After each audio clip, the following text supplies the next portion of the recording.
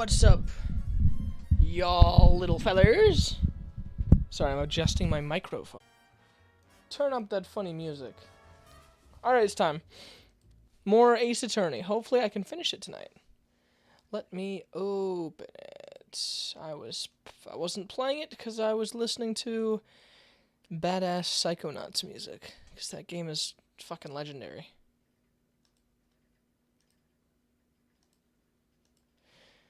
Okay. Gonna do the full screen thing, the full screen funny. Funny full screen, as they say. Oh, my head is so itchy. It is no longer itchy. Now gonna do full screen. You goober.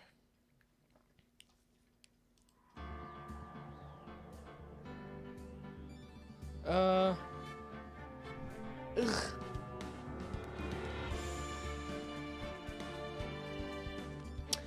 Okay, let's see. Full screen. Just gotta get it in the middle. Okay, there we go. Scene. Let's go. Hello, chat. I'm gonna kill somebody with my beard. Not really a beard, it's more like... Well, it's a little bit. Okay. Let me get some water, because I know I'm already gonna have to do some goofy-ass voices. Trial former. Yes. Okay. February 14th, 9:41 a.m., District Court, Defendant Lobby Number 2. I got the schmutz in my throat. So what do you think, Mr. Wright? I think the prosecution is as confused as we are. After all... Oh, wait, that's very loud. A little bit down. Oh, God, now I got the hiccups? This sucks. The victim... Oh, wait, that's Lana. The victim was murdered in 2 different places at the same time. And a different suspect was arrested at each of the crime scenes. Lana! Good morning, Mr. Wright. I apologise for yesterday. I was indisposed. I hope they didn't hold you too long for questioning.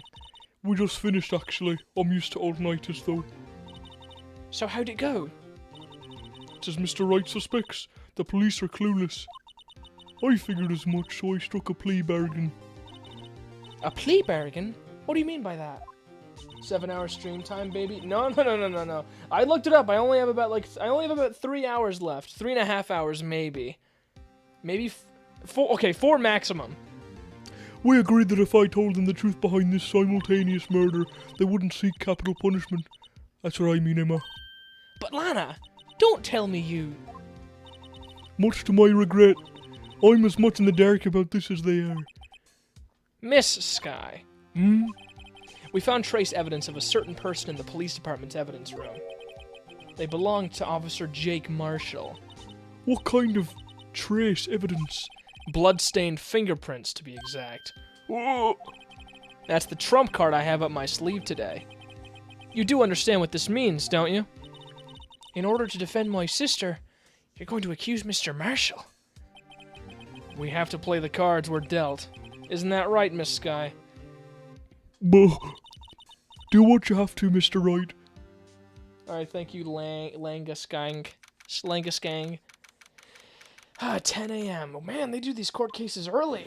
I'm hardly ever awake at that time. Court is now in session for the trial of Miss Lana Sky. You're gonna stream for 3+ hours? I told you that I could finish this game tonight. The defense is ready, Your Honor. The prosecution is... I'm afraid you'll have to clarify. It takes 30 minutes by car to reach the police department from the prosecutor's office. Yet the victim, Bruce Goodman, was slain at both places at the same time. But that's not physically possible, is it? What's more, I hear the victim from the evidence room just disappeared. Yes, and the body eventually reappeared in the trunk of Mr. Edgeworth's car. Wow, this is one messed up trial. One of my duties as prosecutor is to present impartial evidence. Today I will present evidence relating to the murder at the police department. In so doing, I believe the way in which we should proceed will reveal itself. Now that's what sets Mr. Edgeworth apart. He sounds so on top of things, even though he doesn't know what's going on himself. And that's supposed to be an admirable trait? Very well, let the trial resume. On the day of the crime, what exactly transpired at the police department? Mr. Edgeworth, you may call your first witness of the day to the stand. For its first witness, the prosecution calls the suspect of the murder that occurred at the police department. The suspect? You mean the so-called murderer? Whew, boy. Things are getting wild from the get-go. Oh, dear. Oh, no, Mr. Meekins. Let me turn up the audio a little more. Will the witness please state his name and occupation? Yes, sir. I'm Officer Mike Meekins, sir. My occupation is, that would be murderer, sir.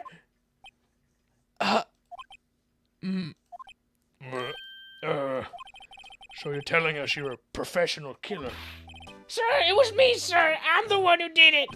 I'll never kill anyone again, sir. You've got to believe me, sir. Actually, what we'd like to hear from you is... Sir, it's what you'd call the... I'm what you'd call part of the younger generation, sir. A person whose actions adults can't possibly comprehend. Please, Mr. Edgeworth, sir, help me, sir. Officer Meekins, Yes, sir. give us your report of the crime. Consider that in order. Yes, sir, as you wish. After all, I am part of a generation that must be told what to do, sir. True. You can't fault him for a lack of enthusiasm. Thank you, Emma. Crime report, sir. Although it's not my normal duty, I was assigned to guard the evidence room that day. I spotted a suspicious man on the security screen and rushed into the room. I'm trying to be a little more quiet with his voice because it's very late at night and my baby sister is almost asleep, I believe, in the other room. I was only doing what I was trained to do, sir. I was suddenly attacked. I fought for my life. Then I did it. After that, I passed out until another officer smacked me awake. Jojo is playing Bet on Soldier. So the victim, Detective Goodman, attacked you. Bro, who the hell is this? That's Officer Meekins, bro. Do unto others before they do unto you. That's the Meeseeks family motto, sir. I see. You fainted and a colleague helped you regain consciousness. Yes, sir. He knocked me upside the head, sir. Very well. The defense may begin its cross-examination. What I need here is more info to work with. Now I press him. I'm fucking everything, I guess. Although it's not my normal duty, I was assigned to guard the evidence room that day. I spotted a suspicious man on the security screen. Hello, anything more about that? In order to enter the evidence room, you need an ID card, am I correct? Precisely, sir. I have one right here around my neck. So then, your ID number should be listed on here, right? Bup. There it is. I found it. It's the one right here. Could you please read us the number? Yes, sir. It's 498-9596. That's my number, sir. I see, huh? But the number 4989596 is shown as being used twice! Please explain, witness. It's no real mystery, sir. The first time is when I relocated the Blue Badger to the evidence room. And the second time is when I went to go get him after everything settled down. I see. So it was during that second time, bien? Yes, sir. That was when I spotted the man on the security screen. Data added to the ID card record. I was only doing what I was trained to do, sir. I was suddenly attacked. Why? So you were attacked. Can you please tell us exactly what happened to you? It was a knife, sir, a knife. Detective Goodman pulled a knife on you. What happened then? Well, with me charging in on him like that, he looked as surprised as I was. You aren't exactly the kind of person someone would want to run into. That's when I reacted, sir. I swung my arms like an octopus, struggling to detain him. That's how I got this gash on my hand. Maybe if you just kept your cool, your hand wouldn't be... When I saw the blood trickling down my arm, I panicked. I grabbed the man by his collar. I fought for my life. Then I... did it? Huh? What exactly do you mean when you say you did it? I know I don't look the type, but I'm really into kung fu films, sir. The man let his guard down for just an instant, so I snatched his knife from him. Oh god, hiccups. You took his knife? I spun around and performed a disarming maneuver. I made sure to close my eyes like a man. I, see. You must have been desperate. The next thing I knew, his white coat was drenched in a sea of my blood, and the next thing I knew, Yeah? he punched me right in my face, sir. After that, I passed out until another officer smacked me awake. Which officer, might I ask? What about what time did you regain consciousness? No offense, sir, but how am I supposed to know that? I was unconscious. Oh, right. According to the report from the officer that woke up the witness, it was about 5:30. He hit me right in the head, too. I woke up crying tears of pain. That's nice. I mean, it's nice that you recovered, that is. When I came around, though, I made sure to finish my mission, sir. Your mission? Yes, sir, the Blue Badger, sir. I returned him to the entrance before things got out of hand. Well, we can all rest easy now. This is what he was telling us yesterday. Well, we need to try and skim some more details out of him. For starters, what was an officer from the General Affairs Department doing in there in the first place? Right, let's press him for all he's worth. Alright. Although it's not my normal duty, I was assigned to guard the evidence room. Have I pressed this one? This was the first one, right? Yeah, that's the first one. Hello, sir. Mr. Meekins, you work in the General Affairs Department, do you not? Yes, sir. I'm in charge of hiring new recruits, sir. Yikes! Now there's a scary thought. Evidence transferal was taking place on the day of the crime, which meant many officers were given special tasks not ordinarily performed. I was in charge of guarding the Blue Badger, sir. The Blue Badger? Yes, sir. The lovely police mascot created by Chief of Detectives, sir. Aw, there it is. I was to ensure it wasn't broken during the transferal process. That was my sole mission for the day, sir. I see. Sounds like a very, important mission.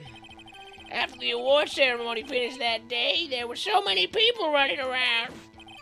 After that, I relocated the Blue Badger to the evidence room.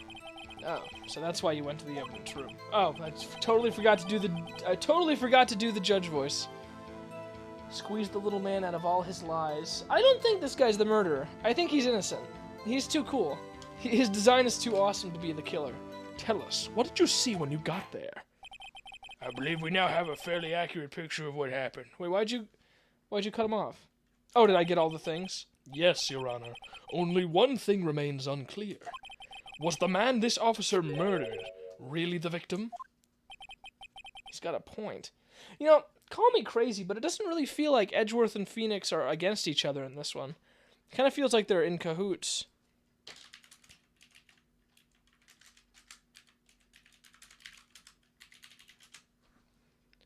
You know what I mean? Yes, Officer Meekins? With regard to that, sir, take a look at this. It was sent to my email. It was sent to my jail cell. I don't know why I read that as email. Chief Garrett delivered to me just this morning. The Chief? Delivered it? What is that? A videotape? Yes, sir. That's absolutely right, sir. A videotape, sir. It contains footage from the security camera in the evidence room. Objection! What? But I specifically asked if there was such a tape, and was told it had been mistakenly erased. That's quite a mistake. I just do what I'm told, sir. It's the only thing I'm really good at. Oh, poor Meekins. I love him. Looks like communication with the police department is as good as ever. Well then, let's have a look. Show us the video you have, the video of you murdering the victim. Oh, please stop using that word. Murder, sir. It scares me. A video of a real murder. Just what are we getting ourselves into?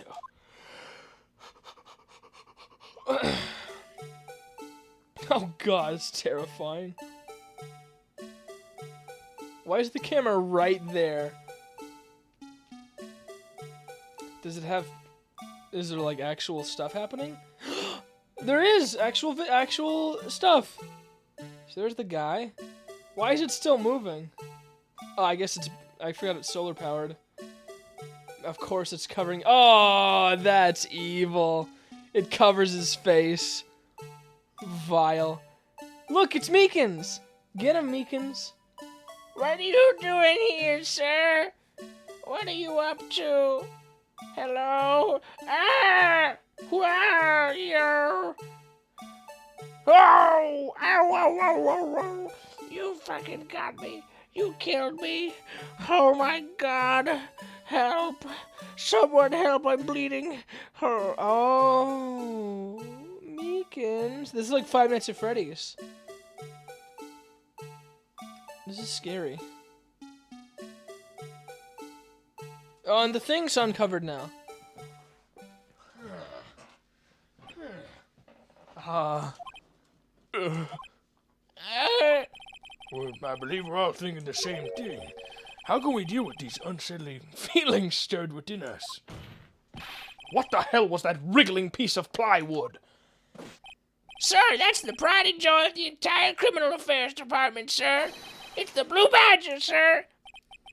Why am I not surprised this isn't going smoothly? Video from the security camera placed in the evidence room. Yes, well, anyway, The judge is falling asleep. I couldn't care less. This tape seems to prove that the witness did indeed encounter someone in the evidence room, and some sort of activity did take place. Your Honor, instead of relying on clearly incomplete footage, the witness's testimony will suffice. Is that all right with you, Officer Meekins? Yes, sir. As you wish, sir. Okay.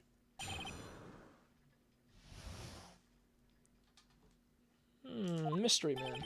His face can't be clearly seen in the video, but there's no question that the other person was Detective Goodman, sir. I mean, he opened the locker, which required Detective Goodman's fingerprint to do. The locker he opened is unquestionably Detective Goodman's locker, sir. So it must be him. No one else could have unlocked it. What's this about a fingerprint? Each detective has been given a locker equipped with a fingerprint-activated lock.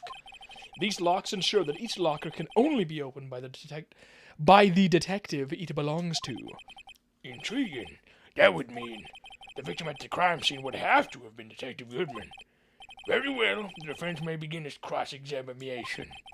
I don't know where this cross-examination will lead, but everything begins with the contradictions. That's where I have to start. All right, Phoenix Wright, let's go! Let's see. His face can't be clearly seen in the video, but there's no question that the other person was Detective Goodman, sir. I mean, he opened the locker, which required Detective Goodman's fingerprint to do. The locker he opened is unquestionably Detective Goodman's locker, sir. So it must be him. No one else could have unlocked it. Let's see here. What do I have? I don't know if I need this stuff anymore. Finds blood traces. Ready to use. Covers fingerprints from handprints. Evidence. A written document can only be submitted to the chief of police. Scene of the stabbing of a detective at the PD. Tagged evidence. Extremely thin rubber glove.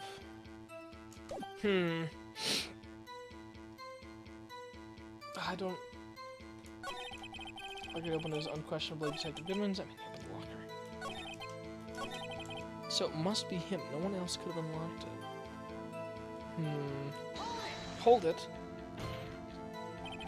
However, the most important detail is not shown in this video. The man's face! Sir, if I may say something, sir. Please do. After all, you are the one being examined. I don't understand why the man's face is so important in this case, sir. I mean, it was his hand that opened the fingerprint lock. And it was his hand that tried to thrust his knife into my body, sir. My unsettled state can testify enough to this, sir. Yes, you have a point. The footage doesn't lie. That is, unless the defense can find a problem with it. Mr. Wright, let's check the court record again. Is there a problem with the security video? There's a problem, we can't see his face! Regarding the video contained on this tape, there's one thing in particular that seems rather strange. Strange? This contradiction leads to the possibility that the man may have not been Detective Goodman. What? This video contains such a contradiction? Objection! Interesting. Your Honor, I have a proposal. Yes, Mr. Edgeworth? I propose we have the defense point out to us this alleged contradiction in the video. He would want me to point it. He would want me to point it out. Very well, proposal accepted. Let us further inspect this piece of evidence. I will now play the security tape. Mr. Wright, please show us this contradiction you speak of. I have to point out a problem in the video. This is the first time I've ever had to do that. You can do it, Mr. Wright. It's set up so you can fast forward, rewind, or pause the video. Just take a good look and be sure to point out the right thing. Please don't play it too many times. I can't stand watching this video. How did this guy ever become a police officer? Now then, Mr. Wright, please enlighten us. Where is the contradiction that indicates the man may not be Detective Goodman? Let's see. J is rewind? Oh god, the video stays the same. Let's see. Is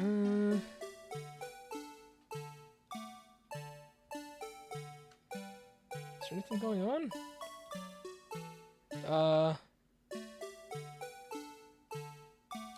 Wait, go back.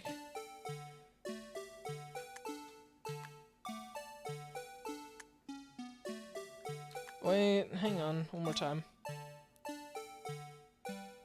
Was the little man's arm different? Okay, the light's on. Oh yeah, I noticed the light's on at the locker. Okay, no, it doesn't go back that far. Okay, so his light's on. Oh, I can fast forward too. So there he is. Oh! Glove fell out. Interesting. Meekins comes in. Oh no! Ah! Ouch. Is there anything else? Let me go back again. The only thing I can notice is that before he even comes in, the light's on. That's really it, though. Oh god, please go faster. Pause. Here. The light's on. The thing that's strange about this video has got to be this. Officer Meekins. Sir, do you mean me, sir? As I understand it, the locker apparatus works like this. When you grab the handle, a sensor reads your fingerprint. If it's a match, the light turns on and the lock is released. According to my very limited experience, that's the way I understand it, sir. If so, then something is seriously wrong with this picture. Okay. I'm getting real tired of this song already.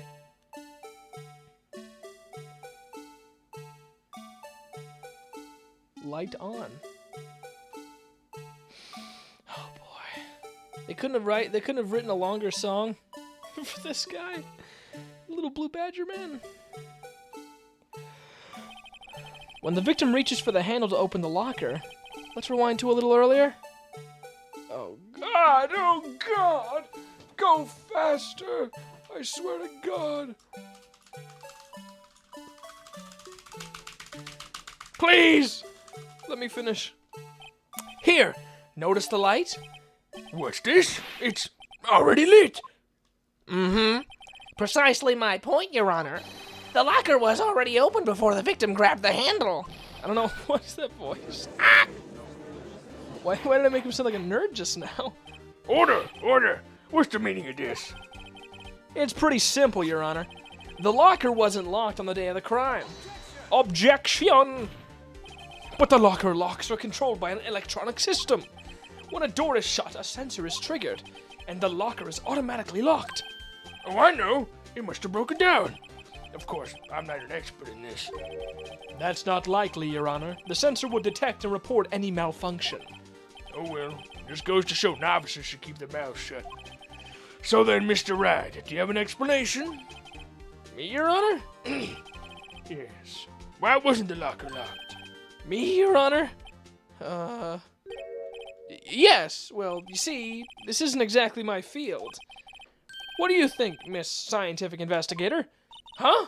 Oh, maybe something like jammed the system sensor. Something jammed the sensor? Say, there's something else that seems out of place in this tape. Yeah, I thought so too. There's got to be another clue somewhere in this footage. I'm so lost. Yeah, this is... If you haven't been keeping up with the Ace Attorney streams, this is very confusing. Let me catch you up really quick. Basically, the same person was apparently murdered in 2 different places at almost the exact same time. So they're trying to figure out who the first person was and who the other person was.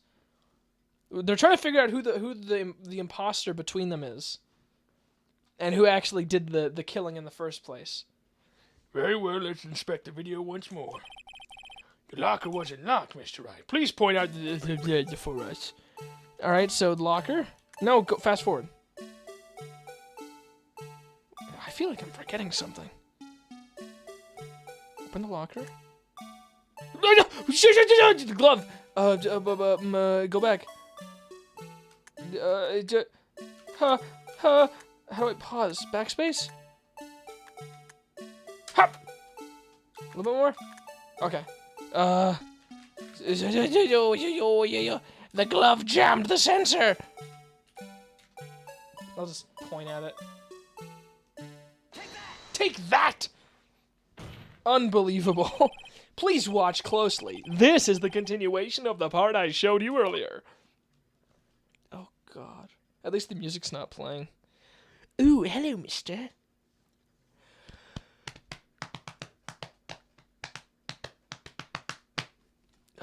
Sorry, that was me slamming my belly. The glove! What's this? Oh, what's this? Something white fell out of the locker. But, sir, it's been my experience that things fall out when doors are open. I haven't fall out and roll... We can't be sure that that item was completely inside the locker to begin with. What do you mean? The sensor triggers the lock when the door is shut. What if something was inserted, say, between the sensor and the door? Inserted? Okay. This is such a weird place for a security camera. It's so up, it's like so up close too. I like how it glitched. This white thing wasn't inside the locker. It was stuck between the door and the sensor. Oh, I understand now, sir. It's just like my tie. 2 out of 3 times it gets stuck in the door when I get out of my patrol vehicle, sir. Instead of the door closing, my tie chokes me. But the object would have to be extremely thin to fit in the door. Not only that, it would also have to block electrical currents. It would need to be an insulator. Yes, an insulator. But at the crime scene... There just might have been something that fits the description. But, sir, by insulator, you don't mean... I think I've finally got this figured out. Very well. Would the defense please present the relevant evidence? What was this insulator that was stuck in the locker door? I think I know. It was the thin rubber glove, wasn't it? Extremely thin rubber glove. I found this near the locker. A thin rubber glove. But we can't be sure that was in the victim's locker. It has a tag that says SL9 incident. The video seems to depict the victim opening the locker. But that isn't the case. The lamp attests to this. Hello, Lucy. Welcome to stream. On the day of the crime, even I could have opened that locker. Is this not so, Officer Meekins? Sir, it would appear so, sir. Uh-oh. Bop, bop. Order, order, order. So are we to believe then that the victim, whom this witness stabbed in the evidence room, was not Detective Goodman? I'm so sorry, I didn't mean to burp. Do not be misled, Your Honor. What do you mean, Mr. Edgeworth? The defense has merely demonstrated that possibility and nothing more. The victim in the video was indeed Bruce Goodman. The prosecution will offer one more testimony to prove this. What? Officer Meekins, please testify about this. Sir, me, sir? I'm not sure what you're referring to, sir. Oh, you mean that, sir? Of course, sir. Is this a joke? Very well. Begin your testimony. Let's see. There's one other thing that proves the man was Detective Goodman, sir. To enter the evidence room, one must use their ID card.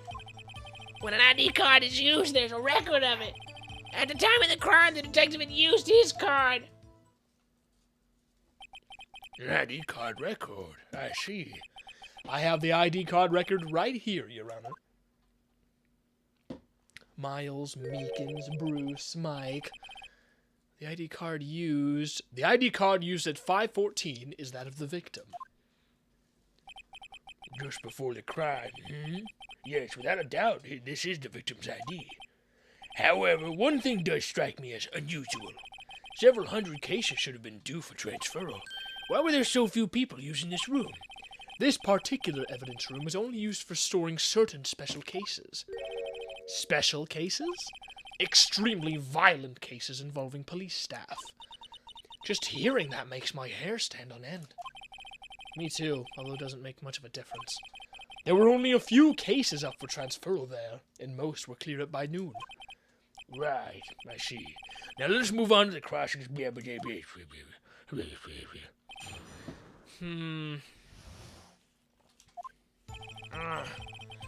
There's one other thing that proves the man was a detective, sir.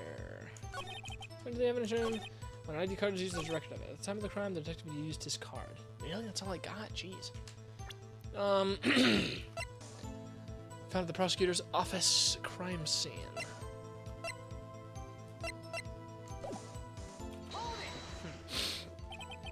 Earlier, I believe you testified that when you asked the man to show his ID card, he pulled a knife on you. Yes, sir. He didn't show me any ID card, sir. Don't you think that's odd? I mean, if he had his ID card, all I had to do was show it to you. There wouldn't be any reason to draw a knife. Maybe he just panicked. Everything stems from contradictions. Let's point them out. Mr. Wright, what do you think? I'm confused. What? The problem with this ID card testimony is far too obvious. Is that right? It's not like Edgeworth to miss something like this. Huh? You're thinking too hard about it. Come on, let's show them what we've got. What am I missing? Turn to the... An ID card is used as a record of it. At the time of the crime, the detective had used his card. What do you think? I'm confused, okay. When an ID card is used, there's a record of it. At the time of the crime, okay. What am I missing?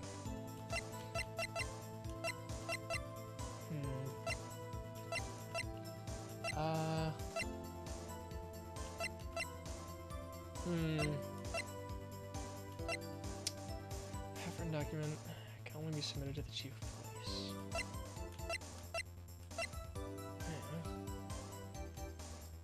A half-written document dated 2/21. 2/21. Where's the... I see numbers are the same, and that makes my brain go crazy. Hi, the Meekins guy is funny. Yeah, I like Meekins. His name reminded me of Meeseeks the first time I met him, so I did that voice. Huh. Enter the evidence room on 2/21. A half-written document dated 2/21 can only be submitted to the chief of police. Have I used everything else? Usually if I use everything, usually each thing I use, like, I only use once, and then it's done. I don't think I've used this yet. Yeah, I got a popcorn bag. I put my fingers in and lick the butter off, because I'm a sick human being. I'll show, I guess, I don't know. This might be it. Wait one moment, Officer Meekins. Kill him? Don't kill Mr. Meekins. I'm not good at waiting, sir. I have the victim's ID card right here. I found it at the crime scene. That makes sense. When I say crime scene, I'm not referring to the evidence room at the police department. I mean the other crime scene. The underground parking lot at the prosecutor's office. Your Honor, I have one more piece of evidence to present. It's a very important clue regarding the victim's ID card. A lost item report. It's only half completed. But it shows that the Detective Goodman had lost something on the day of the crime. Something important enough to fill out this report. Let me guess. You believe this something to be his ID card, right? I can't say for sure, but there is a high probability.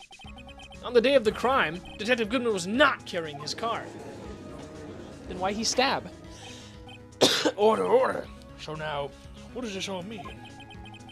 It can only mean one thing. It doesn't even require much thought. The man Officer Meekins encountered in the evidence room was not Detective Goodman, but rather the man who stole his ID card. Ah! Order. Does the prosecution have a response? I have only one thing to say to the defense. Bravo, Mr. Wright. Bravo. Allow me to summarize the defense's argument. At 5:15 p.m. on the day of the crime, the man in the evidence room Officer Meekins encountered was not Detective Goodman.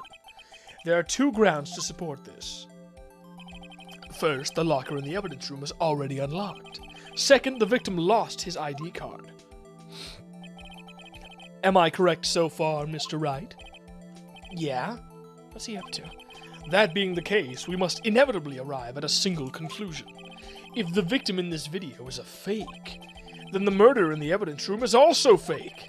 In other words, the security camera does not show the instant of the murder. That is...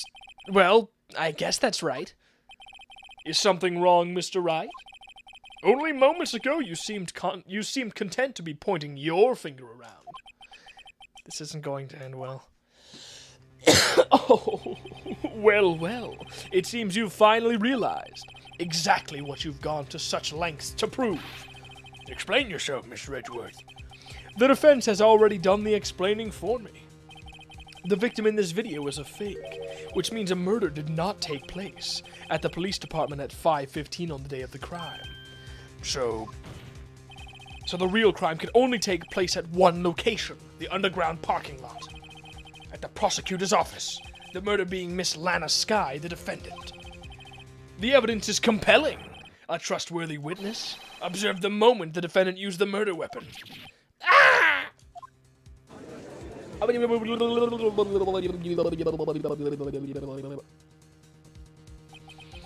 knew that testimony was way too shabby. It was all a trap from the beginning. The activity in the evidence room still leaves many questions unanswered. Who exactly was the victim Officer Meekins encountered, and where did this person disappear to? However, this trial's purpose is to examine only the murderer, Detective Goodman. Just so, Your Honor. Mr. Wright, you have to do something, or else Lana... What do I do? How am I supposed to get myself out of this mess? Oh, object! Do something. One moment, Your Honor. What now, Mr. Wright? Don't tell me you're objecting to what you've just proven.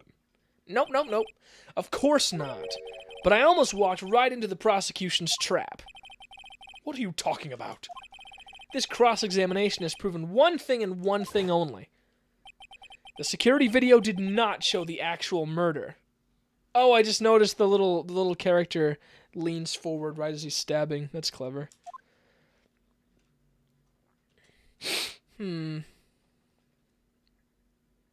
What'd it show? Go on.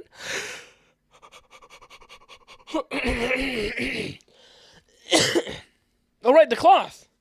True. However, it cannot be said that this is unrelated to the murder in the parking lot. Well,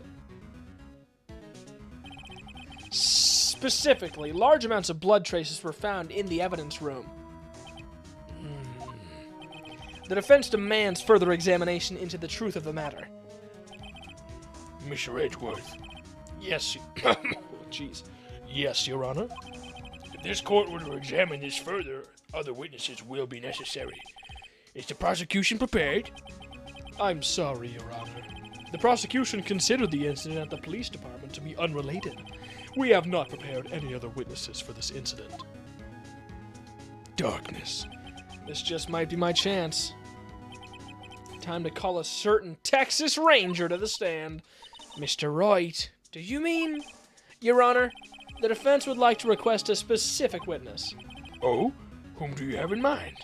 Someone we have reason to believe knows the truth behind the activities that took place in the evidence room. The prosecution requests to hear this person's name before deciding whether or not to comply. Very well then. Mr. Wright, this person whom you would have to testify, what is their name? Meekins! He did it! He said Texas Ranger. Who else could it be? Take that! Bitch! Officer Jake Marshall. Why him? I can't let Edgeworth know everything just yet. He's in charge of the evidence room. I feel we should hear what he has to say. The prosecution agrees to the defense's request. Since he was responsible for guarding the room, we should hear his testimony. Fortunately, he works in the police department. We shouldn't need longer than 20 minutes to prepare. Very well. The court will take a 30-minute recess while the witness is subpoenaed. Will the prosecution please prepare the witness during this time? We will, Your Honor. Court is now in recess. You see that's a bunch of kids playing. February 24th, 11:32 a.m. District Court, Defendant Lobby Number 2. There's no stopping you, is there, Mr. Wright? Huh? What do you mean? You called for Jake Marshall. It seems you've figured everything out. I haven't figured anything out. Lana, you're the one who knows everything. Emma. You always know everything. Why don't you just tell us? Mr. Wright is trying his hardest to protect you. I don't recall ever asking for his protection. How can you be so cold? Don't you trust us? Don't you trust me? Well, Hope I'm not interrupting anything, pals. Best characters here, guys. Close up shop. Oh, guess I am. I'll come back later. Wait, Detective Gumshoe, what is it? I was given life again. You've got a lot of nerve, pal, making a detective run all around while on duty. And to top it off, you call me here. I've seen happier people at funerals. sorry, Detective. You better be, pal. Hey! I didn't see you there, Chief Prosecutor Sky. That's okay. So, have you brought what I asked? You mean this, right? My apologies, Detective.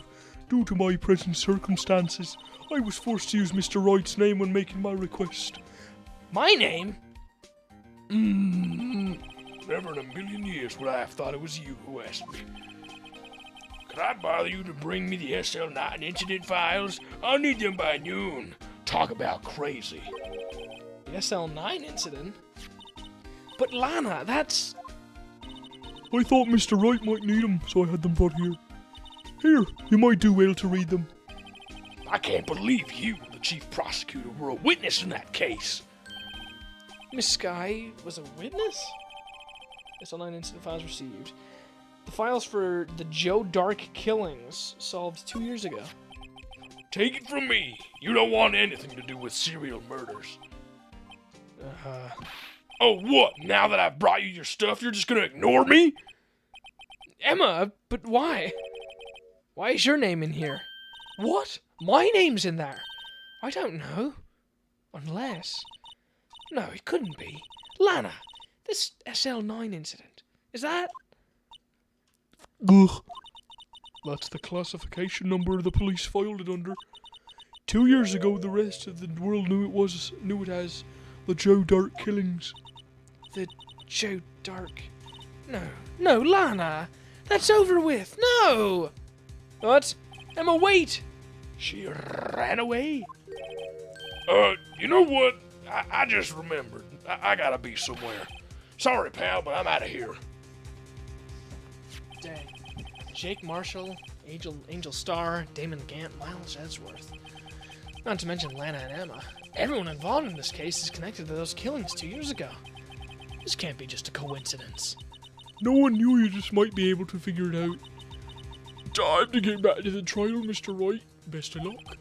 I better take a good look at this file. Crap. To be continued. Nice try. Save my progress? Of course. Of course! I think Cameron is the one here still. I know there's one viewer still. Cameron, how's your day so far? You doing good? You doing good? Let's save it again.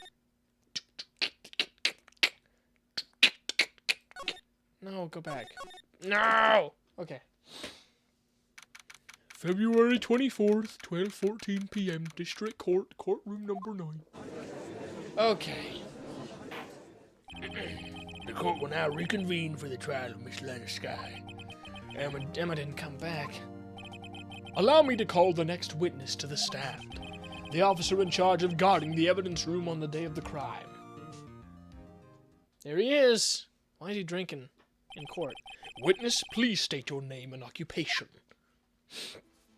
Oh god, his voice is pretty deep. I gotta get her some water for this.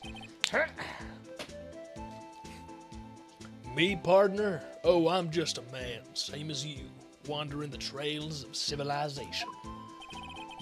Occasionally helping the elderly across intersections when needed. Yeah, we get it. Oh, I know. You're a patrolman. No. As for my name, if you listen hard enough, you can hear the howling wind calling it out. To be exact, it's Jake Marshall, Your Honor. Howling wind? I've never heard Edgeworth described that way before. Now, Mr. Marshall, let me ask you something. You were in charge of guarding the evidence room on the day of the crime on the day the crime took place. Okay, I don't know why that killed me. It was very busy, but I'm just vibing now. Good to hear.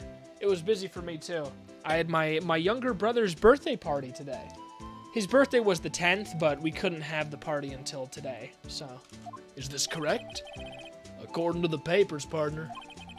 What do you mean? A desperado's soul is as boundless as the desert sands. No paper can sum it up. Maybe it's best we get on with this quickly. Please share with us your testimony of the day of the crime. In plain old English. Kermit? Yo, hello Kermit, my singing monsters. Welcome to the stream. I'm gonna beat Ace Attorney today. The first one. My job was to keep a wary eye on that Bowen orchard. They said I was supposed to make the rounds 3 times a day, but that ain't my style. Besides, the room's protected by 2 security systems anyway. If I remember right, I was at a street side saloon at the time it went down. I'm just an innocent traveling man, so if you're out of ammo, I think it's time I hit the trail. Oh, Ozzy too. Hey Ozzy, welcome to the stream. I can't say I particularly care for your attitude. I can't say I care for your beard, but you don't see me complaining. Wait a minute. What do you mean by 2 security systems? I mean the security cameras and the ID card reader. I reckon even a cowpoke like you knows about those. Yes, well, what about the fingerprint-activated locks on the evidence lockers? Fingerprint-activated locks? What kind of newfangled doohickeys are those? He's not being very helpful. He's not that good with machines. or with following orders. Everyone's got their weakness, now don't they, Mr. Prosecutor? This one seems like trouble. Okay, Mr. Wright, he's all yours. I don't want to touch this guy. I wasn't exactly paying attention.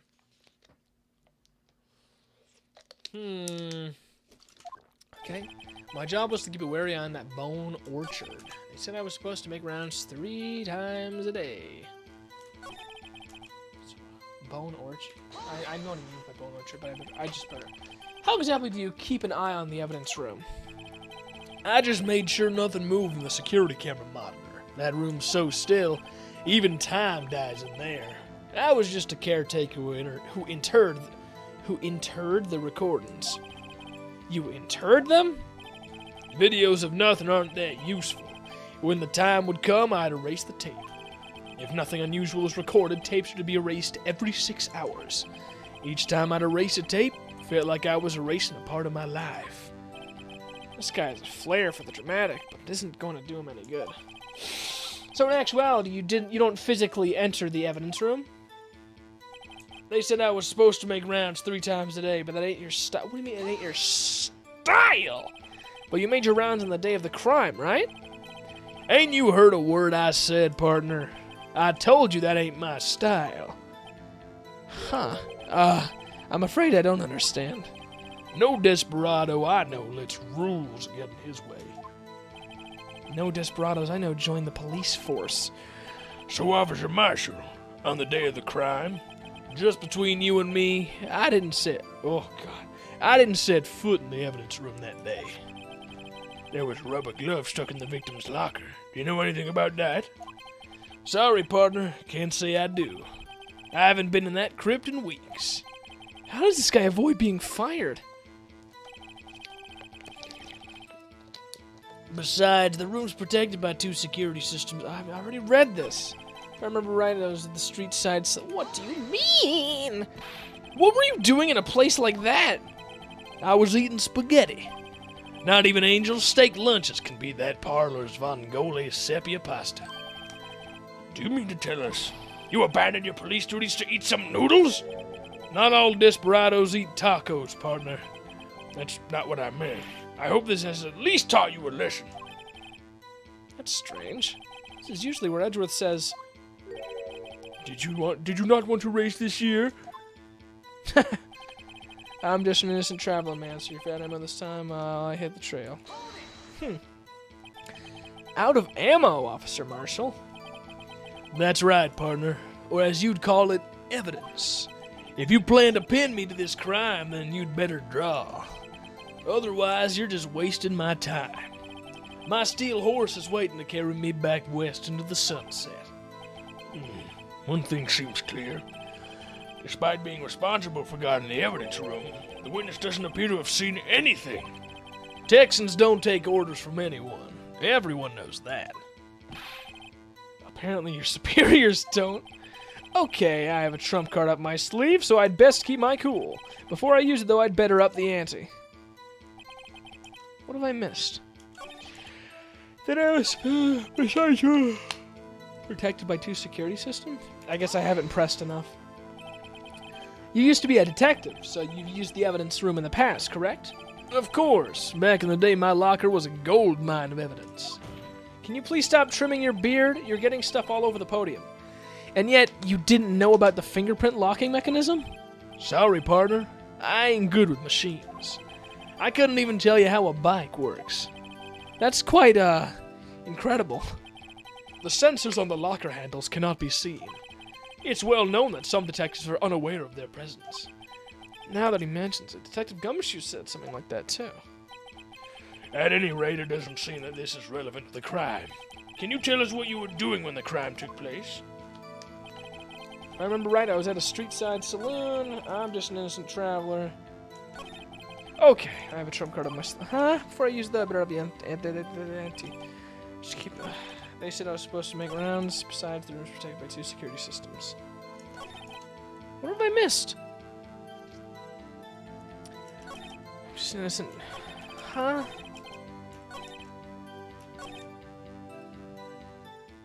Have I not pressed on all of them? Supposed to make rounds there 3 times a day. Besides, the room's protected by 2 security systems. I'm right, street side saloon.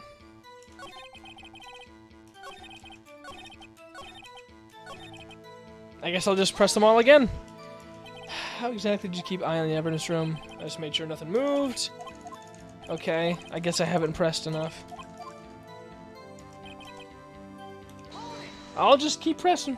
But you made your rounds on the day of the crime, right? Nope. I didn't. I'm a liar. I have a gun. I'm a liar. I'm a gun and I have a liar. What? So you used to be detective in the evidence room in the past? Of course, back in the locker gold mine. I need you to know about the fingerprint. Huh? At any rate, it doesn't seem to fucking do anything, I guess. Remember right, I was at a street side saloon. No. Hold it! What were you doing in a place like that?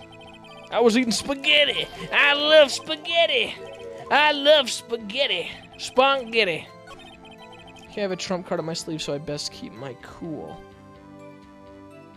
Uh-huh. Wait a second. What am I missing? They said I was supposed to make rounds 3 times a day. She was protected by 2 security systems. If I remember right. How would you remember... How would you have trouble remembering that? What do I have? Oh, the wrong button.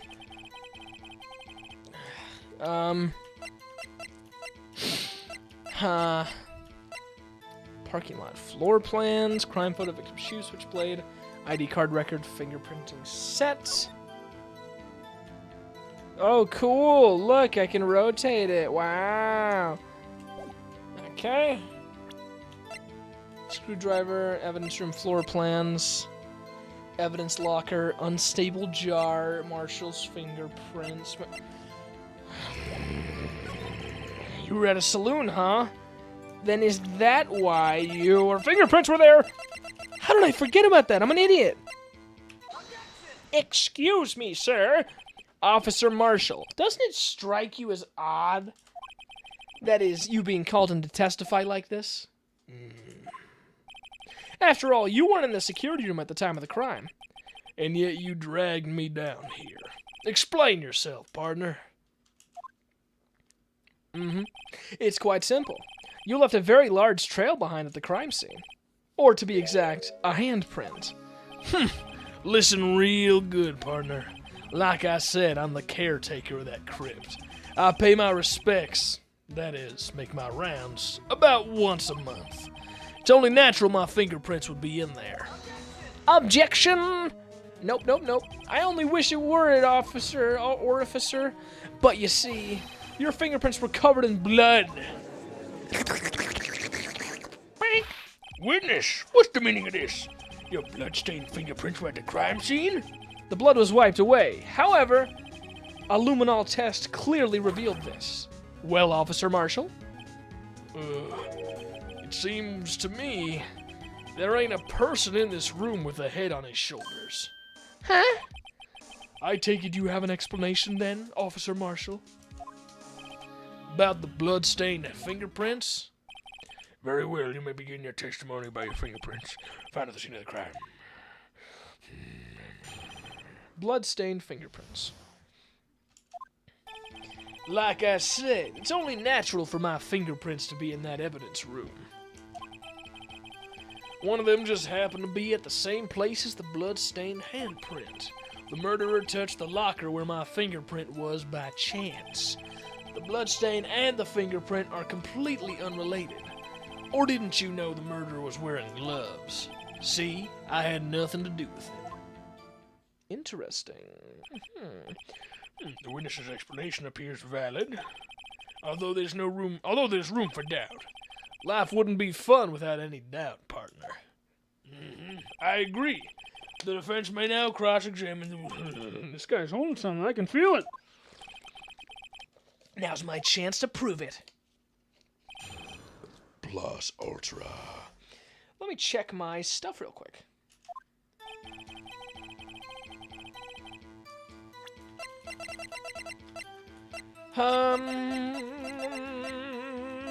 The fingerprints, the jar, the evidence locker, the security video. Alright, I'll just go through everything. That's because how did you put it? Pay your respects once a month? Yeah, that's right. That and one more thing. That locker happens to be mine. What? What do you mean? I mean what I said. That's the locker I used when I was a detective. The locker I still use. That's all that's in there now, though, is a heap of broken dreams. I see. It'd be strange if my prints weren't all over that locker. Apparently, his fingerprint data was never removed from that locker's programming. He must have been using the fingerprint lock all this time without ever knowing it. Found a bloody handprint on Marshall's own locker. The print had been wiped. Interesting. One of them just happened to be at the same place as the bloodstained handprint. Murderer touched the locker where my fingerprint was by chance. The bloodstain and the fingerprint are completely unrelated. Or didn't you know the murderer was wearing gloves? Wait, what? Or didn't you know the murderer was wearing... How would he know that? He didn't see. He didn't say. How would you know? How do you know that? I may be a loner, but I still do my job. I keep up on the reports. There was a bloodstain at the scene, thought to be left by the murderer. That's right. It was found in Detective Gumshoe's locker. However, no fingerprints were detected on that handprint. Oh yeah, I think we tried that too.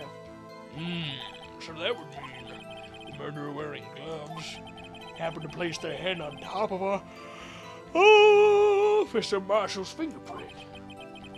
That's the only logical conclusion. Are you starting to get the picture, partner? The picture? This seal of blood in the desert, it's just food for the buzzards. Huh? There's only one reality, and that's this. The security tape. So long as my trail isn't in there, you can't say otherwise. This isn't getting us anywhere, Mr. Wright. Please consider carefully where you're going with this cross-examination. Yes, Your Honor. Now then, continue with your testimony, Officer Marshall.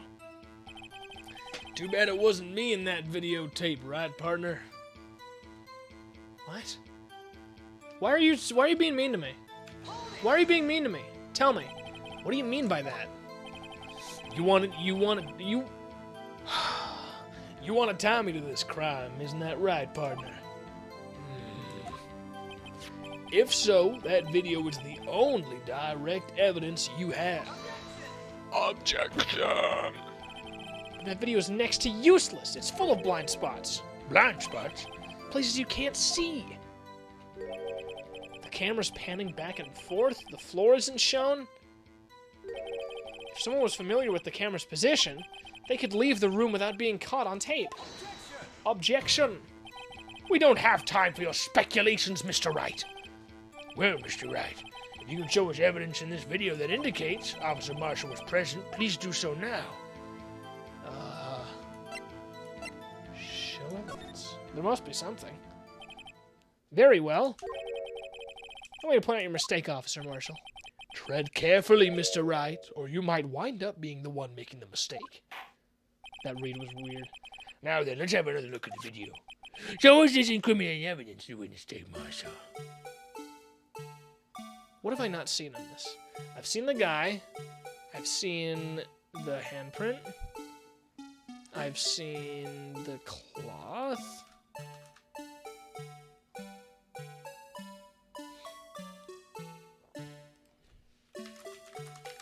Hang on, I'm texting someone.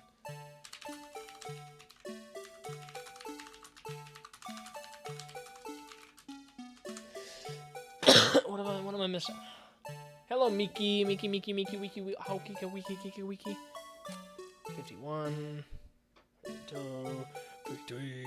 You know, just fast forward. Oh, I gotta click back. Okay.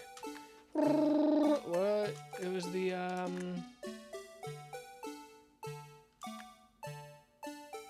He dead. It's the rag, right? It's gotta be the rag. Yeah. Pause. Take that! Ow! Oh, I got a pokey on my foot. Hang on, I have to find this thing. There has been a sticker, like on my rug, right next to my chair, for the longest time, and I haven't been able to find it. I want to find it now because I'm real tired of feeling it. Ow! I almost found it. There you are, you little bastard. I hate those. I hate stickers. Bringing attention to the securities camera. His mistake, I'm afraid you'll soon not forget, Officer Marshall. Ugh. The days are short in Texas, and so are our tempers. Could you sum up what you have to say in 8 words or less? Uh-huh. Very well. You can clearly be seen in this video. You can clearly be seen in this video. That's 8. Okay. Exactly 8 words. Not bad, partner. This game's kind of cool. The key lies in a certain locker shown in the video.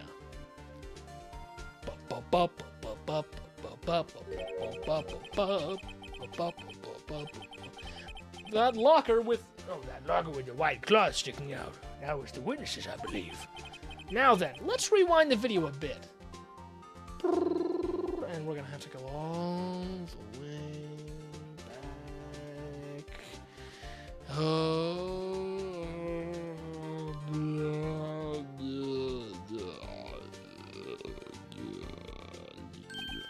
Oh, the white cloth. It's gone. What's the meaning of this, Officer Marshall? When the crime took place, the white cloth wasn't there. Then it suddenly appeared. There's only one explanation. Officer Marshall, you were in the evidence room at the time of the crime. What's more, you opened your locker when the camera was turned away. Order, order! Hold your horses. Sorry, partner, but you got the wrong man. So what if my locker was open? That doesn't mean I'm the one who opened it. The murderer needed to hide something, so he opened a locker and stuck it in. It's not my fault he happened to choose mine, but... why is everyone staring at me like I'm a wanted man? Bruh. This guy isn't just playing dumb. He really doesn't know. I hate to rain on your parade, but you're the only person who can open that particular locker. Oh yeah? I call your bluff. You say I opened that locker, now prove it. Oh crap. Oh yeah, I just showed the fingerprint. Only the assigned detective prints can unlock it. Indicator's lamp lights up on its own. Take this! A fingerprint sensor? Uh-huh. We talked about this earlier today. The lockers can only be opened by the detectives they belong to. What kind of crazy talk is this? Well, Detective Gumshoe did mention something about this. In any case, the locks aren't that obvious. There are even some people on the force that don't know about the fingerprint locks. So, Sheriff, what do you have to say in 8 words or less?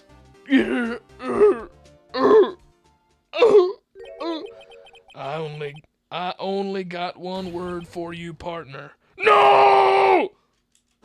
L. Order, order, order! Witness, explain yourself. If this is a joke, it's the worst I ever heard. I assure you this is no joke, Officer Marshall. Now then, please tell us what you were doing in the evidence room at the time of the crime.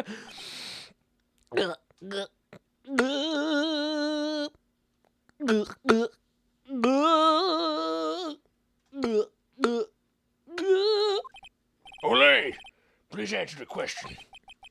What is he now, a bullfighter? That's all right, Officer Marshall. I believe we can figure the rest out from here. We can? Have a look at these floor plans. There is no place for someone to hide in the evidence room. Yet Officer Meekins didn't see Officer Marshall. If that's so, then where was the witness? It seems Mr. Wright has an answer. That's right. The only possible conclusion. Well then, let's hear it. Where was Officer Marshall at the time of the crime? He had to have been right here. Right, yeah. Right? Wait, where was Officer Marshall? Huh? Yeah, he had to have been right here. This was his locker. Take that! Here, yeah. Officer Marshall was standing right here! So Officer Meekins didn't notice him standing there. That's almost as credible as Meekins' warp theory. Your chamber's empty, partner. What? What? Now they're ganging up on me. Perhaps you should think a little more about where Officer Marshall was. Officer Meekins should have seen him in the evidence room. That means the only place he could have been would be... What? Well then, let's hear it. What? Where was Officer Marshall at the time of the... They should be here! What do you mean? This is Meekins. And this is the killer.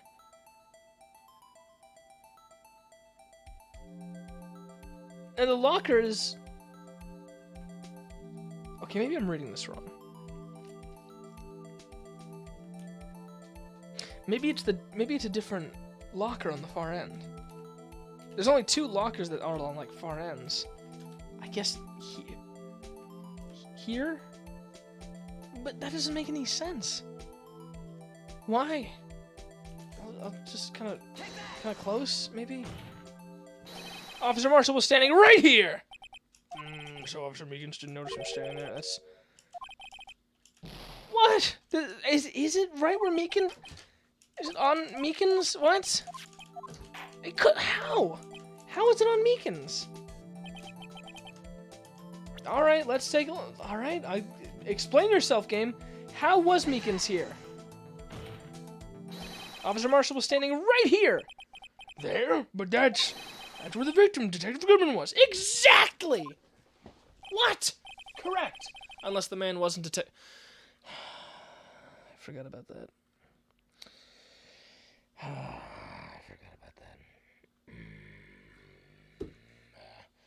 Boo Berry is better than all other Halloween cereal. I don't know, I haven't had any Halloween cereal.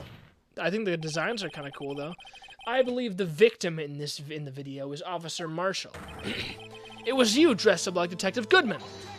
Objection. But that's preposterous. Officer Meekins witnessed the detective at the crime scene. Once he saw the man's face, he'd know for sure. Objection.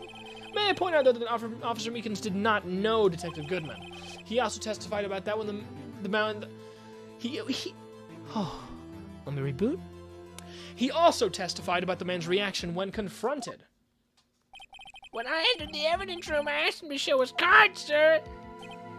Yes, and how did Detective Goodman respond? He suddenly pulled a knife on me. Oh, he does have a knife! Something about the officer's story puzzled me. The man had his ID card, why didn't he just show it? Yes, he would have needed it to enter the evidence room, so he must have been carrying it. And that 777 number on the ID record, it's Officer Marshall's number, isn't it? The answer is simple. He couldn't show it. As you can see, Detective Goodman's picture is on his ID card. Oh, I get it. If he showed that, his cover would have been blown. Officer Meekins would have realized the man wasn't Detective Goodman. Do you have anything to say about this, Officer Marshall? Ugh. You've got quite an imagination, partner. We've got a term for that. It's called circumstantial evidence. Circumstantial evidence? He's still denying it. You're gonna have to do better than that to break a detective. Unless you have hard evidence proving I dressed up as the victim. Can't say I particularly care for your uncooperative disposition. I can't say I cared for your beard, but you don't see me complaining still. Well, Mr. Wright, do you have the evidence proving beyond a shadow of a doubt that Officer Marshall dressed up as the victim? Oh, who am I kidding? I don't have anything like that. I can see the fear in your eyes, partner. Seems you're the one who couldn't take the desert heat. This can't be happening. It's so obvious he's the one. What can I do?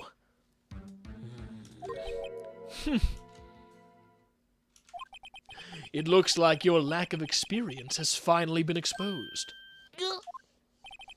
I'll pass on to you what someone told me when I was just starting out. When you've run into a wall with no place to go, return to the basics. The basics? It's going dark. I'm blacking out. For me, that would just be what it would be Mia used to tell me. Phoenix, try thinking outside of the box. Okay. I shouldn't look for proof that Officer Marshall was in disguise, but rather I should look for evidence that came about because he... Wait, huh? But rather I should look for evidence that came about because he was in disguise. There we go. Why do you think this locker was open in the first place? What do you mean? There's no reason for Officer Marshall to open his locker at the time of the crime. Yet he did, despite the chance it might be discovered later as it has been. Why am I so tired? Oh, it's almost 11, that's why. Which means he didn't originally plan to open his locker. According to the defense's argument, Officer Jake Marshall dressed up as Detective Goodman at the time of the crime.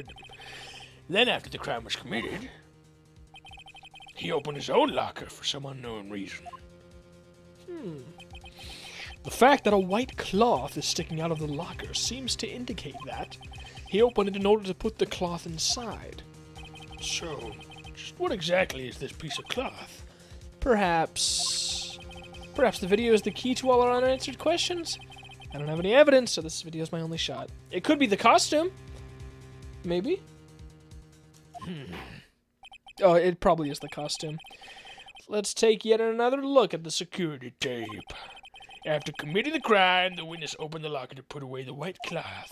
Please show us why the witness had to open his locker. Okay, let's see.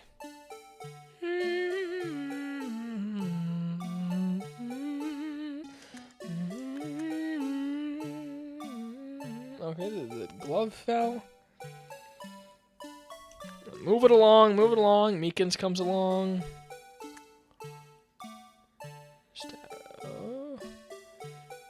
Oh, wait.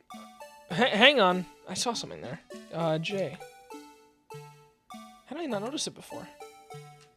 He's got a lot of blood on him. Take that! Yeah, that's a lot of blood. For some reason, you disguised yourself as Detective Goodman and entered the evidence room, though I don't know what to end. I don't know to what end yet. Yet? However, something unexpected happened. Officer Meekins barged in on you. When asked to show your ID card, you pulled a knife on him. However, Officer Meekins panicked, and the white coat you were wearing was soiled with blood. A bloody white coat? You couldn't just walk out like that. So you hid the coat in your locker. Not bad, partner. Is that it? Now then, Officer Marshall, are you ready to tell us the truth? Looks like I underestimated y'all. I hope you're happy now, Mr. Ridgeworth. 2 years ago, If you were only half as persistent then as you were today, we all wouldn't have to be here now would we? Officer Marshall, what the fuck are you talking about? Tell the court what you did, all of it. All right. Seems the time has come. I need a big drink here. Marshall's confession. Okay.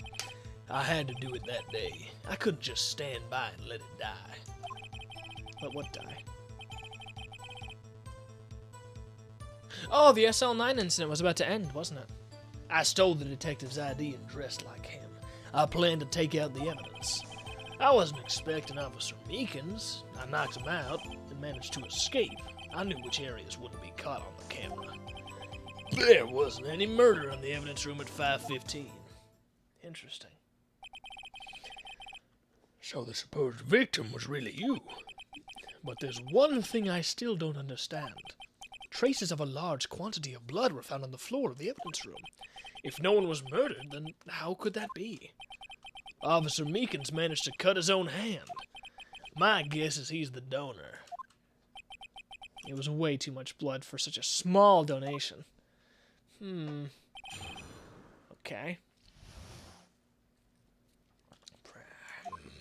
I guess I do the thing I've been doing all night. Press. And just stand by and let it die. It's the... When you say it, you mean... Do you even have to ask, partner? The SL9. I knew it! Yes, I feel smart now. 2 years have passed since that case was closed. I was going to completely end it with the transferal that day. Not if I have anything to do with it. That incident's not over. But what did you hope to accomplish by sneaking into the evidence room? When a case is closed, only that case's lead detective can look through the evidence. I wanted to have a look at it myself one more time. No matter what the cost. I don't care what anyone says, partner. That case is mine. Wait. I'm just realizing now. Is that brown stuff around his head not his hair? Is that like a heat guard? Like a hood? For the whole time I thought he's had long hair. But I guess yeah, if you covered his sideburns and look at his beard, I mean uncovered his sideburns and look at his beard, his hair would be pretty similar. Huh. Wow. Had me fooled. But Officer Marshall wasn't in charge of that investigation. Why does he care so much about it? That day was my last chance. That's why I stole the detective's ID and dressed like him. I plan to take out the evidence. Excuse me, bitch. Why did you disguise yourself as Detective Goodman? If I didn't make it look like Goodman was carrying out the evidence transferal, I'd be arrested for stealing evidence, which wouldn't get me anywhere. So you did it to fool the security camera. And the detective's ID card? I stole that the morning of the incident. So that really was why Goodman started filling out that lost item report. I returned his ID card. I left it on the floor in the prosecutor's office parking lot. The ID card I found was left there by Officer Marshall. So essentially, you managed to succeed despite your lack of foresight. What do you mean, partner? I mean the fingerprint-activated lock, of course. No matter how well you disguise yourself, you can't change your fingerprints. Under normal circumstances, you wouldn't have been able to open that locker yourself. But he could because a rubber glove just happened to get stuck in the door. And that means Detective Goodman must have opened the locker before Officer Marshall. I wasn't expecting Officer Meekins. I knocked him out. And managed to escape. I knew which areas wouldn't be caught by the camera. Interesting. So you did your research beforehand. Those who go into the desert unprepared don't live long, partner. I didn't think it would make a difference, though. The security tape is erased every 6 hours. If all had gone as planned, no footage would have been left. However, you bloodied your coat in your struggle with Officer Meekins. If someone was in the security room when I came out, the jig would have been up. I opened my locker and stashed it in there. What was Officer Meekins doing during that time? What else? He was sleeping like a baby. So what you're saying is on that day, there wasn't any murder in the evidence room at 5:15. I had a feeling we'd wind up here sooner or later. Everyone involved here is related in some way to that case. I'd better take another look at the files. I had to do it that day. I just couldn't stand by and let it die. I stole the detective's ID and dressed like him. I wasn't expecting Officer Meekins. I knocked him out. I guess just press more. You pulled a knife on Officer Meekins and tried to drive him off? Let's just say I was a little surprised. I only planned on being in the evidence room for no more than 5 minutes. I didn't think anyone would actually come in during that short time. Officer Meekins certainly is a one-in-a-million type of person, mistaking a detective for an intruder and demanding to be shown his ID. I'll have to think a little bit more. I'll have to think a little more about his raise this year. When did Edgeworth get so much influence? True! Anyway, he threw himself at me. I ended up cutting him slightly. I'm sorry it had to turn out that way. With me knocking him out and everything. God, my throat is getting strained. By the way, what happened to your knife? Oh, you mean this one? I don't know what to say. So you knocked Officer Meekins out and managed to escape. I knew which areas wouldn't be caught by the camera. there was a murder in the evidence room at 5:15. But the blood found at the scene currently indicates a crime took place. What are you, blind? The victim shown on that tape is me, and I'm not dead yet, partner. So you stole the evidence from the locker? Actually, no, I didn't. Huh? Why not? When I opened the locker, the evidence was already gone. What? Mr. Edgeworth, where is that evidence? It's still missing, Your Honor. Detective Goodman's locker was already empty. Someone else stole the evidence. Officer Marshall, may I ask you one thing? Fire away, partner. It's a free country. Just remember, I'm also free to decide whether or not to answer. Why did you do this? Stealing a detective's ID? Injuring a police officer? This is no small offense! Moreover, you're an officer yourself. This will have serious consequences. It can't just be forgiven with a simple cut in salary. Not that salary cuts are ever a valid solution. Like I said, this isn't your case. This one's mine. And I'll do anything it takes to get an answer I'm satisfied with. The witness has an unusual amount of zeal. Let's hear more. I can't just forget the SL9 incident. You know why?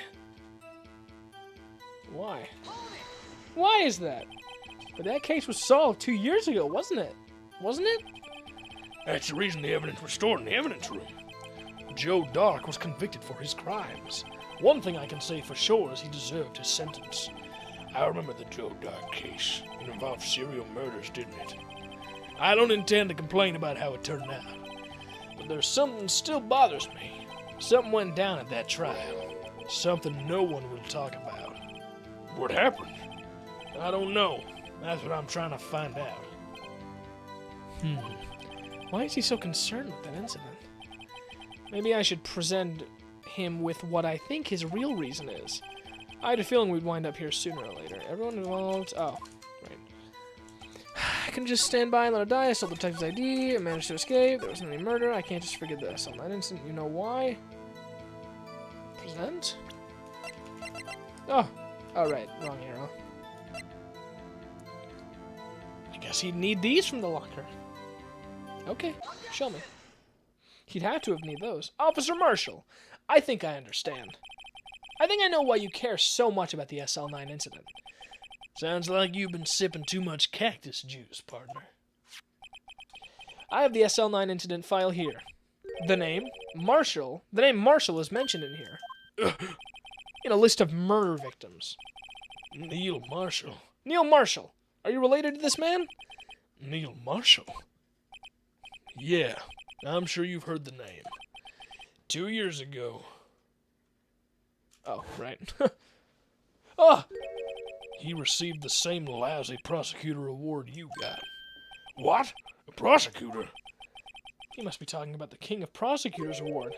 Now I remember. Prosecutor Neil Marshall. He handled the SL9 case before I did. That's right. He was killed. And the case fell into your hands. But what was his relation to you? He was my brother. Oh, that is his hair! For a second I thought that was like a guard, like a dust guard. So he does have long hair, okay. He was investigating the murders with Damon Gant, the then Deputy Chief of Police. So it's Joe Dark, Damon Gant? That's my first guess. The group of detectives I was part of worked under them. I was wondering what that other guy was doing with the cowboy hat. We were desperate to prosecute the killer. Oh dear. He has the same eyes as Damon. Joe Dark. But his body type's also completely different, so I can't really say much else. My brother fought Dark and was killed. That was the first time Dark left behind any evidence. That was all we needed. He was arraigned He was around. Alright, I gotta look up what this word is said. Around. Pronunciation. This is the second time I've had to look up words. First was affidavit, then. Arraigned. Arraigned. Arraigned. Okay. He was arraigned and incarcerated. The case was finally closed. At least, according to the public records. What do you mean? My brother couldn't have been killed by Joe Dark. I knew my brother better than anyone. No one could have beaten him in a fight. And that's it? That's your reason for your insane actions? There's more to my brother's death than what the records say. No matter how much you try to hide it, you can't fool me. Well, at least one thing's for certain. Now we know what happened at the police department on the day of the crime. That was the last day the SL9 case could be reopened. Not satisfied with this resolution, Officer Marshall planned to steal the evidence. Disguising himself as Detective Goodman, he entered the evidence room. Officer Meekins confronted him, so he rendered him unconscious and fled. Yes, this mystery has finally been cleared up. No murder took place at the police department that day. Oh, the things that happen by chance never cease to amaze. At exactly the same time as the murder at the prosecutor's office, this fake murder was going on at the police department.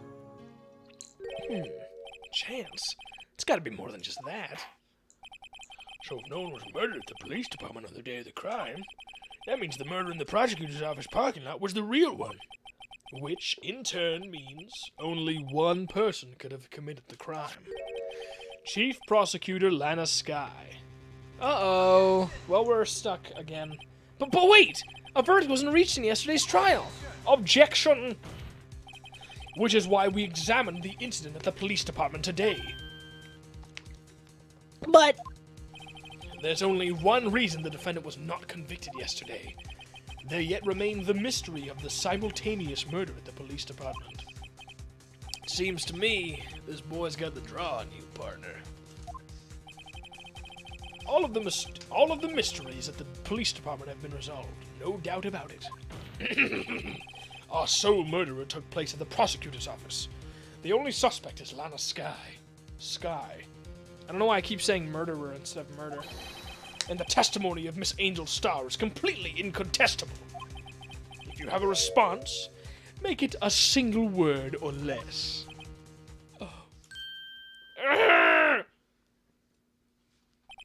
I rest my case. Jeepers. Looks like we're stuck. Seems that this trial has reached its conclusion. There's no room for doubt. Well done, Mr. Wright. Thanks to you, I didn't need to waste my time disproving the alleged murder at the police department. Fuck! There's no doubt what I proved today is true. The apparent murder on the security camera's tape was really fake. It really was fake. But I didn't realize that it would end up proving Lana guilty. Now then, time for the verdict has arrived. This court finds the defendant. Oh, hold it! What now? Boink, boink. Uh-oh. Lana. Your Honor! Wait!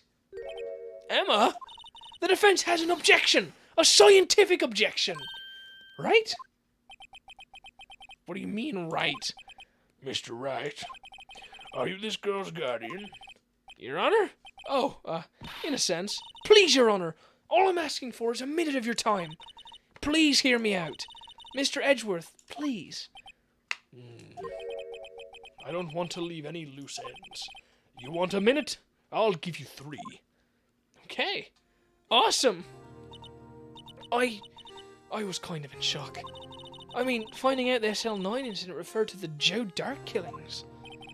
Now that she mentions it, the names of both Skye sisters were in the file. But that's when I figured it out. I mean, what Officer Marshall was trying to do that day.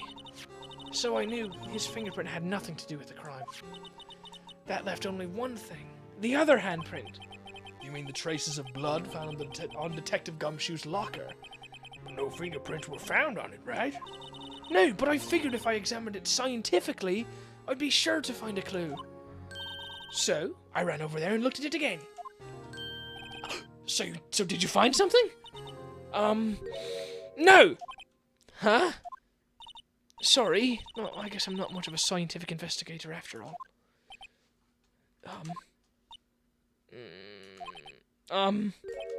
Is that all?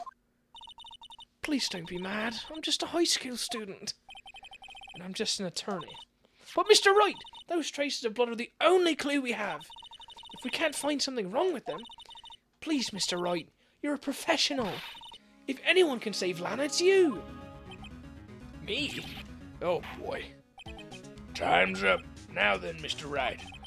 With regard to the incident at the police department, does any reasonable doubt remain? It appears the defense is troubled by the other blood mark.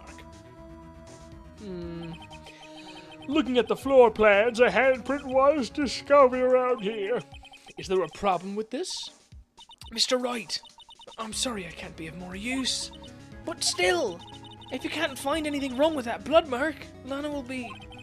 Please answer my question, Mr. Wright. We don't have all day. Yes, Your Honor. If I ever needed to concentrate, it's now. God, my voice is cracking so much, I'm dying. What could be wrong with that handprint on Gumshoe's locker? Could there be something I'm missing? I object! Why would anyone ever say there's no problem? This handprint left at the crime scene clearly shows a contradiction. The only thing that seems clear is your grasping, Mr. Wright. You've been staring pretty intently at those floor plans. Tell me, is there a problem with them? Yes. Yes, this is strange. Take a good look at these floor plans. Something's missing. Missing? Missing? You mean something hasn't been drawn on there? Mm-hmm. Yes, something that, when drawn, will completely change the meaning of the blood mark. Let us pray the defense isn't simply trying to buy time. Very well, Mr. Wright. With all this evidence here, there's got to be something I can use. The question is, which item can prove something is missing in the floor plans?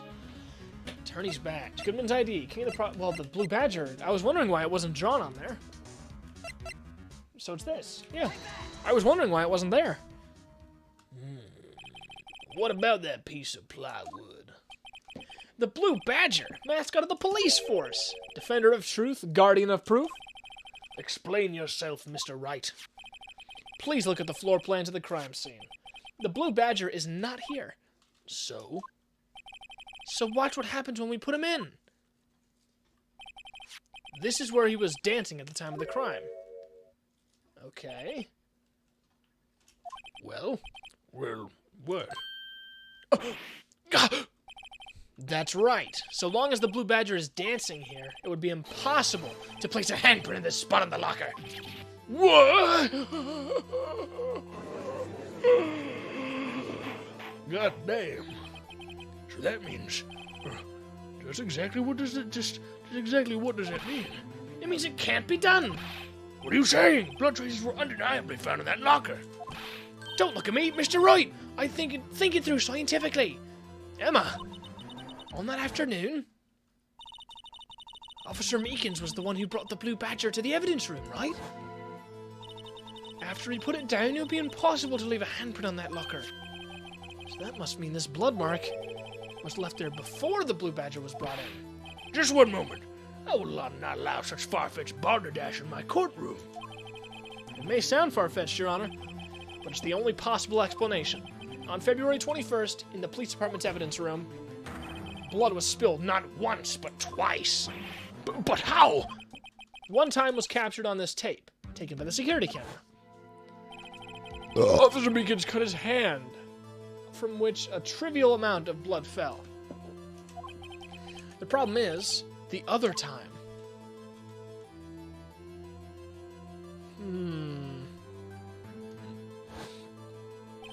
Someone bled prior to the struggle shown in this tape. It had to have been Detective Goodman when he was really murdered. What? That's ridiculous. I refuse to accept your absurd claim. Objection. The murder portrayed in the security tape has been proven to be a fake. However, that does not explain the blood mark found on the locker. Objection. So then, assuming this murder you purport really happened, when did it take place? I demand you show evidence that proves when it occurred. When did the first incident occur? To summarize, the defense claims that prior to Officer Meekins being cut by Jake Marshall, who was supposedly Jake Goodman, another incident took place in that evidence room. That's right. The blood mark on the locker proves this. Very well. And tell us, when did this first incident occur, as Mr. Edgeworth said? Proof must be presented. Proof that shows when the murder took place. There's only one piece of evidence that can show that. Now then, will the defense please present what shows that the first crime took place?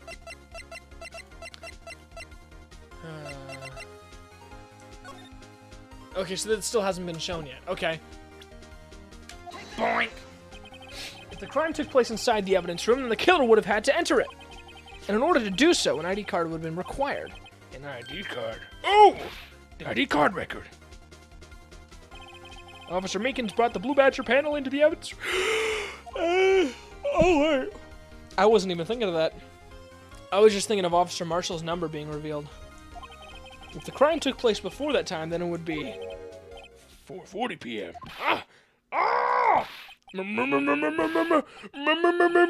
Miles Edgeworth! Just what have you done? I never would have figured you had the nerve, boy. Drop the act, witness. It doesn't take a lot of thought to figure out it couldn't have been me. Nope, I ain't getting it. I'm afraid I don't understand either. It's clear from the luminol test that blood was there. However, when the second crime took place, both Officer Meekins and Marshall had failed to notice the blood. That means blood from the first crime was wiped away by the real murderer. I would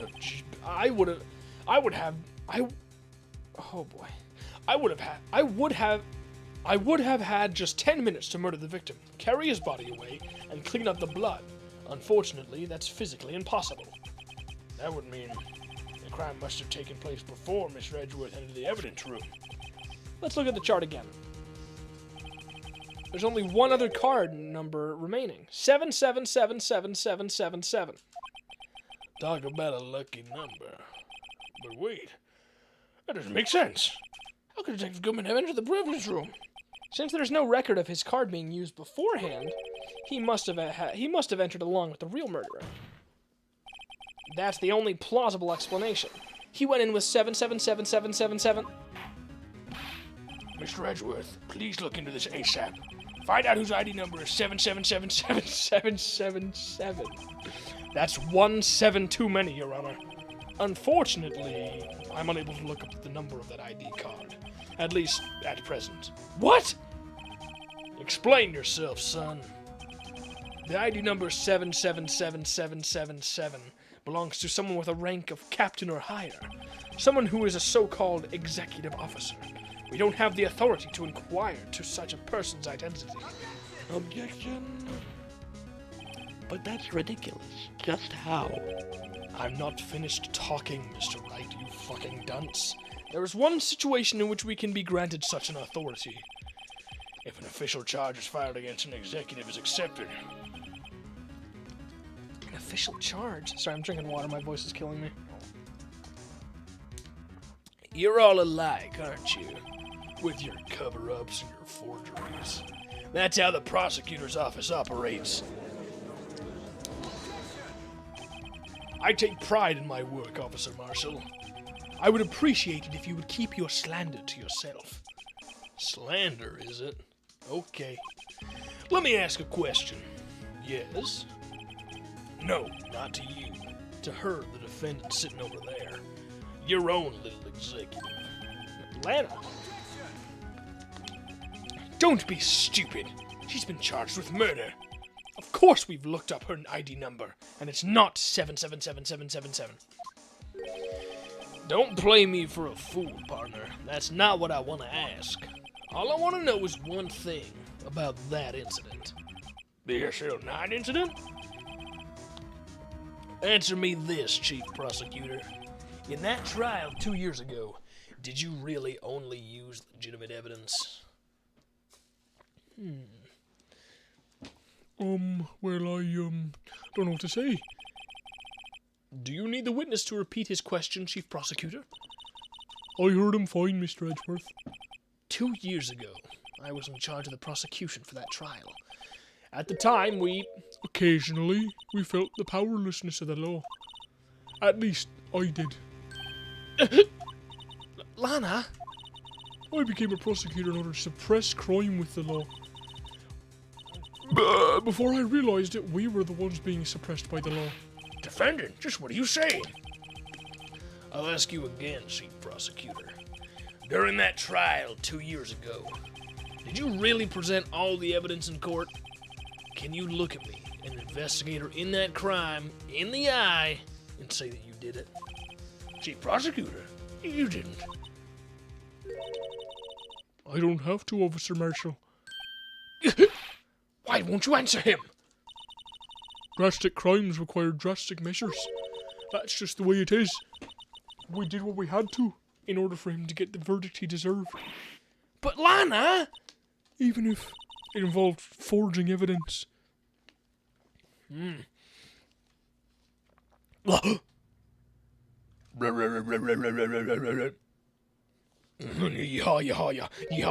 See? That's what I'm talking about. Oh. No! Order, order, order, order!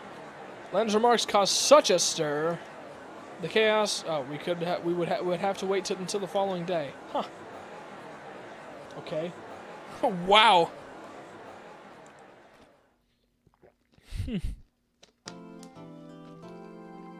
Okay. I'm going to save. And I'm going to get something to eat real quick. I'll be like 5 minutes. Let me play some music while I'm gone. I might pause while I'm eating as well.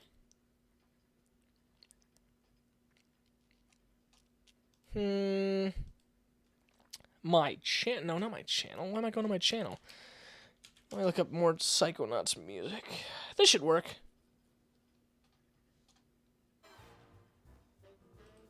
Okay, I'll be right back, chat. Don't go anywhere, you sweet little things.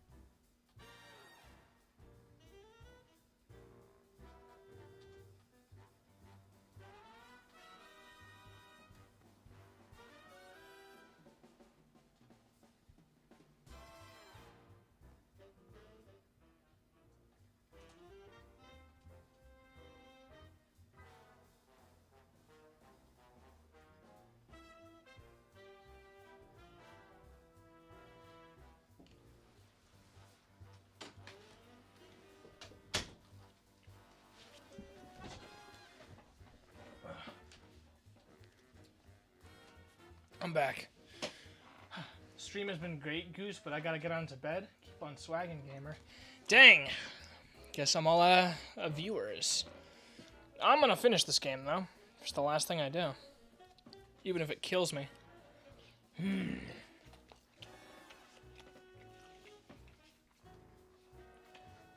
I will eat.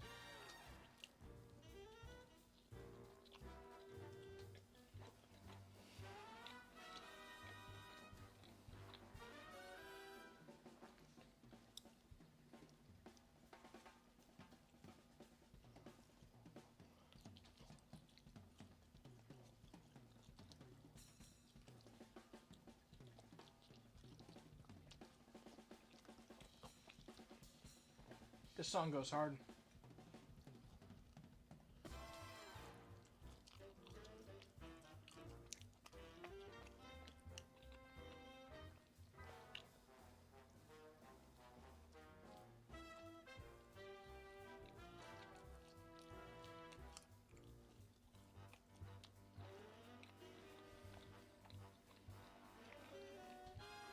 Oh.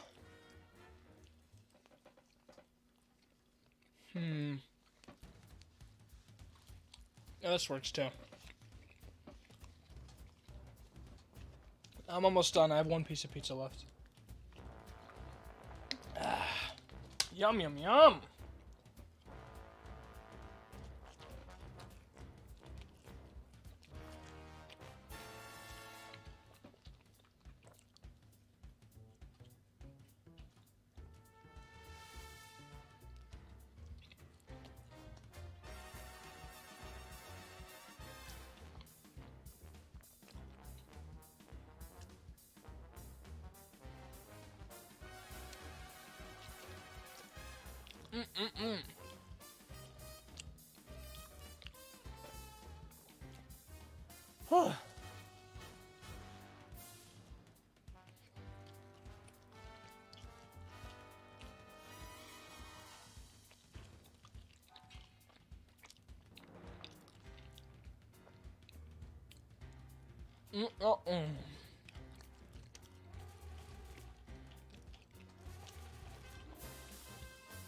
Okay.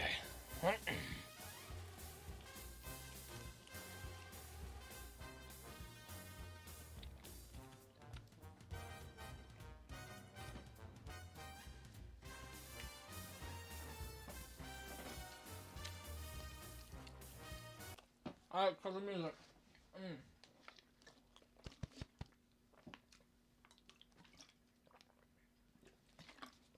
Okay. I may be alone, but Ace Attorney is a game where I can just do voices. That's about it. I ain't need no viewers for this. Okay, Right and Kill Law Offices. I'm so sorry, Mr. Wright. I'm sorry for what my sister said. Drastic crimes require drastic measures. That's just the way it is. We did what we had to in order for him to get the verdict he deserved. I didn't know. Guga? Oh, just perfect timing. Just right when the stream was dying. You show up, thank you. I never knew that the SL9 incident was just another name for the Joe Dart killings. Sounds like everyone's heard about these killings but me. Lana wanted Dart convicted so badly. That's why she used me. That's why she used what happened to me. What do you mean, what happened to you? It's all there in the file. Joe Dart's last victim was prosecutor Neil Marshall. When he murdered Officer Marshall's brother, he left behind an incriminating piece of evidence. But what did you have to do with all those killings, Emma? On the night prosecutor Neil Marshall was murdered, Joe Dart tried to kill me. What? He tried to kill you? Officer Marshall's brother, Neil, was only trying to save me. So that means you... Yes, I was a witness in the Joe Dart trial. I didn't see that one coming. Tell me about it. It happened 2 years ago. I was right about this time. I didn't see you were streaming. Oh, I guess I could have DM'd you the stream link. But yeah, I'm finishing Ace Attorney today. I don't have too much left to do. So if I really zoom through the dialogue, I should be alright. It happened 2 years ago. It was right about this time of the year, too. There was a terrible thunderstorm that day. Unusual for the season. I was alone in my sister's office. We were planning to eat dinner together once she finished her work. Then, suddenly, this terrifying man came bursting into the office. Joe Dark.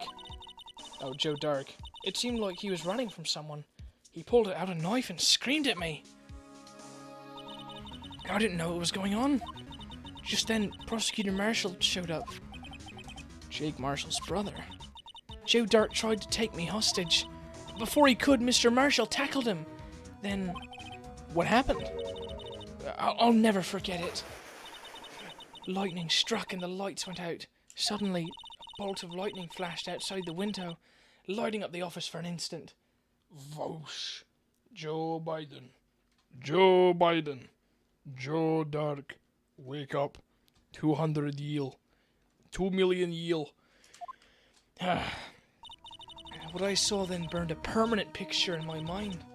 I can still see it now. A permanent picture? I don't remember the moment when Dark stabbed Mr. Marshall. So you weren't able to testify about that? No, I was only asked about when I was attacked. That must be why she made up the crime. Made it up? You mean provided bogus evidence? The prosecutor's office wanted that guilty verdict so badly. Lana forged the evidence and Mr. Edgeworth used it. Edgeworth? Yes, but I'm sure he didn't know anything about it. He couldn't have known he was given false evidence. Even so, that's when it all started. The rumors about Mr. Edgeworth, I mean. It's all my fault. If I could have just testified properly, none of this would have happened. So it's true. Even though he may have not known it, Edgeworth really was involved in falsifying evidence. After that case ended, Lana was never the same. She became cold like she is today. She must not have been able to face up what she did, especially not to Emma. Permanent picture. What did you see in the instant that crime occurred? Onion head. Dark knocked down Mr. Marshall and raised his knife. Neil Marshall was stabbed right in front of this poor girl. Jeepers. Jeez! I don't remember what happened after that. Apparently I passed out. Ah! You alright? Emma, you alright? When I came to, Lana was cradling me in her arms. Poor Emma. You've been through so much. Damn. Ah. I couldn't bring myself to testify about that incident.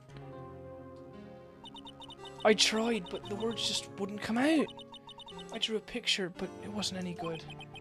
I missed a lot. Can you rewind the movie? Thanks. Oh, yeah, sure. Nah, just kidding. You can't do it. 2 years ago. You must have been 14. That's understandable.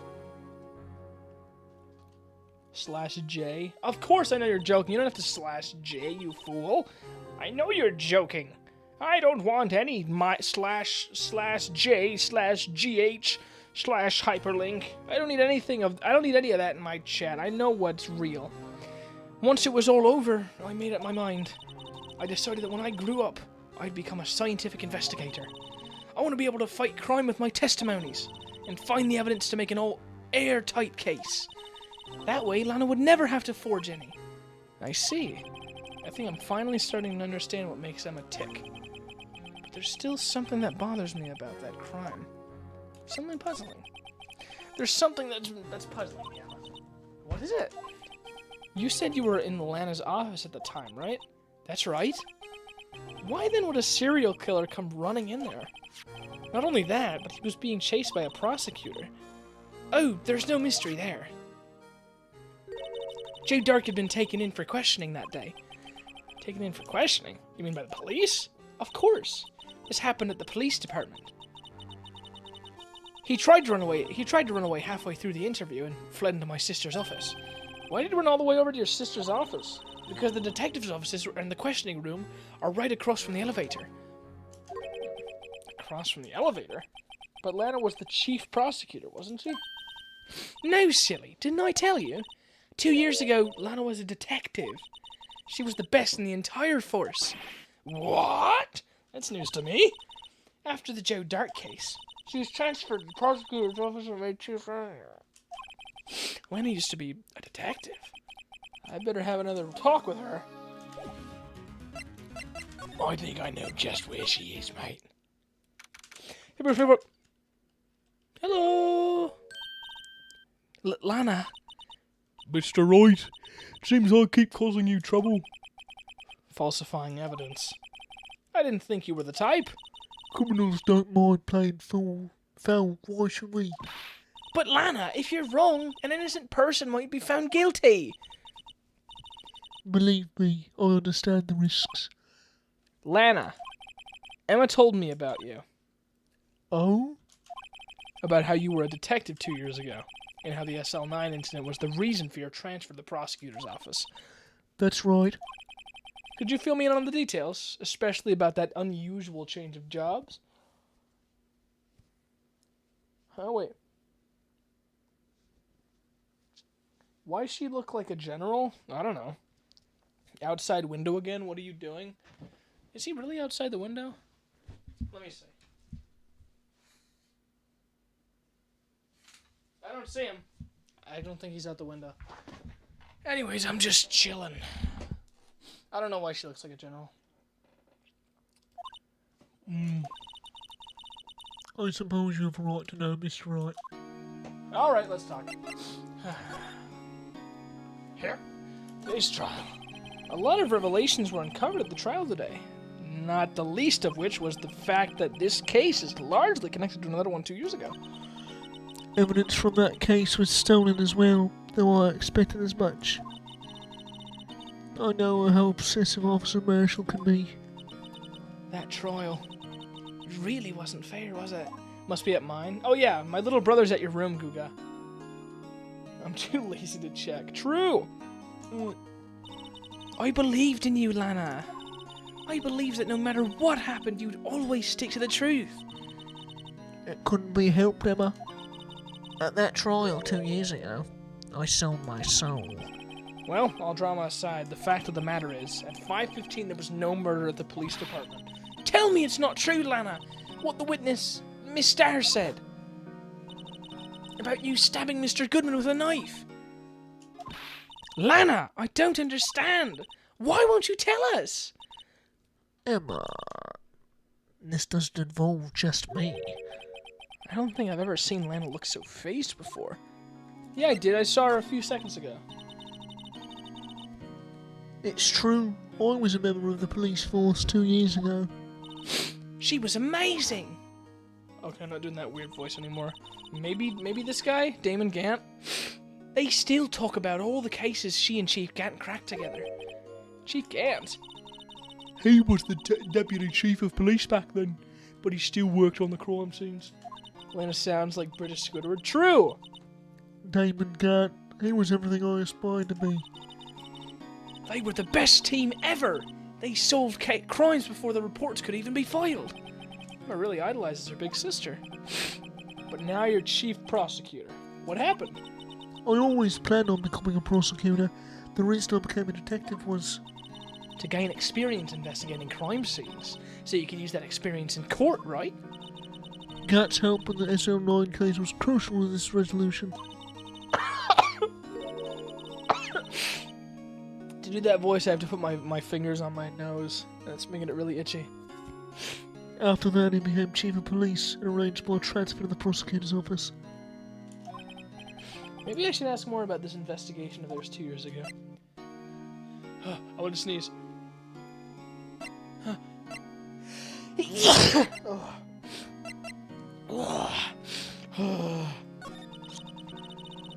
2 years ago, I was second in command of the detectives investigating Dark. Second in command? That means the investigation lead was Damon Gant, right? Yes, Deputy Chief Gant and I shared the same office and the same investigations. even had the same office. We're on a team of the best detectives on the force. Detective Goodman, whose case it was, Jake Marshall and Angel Starr. It was the finest first time Marshall. It was the first time Marshall worked with his brother. He was quite gung-ho. Lana has a cold. Yeah, because she sold her soul. Her insides are cold.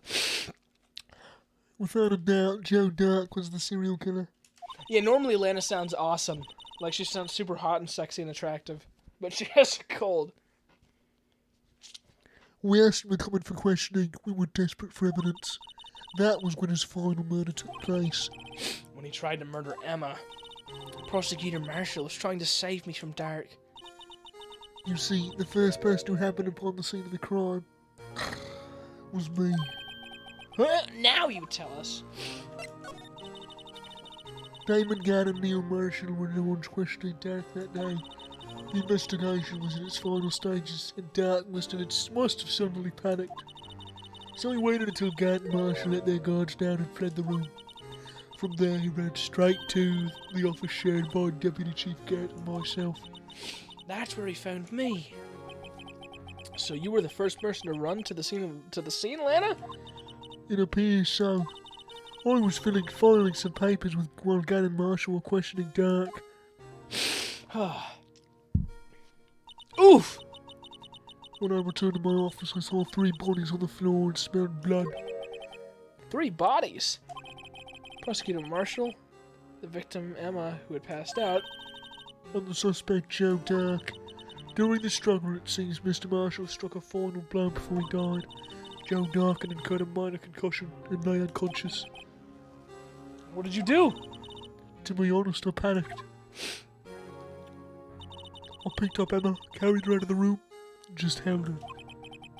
Can't blame her. After all she must have gone through. Ugh. After that, I placed Dark under immediate arrest. Let me get this straight. You were all involved in the SL9 incident? That's right. Quite a coincidence. I don't buy it. What are you saying? There's no way everyone involved in this trial was also involved in that incident. Just by chance. But that case was solved 2 years ago. At least one person went to extremes because they didn't believe it was truly solved. Officer Marshall. Yes, his actions came as a surprise to me as well. Ever since his brother died, he's changed completely. I guess he wasn't convinced with the ruling against Joe Dark. Ugh.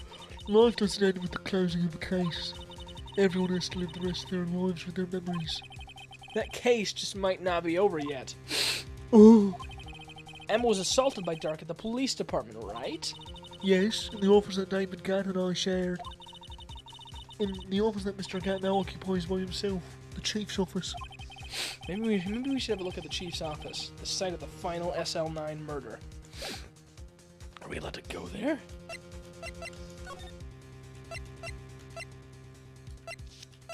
Where is it? No one's here today. Not even Miss Starr. Everyone's probably busy looking into what exactly happened down in the evidence room. That must be where the detectives are. But we proved in court today that on the day of the crime, no one was murdered in the evidence room at 5:15. Yeah, I thought we were finally making some headway in our case. But instead it looks like we just ended up making Lana look even more guilty. Hang in there, Lana. I've got to find the answers by tomorrow. Is Edgeworth here? Mr. Edgeworth isn't here. Maybe he's being questioned by an inquiry committee. He took a real beating in court today. Yeah, with Lana admitting to falsifying evidence 2 years ago. Funny lady gone. Sadness. I guess we'll just have to come back later. That's my streamer. That's my chat. Fucking, what are they called? Those are my viewers when the funny lady's gone from screen. We'll just come back later. Police bar entrance. Where the heck is this place? Uh-oh. Howdy, Bambina. Oh, Mr. Marshall. I never thought things would turn out this way when I woke up this morning. Que sera, sera. You never know where life will lead you, eh, Bambina? I should have known my luck had run out when old Billy dried up this morning. Billy? Must be his pet cactus. Say, where are you headed? Just over to the prosecutor's office for a little interrogation. It's a voluntary appearance, but we all know I won't be coming back. Sorry, but you can't go in the evidence room today, partner. But Mr. Marshall, why did you do it? Why do prospectors head west? If ever there was a case I needed to know the truth about, it was that one. Before you turn yourself in, Mr. Marshall, would you mind telling us exactly what happened? Looks like I won't be getting a steak lunch today. Let's see. Dark trial. Something was fishy about that trial from the beginning. It wasn't just me either. All the detectives thought so. What do you mean, fishy? Some of the facts reported were inconsistent with the evidence we found. For example, the murder weapon. The murder weapon? You mean that switchblade knife with the broken tip? That was Joe Dark's, all right. But in the initial autopsy report, a question was raised. A question? The blade of the knife was not a perfect match with the wound the victim sustained. What does that mean? It means there's a good chance that the knife was not the murder weapon. However, in the report that was finally submitted, that possibility had been erased. The facts have been concealed with forged evidence? That case left behind scars on all of us. The scars that the SL9 incident left behind. Huh. There was something going on behind the scenes in that case. We all knew that later. Every detective involved in that investigation, save one, was taken care of. Miss Starr was fired and I was demoted and boxed away in a tiny room. What about Detective Goodman? If they did something to him too, the commissioners would get suspicious.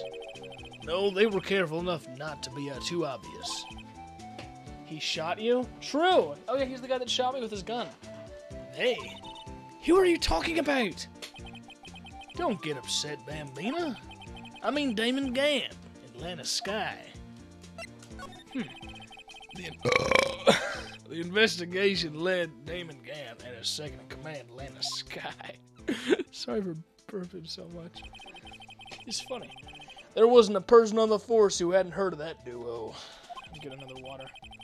That case was the biggest step in both of their careers. After the case ended, Lana transferred to the prosecutor's office, right? Yeah, Damon Gant, the new chief of police, arranged for that to happen. She's never been the same since she left. Huh? Everyone who knew her said so. Chief Prosecutor Sky was totally different when she was a detective. Now that he mentions it, Emma said something like that too. Tell me, what happened to my sister? Burp streamer, I'm sorry. Sorry, Bambina, but her secret is too well guarded. I never found out. Lana's secret? It all started 2 years ago. Interesting. Well, I missed one. Prosecutor Marshall. I got the looks, but he got the brains. He was one of the best prosecutors around. I had just made detective when it went down. It was our first case together. How old was he, your brother? He was 27 at the time. He was awarded the highest honor that very day. The highest honor? You mean the King of Prosecutors. I knew it. What are you looking at me like that for? That's an honor for a prosecutor. No, it's funny? No, okay. Mr. Marshall must have really been close with his brother. The day the SL9 incident took place, that wasn't the same day as... That's right. It was the day of the evidence transferal. Interesting. It was drizzling that morning, and by nightfall there was thunder. Ugh. Can't believe 2 years have gone by already. I tried to steal the evidence so the case wouldn't die. Apparently someone tried to stop you. Detective Goodman was murdered, and the evidence locker was empty. So there you have it. That's my story. Did you enjoy it, partner? It was certainly enlightening. There's one thing for sure I found out in court today. That boy Edgeworth isn't my enemy. Pow! He was the one who used falsified evidence to get a guilty verdict.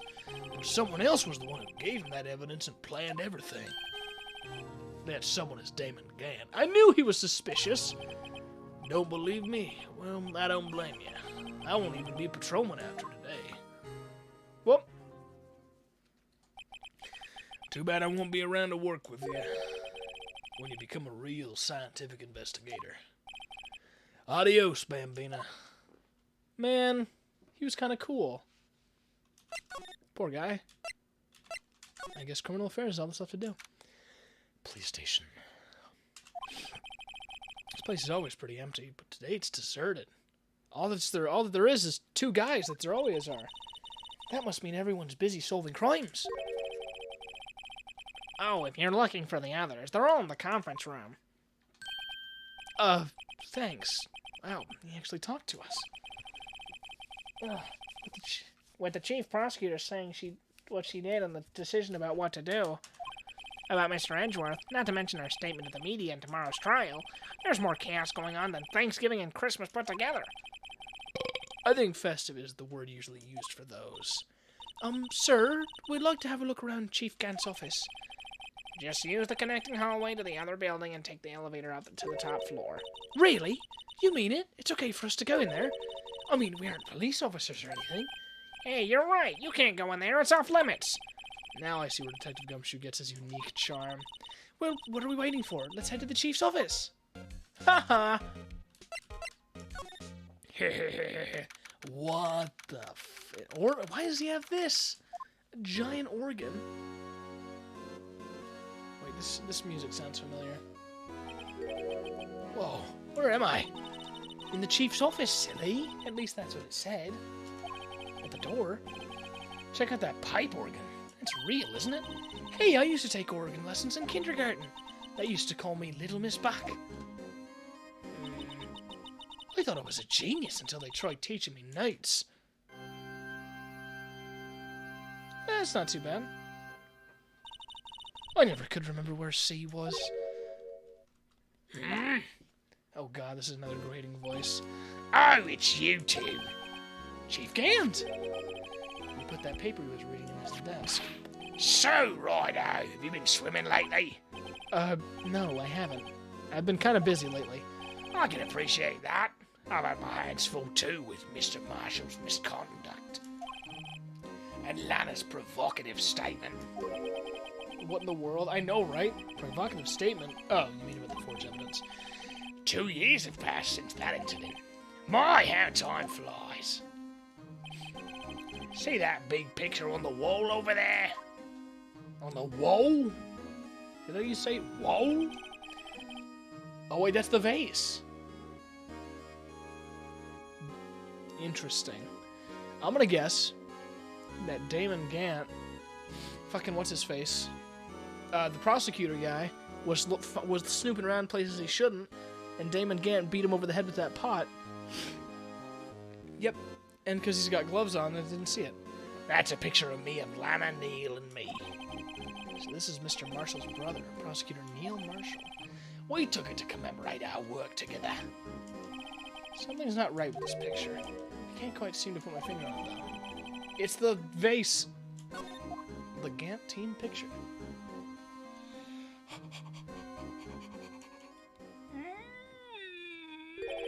Anyway, I'd like to reminisce all day, but there are matters that need my attention. I'm gonna lock up here, so let's go out together. Oh, but this office, it was a crime scene 2 years ago, wasn't it? That case has long since been over. There's no need to investigate it anymore. You ain't got the final boss room, goddamn. True! All the same, we'd still like to have a look around. Perhaps you didn't hear me. I said there's no need to investigate it anymore. Now hurry up and get out. I have a meeting to attend. Alright, this guy's definitely evil. I can immediately tell. Looks like we aren't welcome. Seems that case isn't over with yet after all. What do you mean? Chief Gant denied a request to search the crime scene. That means there must be a reason he doesn't want us looking around in there. You mean like a clue? There's gotta be a way we can get inside the chief's office. Huh.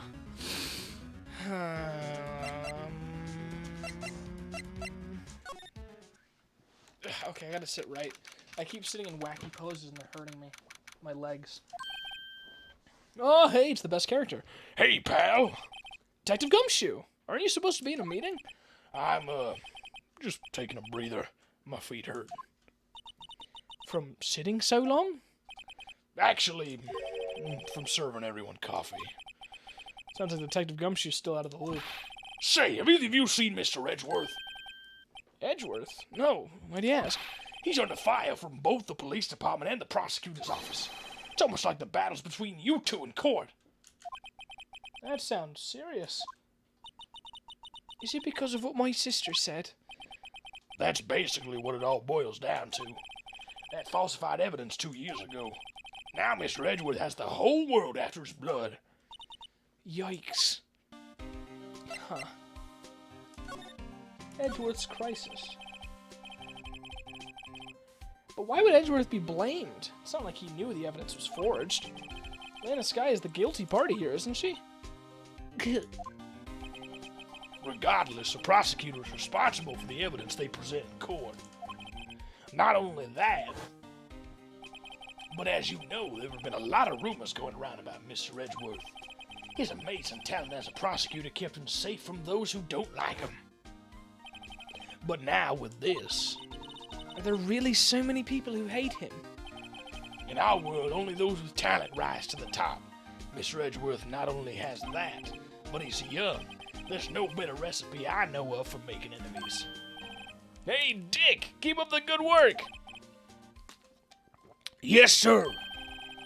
Let's go out for lunch again sometime. My treat. Yes, sir. You gotta take me back to that joint sometime, okay, Dick? Yes, sir. Seems you don't have any problems with enemies. Yeah, well, I'm careful not to stick out. Anyway, I'm a bit worried about him. Under all this pressure, I'm afraid Mr. Edgeworth just might crack. Actually, I took a look at the file earlier while the coffee was brewing. He seems genuinely concerned for Edgeworth. Well, did you find out anything? The only evidence Doc left behind was during his final attack, His final attack? You mean... when he killed Prosecutor Marshall, who was trying to protect some girl. some girl. Me. Seems Detective Gumshoe never realized Emma was the girl. That's when he left the most incriminating evidence of all. Well, what was it? Oh, let's see. I think it had something to do with the murder weapon. Oh, I forget. Look, it's all written somewhere in there, okay? His powers of recollection never fail to impress. Maybe we should show him the murder weapon. It might jog his memory. Okay. I'll check out Dark Crime first. Joe Dark was 42 at the time of the crime. He was just your run-of-the-mill businessman. A businessman? What made him take to serial killing? One day on his way home from work, he hit someone with his car. With his car? So, it was an accident? An accident, yes, but it transformed him into an animal. An animal? He killed a man that witnessed the accident. Then he killed a lady who saw the second crime. A kid walked by, a jogger came on the scene and was killed as well. Finally, he turned himself in. Seems like he was a pretty careless criminal. Gumshoe for gore all the time. I feel another sticker on the floor. I'm gonna scream. Pick it up. Ow! I gotta stop dragging in stickers with my shoes. Seems he was a pretty careless criminal. Of course, this is all conjecture. There wasn't a single shred of evidence. So, he turned himself in? Yes, but in the middle of his questioning, he fled and murdered his final victim, Prosecutor Marshall. That crime was witnessed by someone too, but luckily Dark was arrested on the spot. It's a good thing that last witness wasn't killed. That last witness, aka Emma. Present. This one? Switchblade knife. Boink. About this. Hey, is that? It has a tag attached with the label SL9 incident on it. I believe this would be the broken murder weapon you were speaking of. What are you doing with that? Ever since that case was closed, that knife's been locked away in a locker. On the day Detective Goodman was murdered, this suddenly disappeared from the locker. It was found in Mr. Edgeworth's car muffler. That's it. Now I remember what that incriminating piece of evidence was. When you showed me that knife, it all came back to me. Well, what is it, Detective? Quick, before you forget again. Before you forget again. This knife. It was Joe Dark's, wasn't it? That's right. We traced it back to the store he bought it at, plus it had his fingerprints on it too. But no one actually witnessed him using it to murder anyone, right? That's where his luck ran out. When you take a good look at the knife, you'll see it's broken. You don't have to take a good look to notice that. Yeah, I will anyway. Take a guess where the broken off tip of the knife was found. That's what did him in. Where was it? The victim, Neil Marshall, was carrying it inside his own body. It was found deep inside the stab wound. Did it match Dark's knife? You bet, down to the last fiber. That's pretty conclusive. It's almost like the fucking, what's his face? The Reinhardt guy I did. Von Karma. His name was Von Karma. Yeah, from before, because he had the bullet in him.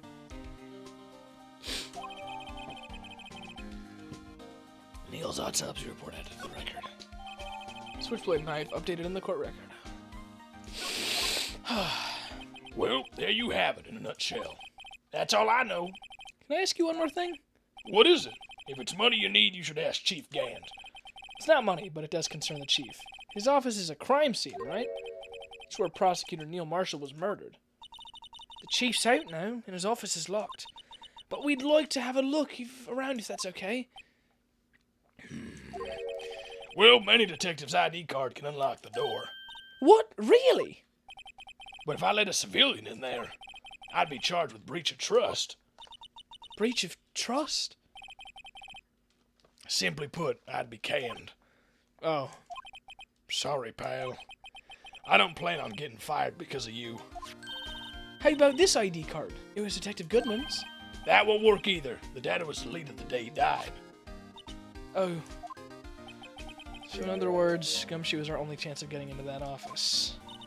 I wonder if there's something we could show him that would make him change his mind. Huh. Something we could show him that would make him change his mind. Do I have anything like that?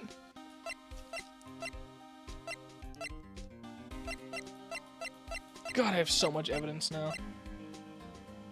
Why can't it just be a well, I guess I know why it can't be a menu, because this was on a GBA. At least the older versions. I don't think I have anything to show him right now.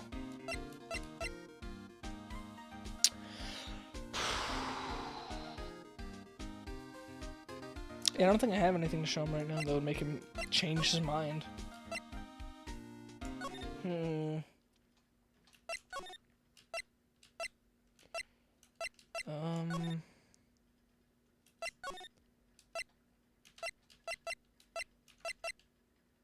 Is Edgeworth back? Oh, yeah, probably. I wonder if Edgeworth is back yet. There he is! Looks like he's writing something. What are you doing here? He sure was quick to throw that paper on the floor. Tough day in court, huh? I've had to live the past 2 years with rumors flying around. What's another allegation to me? Cheer up, Mr. Edgeworth. I'm rooting for you. That's Edgeworth for you. Always trying to hide his real feelings. So, what do you want? Unlike some people, I don't have all day. Talk to me, bro. Forged evidence. There's no excuse for what I've done. 2 years ago, I used false evidence to obtain a guilty verdict. That's what it all breaks down to, and nothing I do can erase that fact. But you didn't know, did you? I mean, that the evidence was falsified. The police department and the prosecutor's office share a bond of trust. If that bond is broken, we stand to lose everything. The police department's error is my error. My responsibility as the prosecutor in charge. The fact remains the same no matter what excuses I might have. Mr. Edgeworth. I take pride in my work. So tell me why. Why has it all come to this? Even Edgeworth can't keep this kind of emotion bottled up. Tomorrow's trial. Are you up for the trial tomorrow? I'm gonna kick your ass. First last year's trial and now this one. Seems all you do is worry about me. To be honest, you're getting on my nerves. But Mr. Edgeworth, you can't just walk out on the trial. Wait, isn't there an option to make the text go faster? Oh, it's already fast. Sound effects?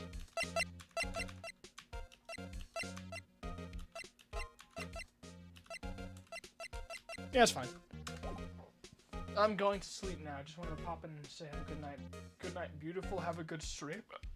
All right. Have a good night, Ozzy. I guess. Also, please fart in mic. I won't fart in mic, but next time I have a burp, I'll do it right on the mic. I'll even take a drink to try and get it to happen. Tomorrow's the last day. It's too late to change prosecutors. I'll bet that's what my superiors are banking on. I've never thought that the case would come back to haunt me like this. What do you mean? The list of evidence. It seems too short. Most lists run twice as long. It's only half as long as most lists. Oh, it's only half as long as most lists? That's odd. After Neil Marshall was murdered, I became prosecutor for that case. I may not have been part of the investigation, but I knew what I had to do. Use the evidence I was given to prove the suspect guilty. That was really the only thing on my mind at the time. Say, we just saw a picture taken around that time. That picture? Something seems strange about it. Let me show him the picture.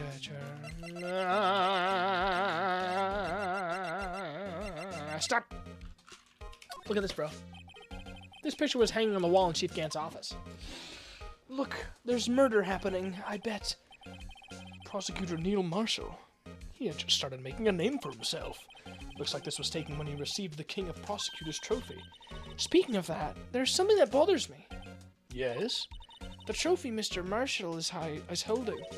It's a little different than yours. Yes, you're right. Oh, did someone take off the sword part of the trophy and stab guy with it? I can't wait for you to shit inside of the mic and you can send it.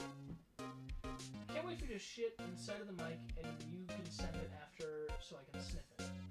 All right. Considering timing you out, but you're about to go to bed, so it doesn't matter. I'll just continue with the stream. I remember now. Remember what? That was what the official prosecutor's trophy looked like until 2 years ago. There's a story behind its design. A story? Sounds interesting. Would you mind telling it to us? It's simple, really. Contradiction. That's what the award's based on. Interesting. This award originates from an ancient Chinese tale. In Chinese, the word contradiction is written with 2 characters. The first means halberd, and the second means shield. Have you heard the story? Me? Oh, sure. Everyone knows that. Why don't you tell it, though, for Emma's sake? Very well. What the fuck, bro? Chill. Trill. Long ago in the kingdom of Chu, there was an arms merchant. One day, he presented the king with 2 items. The first was a halberd he claimed could slice through any shield or armor. The second was a shield he claimed could withstand any weapon. Wait a minute. Those claims contradict each other. Very perceptive. But then again, you've heard this story before, right? Anyway, as you mentioned, the very descriptions of these items discredit them both. When the king pointed this out, the merchant was left speechless, and thus the Chinese word for contradiction was born. Interesting. Oh, I see. So the chipped shield and broken knife symbolize... Precisely so. They symbolize the merchant's items. The merchant's tale ends with the merchant at a loss for words, but it's in our nature to pursue matters to their conclusion, even if it results in something as ugly as this. Wow! Thanks, Mr. Edgeworth. I learned something new today. My final words for the night. Amiku's balls. Thank you. Thank you so much, Ozzy. That's funny. If that's so, then why were you only given a shield? You'll have to ask Chief Gant. 2 years ago, we had the halberd part of the award abolished. Chief Gant. Huh. Interesting. Ugh. Wait, did I miss one? I missed one, yeah. Day of the Crime.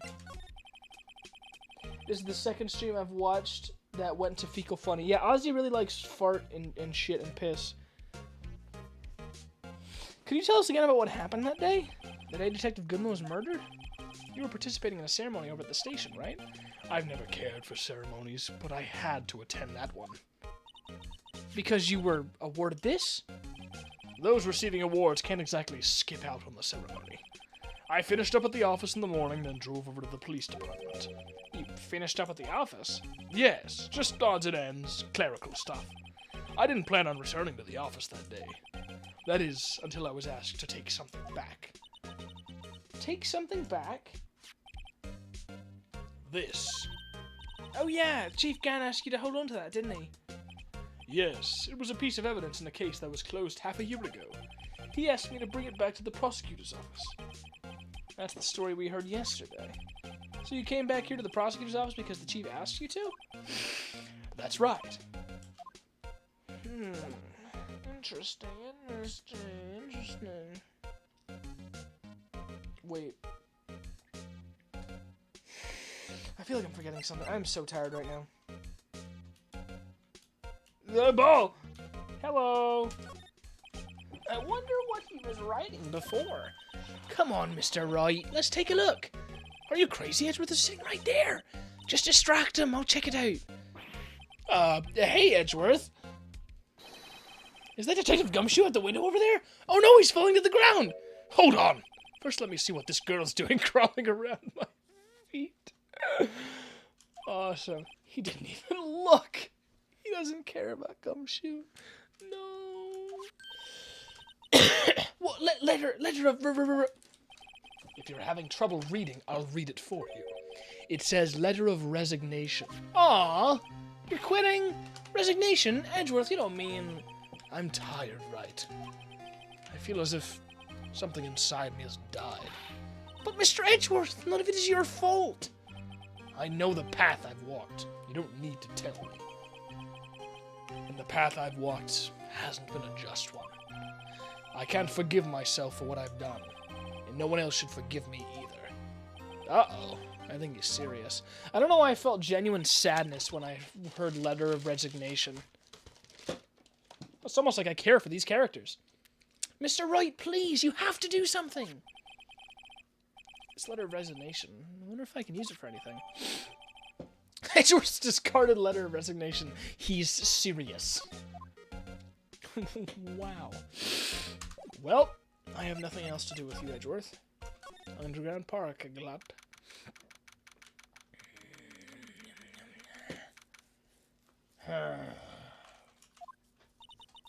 Excuse me? Uh-oh. Kiris? Would either of you care for a quarter pound of roast beef? Can I click it? Oh, no. You certainly are the curious sort, aren't you? Kind of like the first person who sucked a cow's nipple to discover. What? You know, now that I think about it, that is a good point. Imagine being the first guy to get milk from a cow. He's just sucking. He's like, yeah, his mouth is covered in milk. He's holding a glass. He's like, no, look, guys, you have to listen. It was just for science. I was just curious, okay? Everyone gets curious sometimes. And he gets arrested for molesting an animal. Still, I never thought you'd go digging up that case from 2 years ago. Everyone in this trial was involved in the SL9 incident. Milky! Not only that, but the murder occurred on the very day the evidence from that case was due for transferal. This can't be attributed to mere coincidence.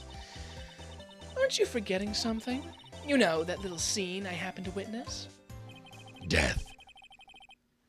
If I could have gotten my gun out in time, I would have fucking killed her. The instant Lana stabbed Detective Goodman with a knife. No matter how much of the past you dig up, it won't change what I saw. Roast beef is meant to be savored when eaten. Miss Starr's hatred towards Lana. It all dates back to 2 years ago. Ugh. Okay.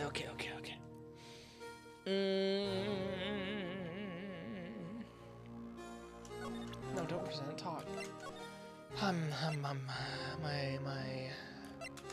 My vitals are failing. Joe Dark, that's a name I'll not soon forget. I knew I should have gone to the convenience store and got a soda to drink. Because I'm fucking dying. Actually, I'll be right back. I'm gonna see if I can find one. I'll be right back, lovelies.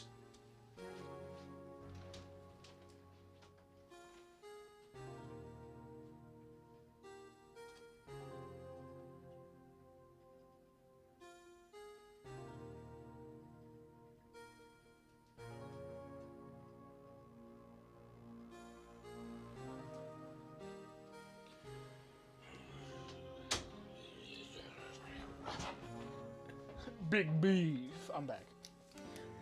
I couldn't find one, so I'll just have to stay up as long as I can. We trailed them for half a year. Oh, the pressure. Still, I don't think I was ever more alive than I was then. Those days were steamier than a bowl of hot gravy. Poor old Jake Marshall, though, must have been going through hell. You mean because of his brother's death? They were close, those two. After Neil died, something took over Jake. He became obsessed. After seeing Jake like that made her all the more desperate. Her? Lena Skye. My sister. The best of the best were put on that SL9 case. Of course, they were led by that legendary duo. Lana and Chief Gant. After case closed. That legendary pair was the reason we were able to keep up our investigation. That's why we're so shocked over how it turned out. You mean with the forging of the evidence? Don't get me wrong, Joe Dark got what he deserved. Still, it was obvious the evidence produced in the court was being manipulated. Items our team never found would suddenly appear, while other items were kept secret. But you don't have proof anything illegal was done. I'm proof enough of what happened. After that case, all of us save Goodman were relieved of our duties, most without even so much as an explanation. Then Lana Skye transferred to the prosecutor's office and became chief prosecutor. I need to breathe. Lana always wanted to be a Prosecutor. Nothing's quite as simple as it appears. Lana Skye was merely being used as a pawn. That's my take on the matter. She was being used.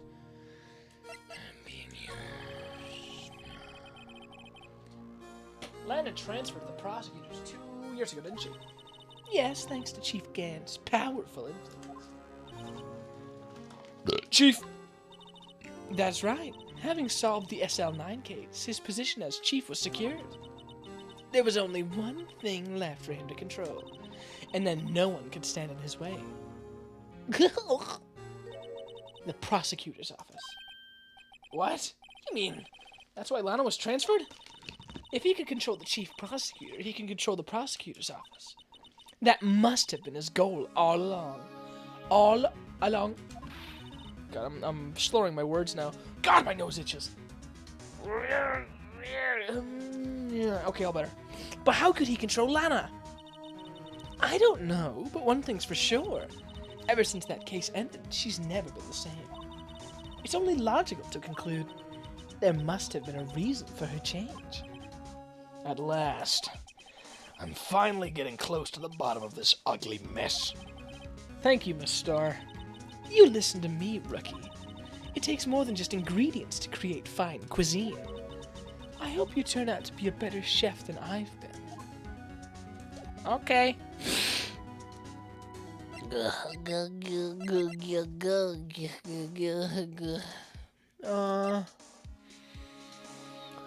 am I gonna do? I don't know where to go. Let's give it a shot.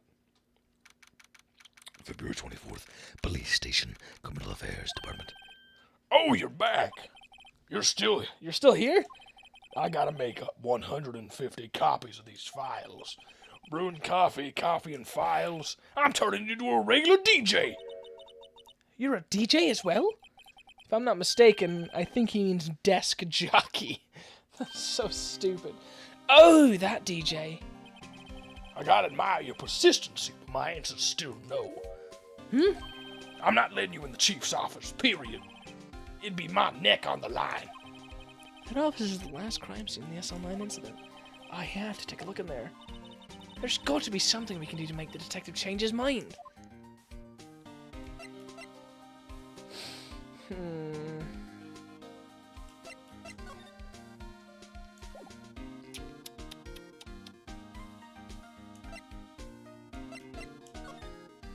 Wait, no. Do I have anything? Letter of resignation. Oh god, Gumshoe would want to know about this. What's this crumpled up piece of paper? No way! Mr. Edgeworth can't be serious. Is he ever not serious? I can't believe they pushed him this far. Mr. Edgeworth really feels responsible. When I first met him, I thought he was as cold as ice, too. But I know different now. He trusted us detectives to provide him with sound evidence. But we betrayed him. Detective. That's it. I've made up my mind. But Here, take my ID card. We can't do that. we can't do that. If someone found out, they wouldn't let you off the hook with another lost item report. Look at me. It's no secret I'm already out of the loop. After all, I'm friends with Mr. Edgeworth. Depending on how this case turns out, I may already well be as good as terminated. What? So at least let me do this. For Mr. Edgeworth's sake. Man, why is this hitting me in the feels? Both the Mr. Edgeworth's resignation card and Gumshoe getting bullied. Why do I care? I don't usually care this much about characters. Dang. Ace Attorney, I'm impressed. You made me fucking care about characters. I haven't cared this much about a character since... Oh, God. Well, the last time I cried at a video game was A Short Hike. That ending was fucking beautiful. But I got pretty close here. It's just like, I didn't expect to feel something tonight. A police ID card. Alright. Thanks, Gumshoe. I'll never forget this. Who the fuck was that guy? Okay. Here goes, Mr. Wright.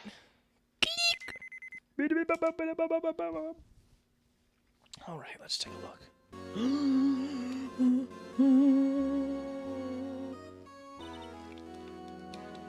Is that little weapon there on the knight's hand the thing? The halberd thing? We're in! If anyone finds us now... Detective Gumshoe's a goner. If that happens, I'm counting on you to bail me out. Ew! Gah! Huh? Oh, guys, she slapped him. Sorry, I thought you were a ghost. I didn't even know you could slap a ghost. A me sad true. Ah, Detective Gumshoe! What are you doing sneaking up on us like that? I wasn't sneaking. I was just worried something might go wrong. So I came too. If you're here, then what's the point of giving us your ID card? Gumshoe's ID card crushed and rendered unusable in pocket. Hey, don't do that to my card. Dang. I hardly ever get a chance to come in here, so I figured I'd have a look around myself. Besides, we're all in this together now. You really do want to get fired, don't you? Not if we're lucky. Now come on, let's see what we can find out. I've got a bad feeling about this. Huh. Let's see.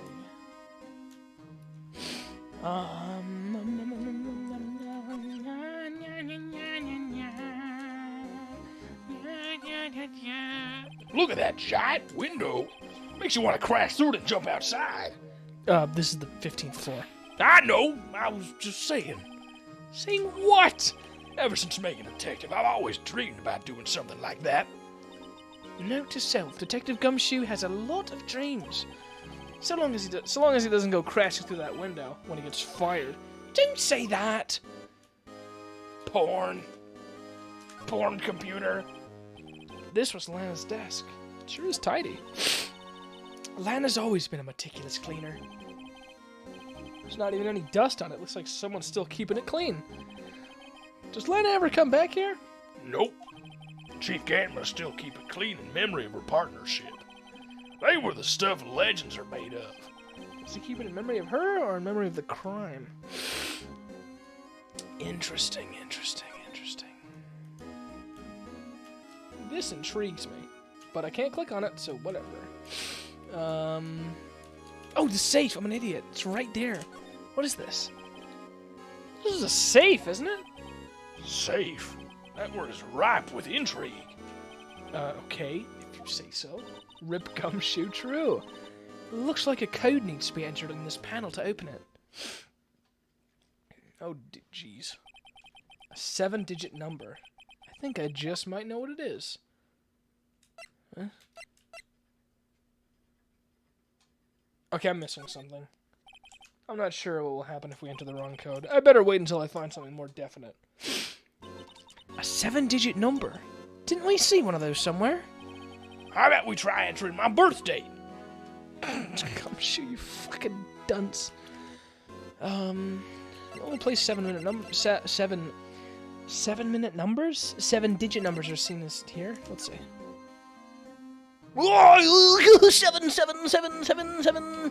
I know what it is now. This is a safe, isn't it? Safe. A 7-digit number. Input number. Do you know what it is? I have a hunch. Oh, I know. You want to try my birth date? It's... Okay. I have a better idea. Here goes nothing.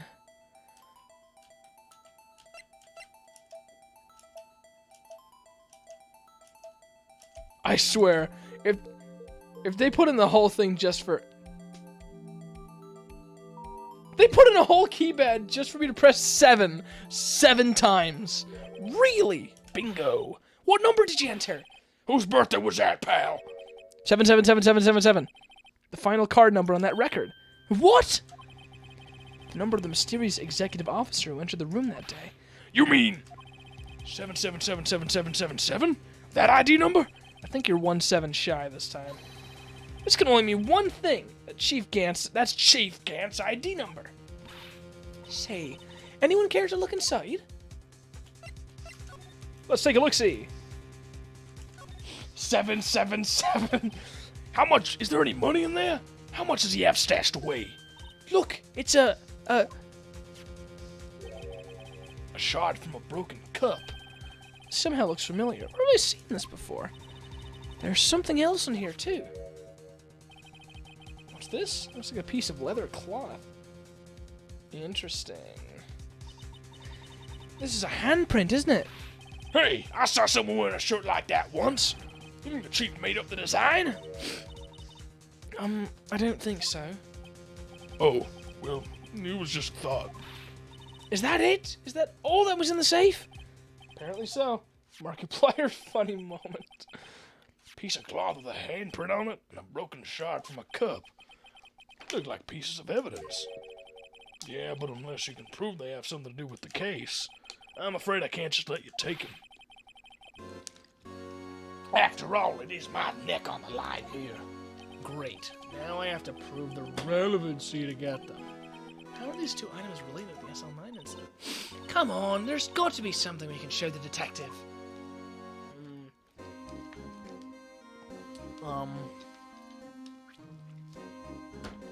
I know that. It's the jar. There it is. I gotta present it to him. Come here, boy. I have something to show you. It's quite delightful, really. Detective Gumshoe, could you have another look at this jar? I remember when the three of us put that back together. Ah, those were the days. It's kind of early to be nostalgic. Wasn't this jar a piece of evidence from that case? That's right. One of the shards had an SL9 incident sticker on it. Doesn't this ring any bells? You know, that fragment we just found? You mean this one that was in the safe? Yes, that one. That was in the safe. Now that you mention it, it is ringing a lot of bells. Let's see if it fits. Here, let me see that shard. I'll take a crack at this. Go ahead, pal. Show us what a rookie can do. Mr. Wright, here's some glue. If I can piece this together again, it'll prove that Chief Gant was knowingly hiding evidence. Here goes. Easiest thing in my life. Rotate. It's like it's just one button press and it's done. It's got blood on it. Yay! That's the worst lamp ever. There, just like a charm. And of course means Chief Gant willingly and knowingly hid a piece of this jar in his safe. He concealed a piece of evidence from the SL9 inside it.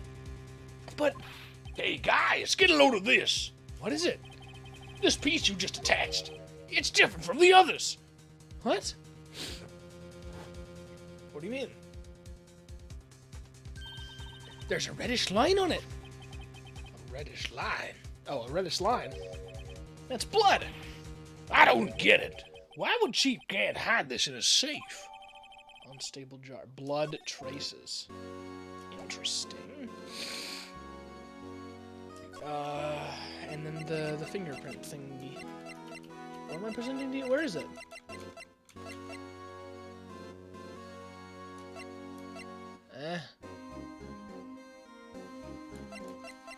Where's the fingerprint?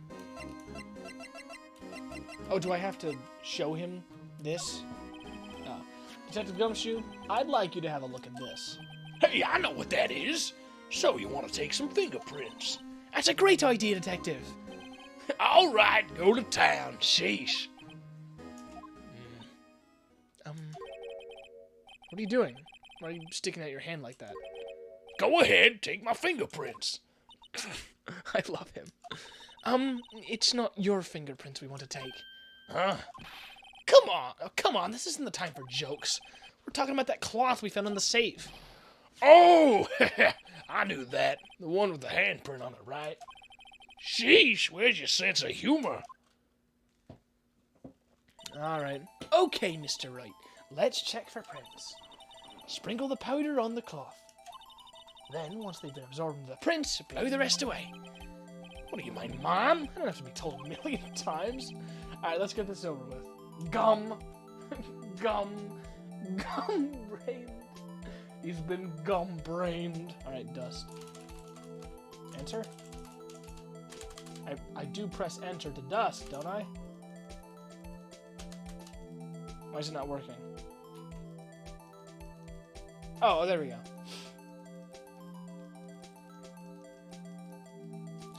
Gum-brained. That's hilarious.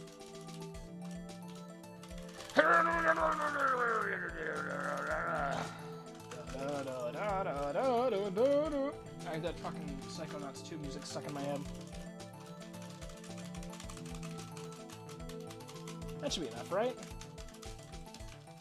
And then we go... There it is. I wonder if that peaks the audio. So it's not Damon Gant. What the heck is it? Is it no? Emma Sky. She touched the cloth.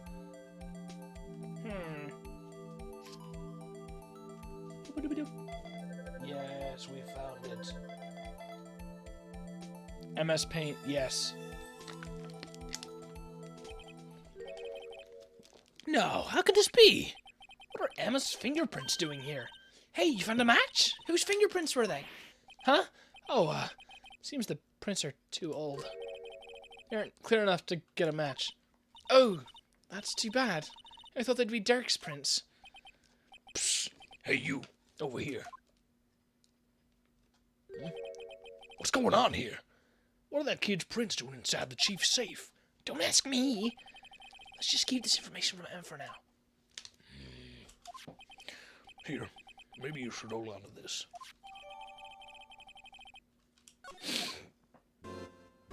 All right.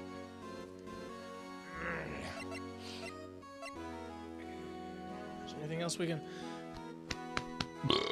Excuse me. Is there anything else we can check out here? I guess I didn't check the desk at all. Oh yeah, he was putting something in the drawer earlier. Wow, look at the size of Chief Gant's desk. Speaking of that, when we were here earlier, yeah. I will say, Chief Gant, let me put that paper he was reading his deck. I wonder what he was reading. This looks like a list of evidence. A list of evidence. In most cases, the list runs twice as long as this, though. Hey, look at this case name. Huh. SL9 incident. I wonder what this is doing here. Hold on, detective. What did you just say? I said, I wonder what... No, about evidence lists. Normally they're twice as long. That's right. I guess there wasn't a lot of evidence. A half-size list of evidence. The list of evidence. It seems too short. Most lists run twice as long. What would the other half of the list be doing here? I knew it! The chief must be hiding something about that case. It would appear so. Was ripped in half, so this part is all I've got. Interesting. Ugh. I guess that's all here. Well, good luck, Gumshoe. Get out of here while you still can.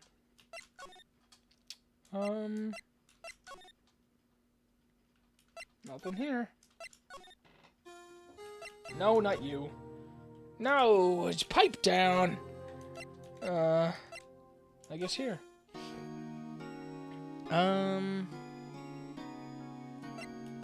Hello. Is there anything more for me here? Maybe? I don't know. Am I missing anything? Oh, there's nothing ever in there. I guess something would have to be in here. Talk? Hello? Excuse me, that was evil. That was vile. I'm sorry.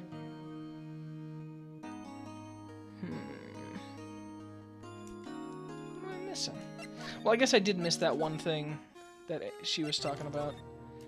Legendary duo. Damon Gant and Lana Skye. Gant led the investigation with Lana's second in command. They were the best. They solved all kinds of cases together, didn't they?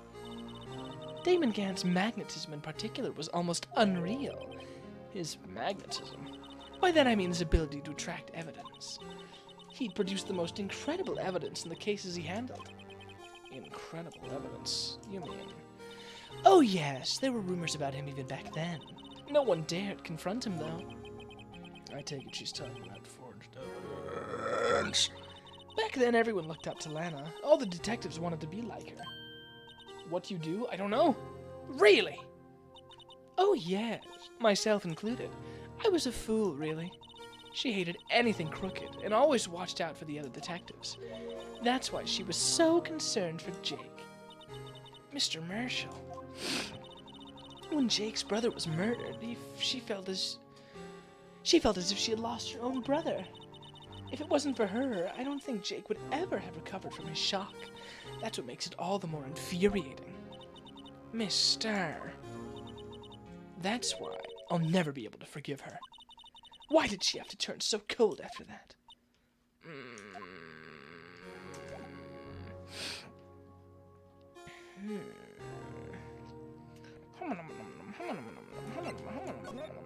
You have anything else to say for yourself? Can I show anything to you?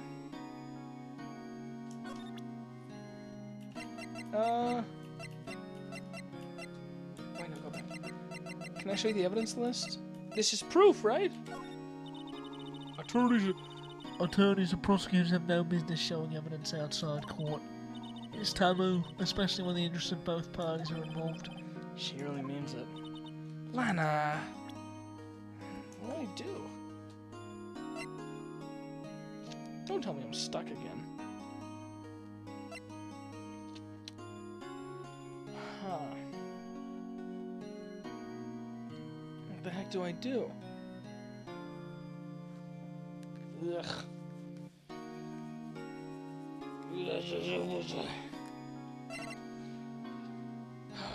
This is stinky. Move. Criminal Affairs Department, maybe? Are you still in the chief's office, dude? Slide. There you are, buddy. The chief's office. That desk on the other side of the room. Was that your sister's? Yes, that's where I was waiting for Lana. On that day 2 years ago. Is anyone using it right now? No, sir. This is entirely Chief Gant's office now. He practices a strict policy of preserving the crime scene. That's a strange reason to leave it here. He leaves it as a warning to everyone else. He wants us to always be alert. He told us so himself at our New Year's party. Of course, he was pretty intoxicated at the time. I see. So ever since Lana left, no one ever touches that desk. No one except Chief Gant and the cleaning lady who's in here each morning. Still, 2 years have passed since the incident. There can't possibly be any clues around. Chief Gant. Can I ask you something? Sure. You only came here to look around, right? Because one of the SL9 crime scenes. I mean, that's your only reason for coming here, isn't it? Why do you ask? You don't think... Nah, you wouldn't be. No. No, there's no way. Never mind. Don't worry about it. Oh, okay. Now let's look around a bit more. Hey, hold on! Not so fast, buddy. Huh? What is it? When someone tells you don't worry about it, it's supposed to start bothering you, pal. Oh, I love him. You don't just let it go at that. Sorry, this guy's starting to get on my nerves. What do you mean I love him? Okay, so what's bothering you? You two don't think Chief Gant might be a suspect, do you? What? He's right, Mr. Wright. What do we think of him? Chief Gant. So it's finally come to this. What do I think of him? Perhaps it's best I don't divulge my feelings yet. There you go, ignoring me again. Well, was I any help? Of course! Thanks to your ID card, we were able to get some hard evidence. Now, that's not very kind, is it? Uh-oh. In other words, if it wasn't for his ID card, he would have been useless. Edgeworth? Uh-oh. Isn't that right, you in the coat? Chief Gant! We didn't think you'd be back so soon. Fortunately, I'm a man who believes in signs. As I was walking to my meeting, I happened to look out a window and saw a stray dog run right into a... It was fucking hilarious. Just then I thought of a certain detective. Do you mean me, sir? Now then, I'm afraid I'm gonna have to ask you all to leave. Yes, sir. Sorry. Oh, you in the coat. Me, sir? Drop off your ID on the way out. You won't be needing it anymore. Aww. But sir... Now get out. Yes, sir. Dang. We'll be on our way too, then. Wait. You, the one without the spiky hair. Don't go yet. Me, sir? I'd like a word with you. But, sir, I'm not a licensed scientific investigator yet. You with the spiky hair, you're free to go.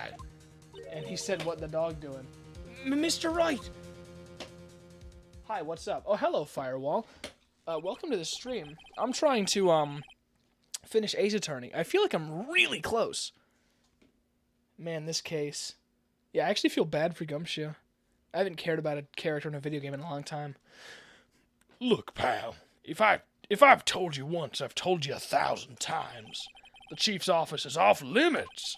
But no, you just had to go sneaking in there like that, didn't you? I thought you said you didn't care anymore if you were fired. Yeah, but if I knew it'd be like this, I never would have said it. Now that I've seen the evidence Chief Gant was hiding in his office, I think I'm finally starting to get the picture. But why is she kept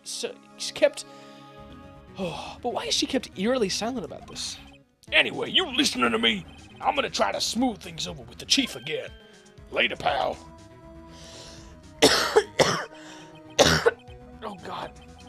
After that, I heard from Emma. She said the police wanted to ask her some questions, so she'll be busy for the rest of the day. Dang. February 24th, the time to... Oh, dear. I see. So the chief asked Emma to come in for questioning. It's no use thinking about it. Tomorrow's the final day in court. I'm committed to doing everything I can to defend you, which is why I'm here. But I've already told you all I can. What, you've told me over these past couple of days? It's absolutely nothing.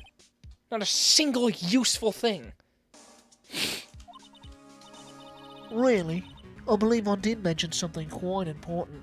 No, Gant, don't fire Gumshoe from the job, which he makes zero money for anyway, because of Franzi and Edgeworth. Who's Franzi? I just know Edgeworth. True, Gumshoe, it really does feel like Gumshoe makes $0. Something Something I told you right at the beginning. I said that I was the one who stabbed Detective Goodman. You know, I think I finally figured it out. I know who it is that's lurking behind your words. Oh. Mia did a good job mentoring you. I'm rather jealous. Huh? It seems Edgeworth was right. Edgeworth? Once you're convinced you know something, no one can persuade you otherwise. Thick-headed is the term he used, I believe. Now's my chance to get her to tell me the rest of the story. Sorry, that was... Just... Ugh. Touching my nose is making me sneezy. I have to admit I was more than a little perplexed at first. You insisted you did it, yet there was no incriminating evidence. That's when it hit me. It's not that you're unwilling to tell the truth. It's that you're incapable of doing so because of a certain individual.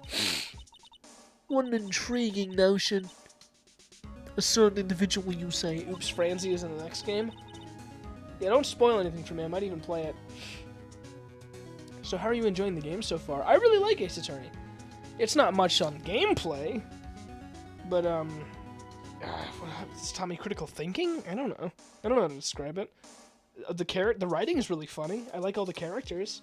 Well, most of the characters. It's pretty good. And I'm happy I'm about to be finished with it because I've been playing this game for like months now. So you think I'm protecting this person? Also, I think it's one of my favorite games to stream because of all the voices I get to do. Protecting? No, I think afraid of is more like it. No. If I'm not mistaken, the person in question may have persuaded you into silence. No. For argument's sake, Mr. Wright, who may I ask is this person you're speaking of? The one I'm supposedly so frightened of. What is this person's name? It's obviously him. Who else could it be? Take that! Right in her face. Well, Miss Sky? No. Mr. Wright, you are addressing the Chief Prosecutor. Do not forget your place. I take it she's still not ready to spill the beans. My apologies. Could you please tell me a bit more about what you think you know? We were partners until 2 years ago. I respected him as a detective. Assuming he's respectable, then tell me something. Why would he try to hide his crimes? His crimes? Both you and Edgeworth will be brought before a board of inquiry for what you did. Ace Attorney has great stories, especially later in the trilogy. Interesting! Specifically hiding and forging evidence. Of course, they're serious offences. Why is it, though, that Chief Gant's name was never mentioned? Chief Gant? Edgeworth didn't know the truth behind the forgery. The only party who could have possibly tampered with the evidence was... Me. I had access because I was second in command of that investigation. Yes, you, but also one other, Damon Gant. No. If you intend to accuse Chief Gant, you'll need more than just words. Show me proof that Chief Gant falsified evidence in that case. Hey, look at this. It's the evidence list. I just found this in a safe in the Chief's office. This jar piece and this piece of cloth. Do you know what these are? They're pieces of evidence from the SL9 incident, little girl. The person concealing evidence was none other than Chief Gant himself. Now tell me, why are you taking all the blame for him? Touche, Mr. Wright. It's as you surmised. I cannot disobey the Chief's orders, even if it means being found guilty for murder. Why not? Come now, Mr. Wright. You can't possibly expect me to be able to tell you that. 3 days ago, I had no choice but to cooperate. The murder of Detective Goodman. Or perhaps I should say, follow orders. Yes, that's more accurate than cooperate. Orders. Although I can't tell you the details, I can say that I was given an order that day. I need you to dispose of Bruce Goodman's body. That's Lana's impression of Gant. You'll find it inside the trunk of Miles Edgeworth's car. Just as I suspected. Despite what everyone believes, you were not the one who murdered Detective Goodman. Correct. Fascinating. I was trying to take the body out of Edgeworth's car. The trunk's lock was broken, and I discovered that murder weapon while inspecting the body. The murder weapon? You mean Edgeworth's knife? No. When I found the body, this was the knife stuck in it. The knife from the SL9 is the serial killer Joe Dark's knife.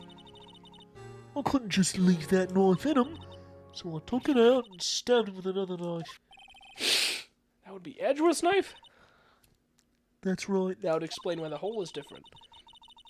Even though he was already dead, my hands were shaking in the thought of stabbing him.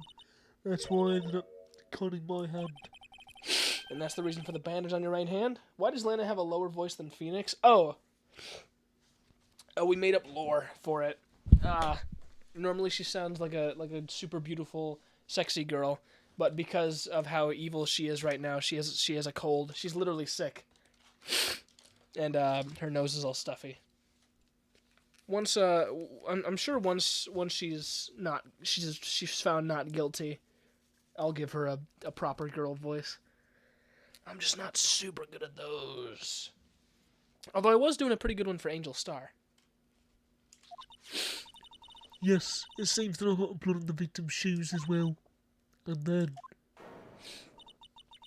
she saw me just as I plunged the knife in. Miss Star, huh? Oh man. British Squidward. True. Why did you need to hide Dark's knife so badly? I keep wanting to read that as Drake. Took a lot of work to finally close the Dark case 2 years ago. When it was over with, I didn't ever want it to be opened again. My intent was to prevent that by whatever means possible. She keeps spinning around. She keeps like turning very slightly in 90-degree angles. If you speed up the security footage, it just looks like she's spinning. So you hid Dark's knife? The weapon used to stab the detective was evidence in the Joe Dark case. If word got out, which it would, the reporters would have a field day with that. So you wrapped the knife in your scarf and hid it in Edgeworth's exhaust pipe. Right, then I called my sister to tell her what happened and to ask her to hide the knife that was inside my muffler. You asked Emma?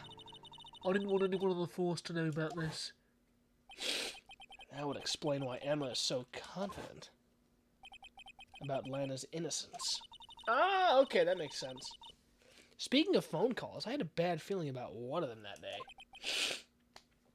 Oh. A bad feeling? The truth is, after I received those orders from Chief Gant, the first thing I did was make a phone call. A phone call to Patrolman Jake Marshall. What's Gant's favorite game? Damon Souls? Ah, you're a funny, funny man! Funny enough, people made many gifs of Lana spinning because it's funny. Oh, nice! I'll have to look up a gif of Lana spinning. To Marshall? Why on earth would you call him? The lead investigator for the SL9 incident has been murdered. I wanted that fact to be kept hidden, and I needed help. He was the only other person I could trust. Or at least, I thought I could trust him at the time. However, it seems that after I spoke to him, he went off on this escapade of his own. Oh, you mean... Not wanting the case to die, he decided to take things into his own hands. He disguised himself as Detective Goodman and tried to steal the evidence. He already had stolen the ID card, but it seems he still hadn't made up his mind to break into the evidence room. I already know all this stuff. Can I just skip this and get on to the trial? After my phone call and your remaining doubts, he had must have disappeared. So your phone call caused the incident in the evidence room. God, got stuff in my throat. And she's facing away. I'm afraid that's all I can tell you. But Lana, You've earned my respect, Mr. Wright, both as a defense attorney and an investigator. Now, please, don't pursue this any further in court tomorrow. tomorrow's trial. There's only one way to drive off Lana's demons. I've got to get to the bottom of everything. Oh dear. Detective Goodman's real murderer. And what went down in the chief's office 2 years ago. She's spinning on a chair too. Yo! Oh yeah, she is spinning on a chair. To be continued. All right. Looks like we're almost there. Save your progress to this point. Yes. Okay, really quick, I'm gonna use the restroom. I'll be right back. And I might... Actually, I'm gonna get some popcorn too. I'll be like 2 minutes. Don't go anywhere. Please. Please don't go anywhere. I like having people to talk to and chat. Especially on a late night.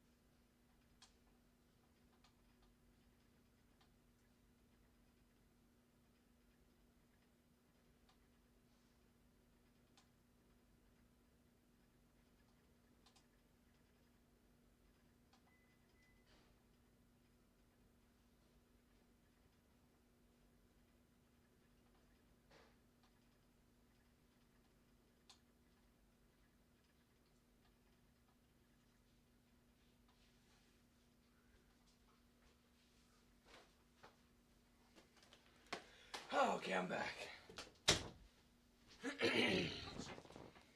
God damn, you're still going? I told you I'm finishing it tonight.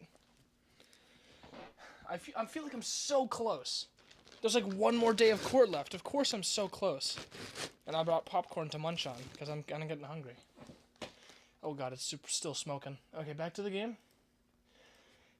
Sorry for that little delay there. God, it's almost been 3.5 hours. Okay. This is the defendant lobby, alright. But there's no defendant. I've been trying to reach Lana all morning. Where could she be? And where's Emma, for that matter? It almost seems as if Something's been happening behind the scenes. Ah! Edgeworth! Knowing you, you've already figured it out. Who the owner of the 777777 ID number is, that is. Favorite character so far? Okay, I have 3 favorite characters. Well, oh jeez. Okay, my top 5. In no particular order, we have Gumshoe, Meekins, Edgeworth, Maya, and Emma. Those are all my favorites. Partially because of the voices, and also partially because I like their characters.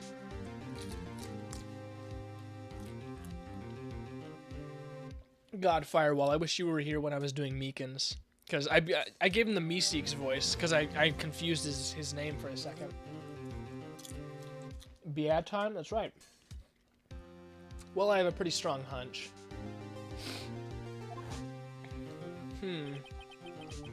Looks like I'm not the only one who's figured it out. You know, the only reason this trial didn't reach a verdict yesterday is because there was still room for doubt regarding this ID record. If that number does belong to whom you suspect, then no doubt will remain. After all, he hasn't been officially charged with anything.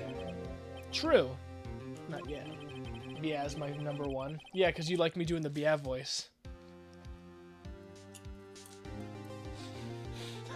A Gumshoe enjoyer, I see. That's nice. In any event, once all doubt has been removed from that list, I can call for a ruling. Oh. In any event, once all doubt has been removed from that list, I can call for a ruling. Yeah, I made Gumshoe sound like Pete, like from the Mickey Mouse cartoons. 5 minutes, right? And our Chief Prosecutor Sky will be found guilty. But she didn't do it! I figured you'd say as much. That's why I came here, to hear what you have to say. This is the first time he's ever done something like this. Lana's hiding something, and the only way we'll ever know the truth is to draw it out of her. The truth? Everything goes back to the SL9 incident. Don't be stupid. Today's the last day of the trial. We don't have time to reminisce about the past. That depends on you. If she's found guilty, you'll lose your only chance to find out what really happened. I'll think about it. How would you rank the cases from this game? Oh, jeez. The first one, I really liked because it introduced Maya. The second one, was it the samurai one? That one was, I was kind of iffy on that one. Then there was the... Crap, I really don't remember.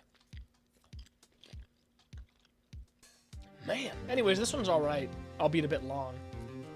And I really like the last... I really like the very last trial of the Game Boy game with Von Karma. I just like doing his voice. See you in court, right? This is it. If I'm ever gonna find out what Chief Gan has on her, it's now.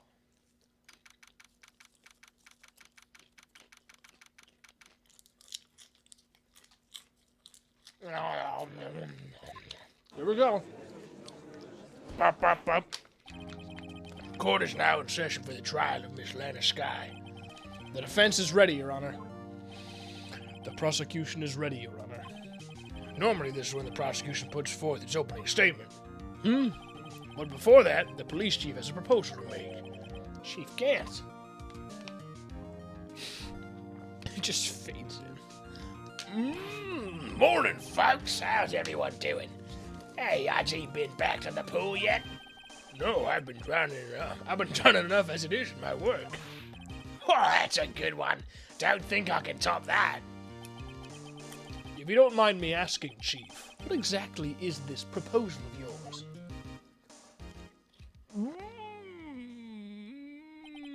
Lana, that is to say, the defendant, has asked me if she could speak directly to the court.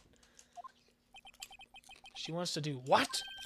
Having heard what she intends to say, I feel like she should be granted her request. In the end, it should save everyone a lot of time and trouble. The fact that Von Karma's credit card number is 0001 because he is number 1 is incredibly funny to me. Oh, of course! I love number stuff like that. It's really... This game's writing is really entertaining. Alright, here we go. What's this all about, defendant? I'd just like to make one simple request and I'll be finished. Well then, what's your request? People just teleport in the Ace Attorney series, true. Your Honor, I'd like you to put an immediate end to this trial. Huh? I confess to all charges against me. On February 21st of this year, I murdered Detective Bruce Goodman in the underground parking lot of the prosecutor's office. No, Lana! Oh, crap. Objection! You can't! Your Honor, the defendant's claim does not change the defense's plea. In that case, Mr. Wright, I no longer require your services. But Lana! Your Honor, I hereby forfeit my right to an attorney. The prosecution may lack direct evidence against me, but it has sufficiently proven its case through testimony and circumstantial evidence. What do you plan on playing? So do you plan on... So do you plan to on playing the entire series on stream?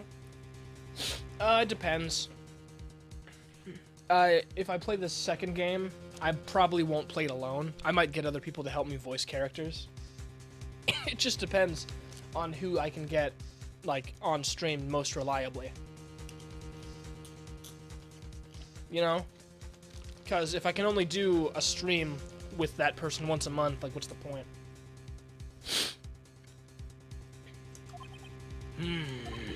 Well, the defendant certainly has the right to self-representation. Her request is legally valid, although this is an unprecedented situation. Indeed, it appears there's no further need to continue this trial, even if Mr. Wright may feel otherwise. This can't be happening! Appears the time for the verdict has arrived. Well, that was fast. This court finds the defendant. Oh! Okay, Edgeworth. One moment, Your Honor. Mr. Edgeworth. The prosecution has not yet proven the defendant guilty beyond reasonable doubt. Any ruling at this stage could certainly be premature. Come on now, Worthy. I understand this is a difficult time for you, but why don't you just be a good little boy and keep your mouth shut, I don't think I care for your tone, Chief Gant. What? Creating another fabrication to cover up your past mistakes? Sorry, but I'm no longer the naive little boy you would have me be. With this sudden confession from the defendant, it's obvious to me some kind of deal was struck behind the scenes. Some kind of deal, Not everyone operates as you do, Worthy. I thought so. Your Honor, the prosecution would like to change its first witness. Out to whom? As its first witness, the prosecution would like to call Miss Emma Skye. I request the court hears her testimony. Hold it. Mr. Edgeworth, I'm exercising my right to self-representation. I don't think we need to continue. I don't care what you think, Miss Skye. The exposure of truth sometimes results in tragedy.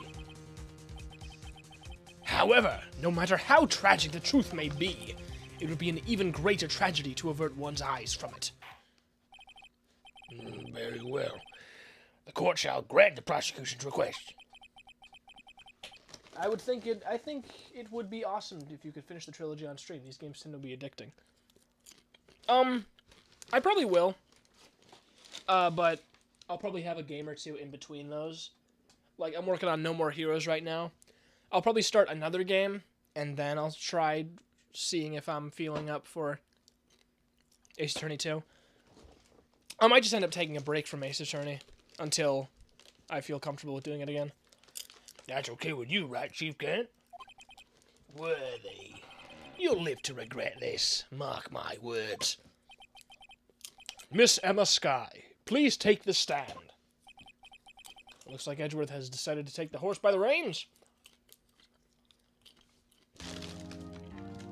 Oh boy. Now then, witness, please state your name and occupation. My name is Emma Skye. My occupation? I'm Lana's little sister, and I want to be a scientific investigator. 2 years ago, you encountered the serial killer Joe Dark of the Joe Dark killings. Is this correct? Yes. I'm trying my hardest to forget about that, though. I'm sorry, but I'm afraid I'm going to have to ask you to recall those events one more time.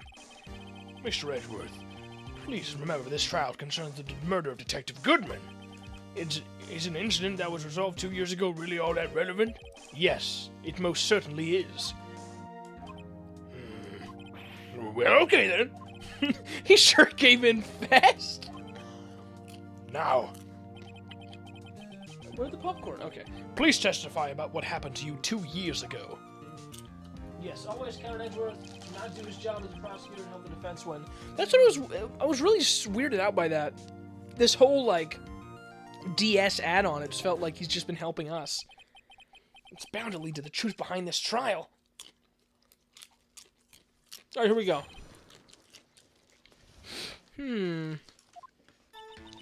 I was waiting in my sister's office that day.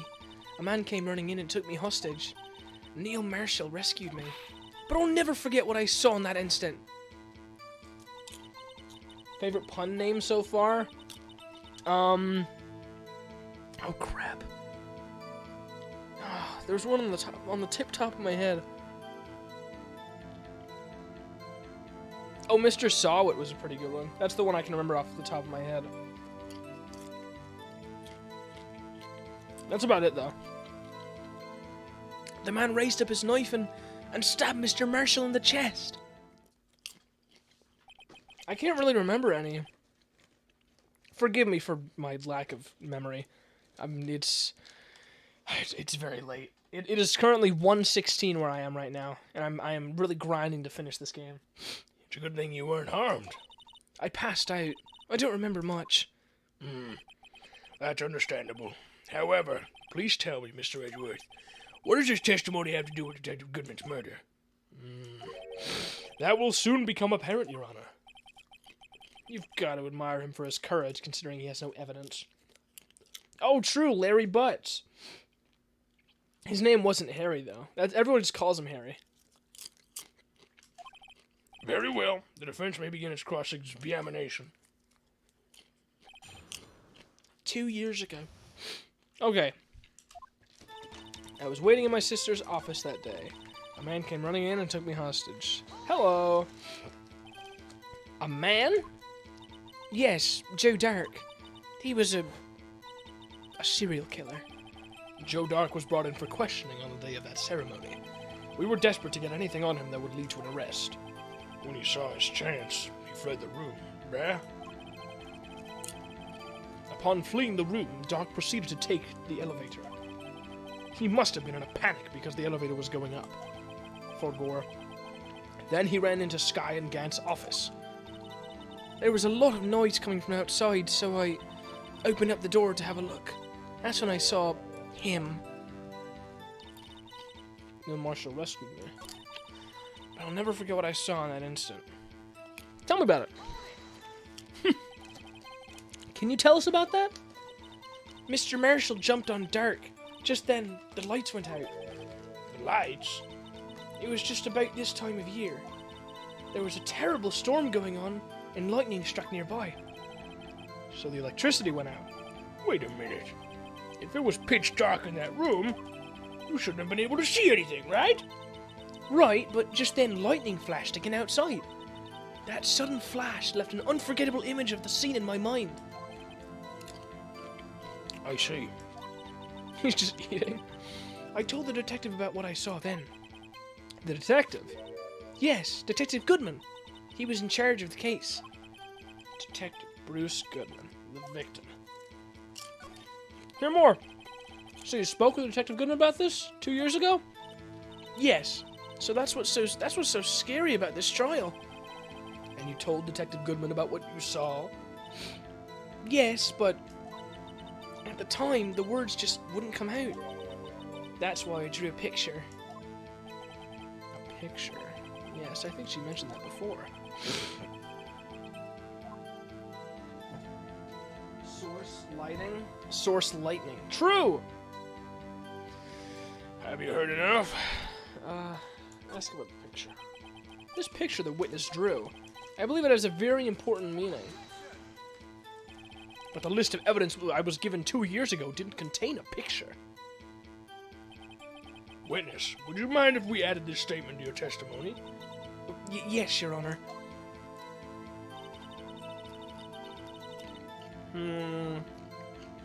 What do I have? Could have sworn I had something.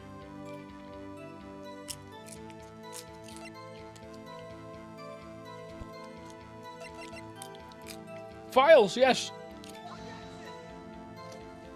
This evidence. Okay, no, that was wrong. Awesome. Yowza! Dude, why is my nose so itchy? I'm gonna cry.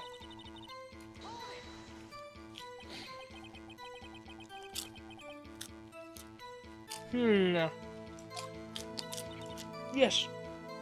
Sorry, I just forgot about talking altogether. I wanted to do everything I could to help with the investigation. I can still see it now, whenever I close my eyes. That's strange. I took over the case after Prosecutor Marshall died. And I never received any picture. Perhaps the witness is mistaken?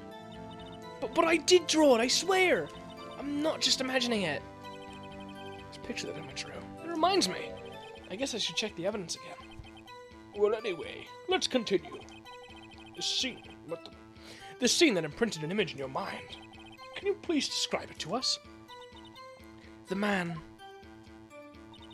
then raised up his knife, stabbed Mr. Marshall in the chest. What did I have? What was I? Oh, the evidence list! I'm a fool.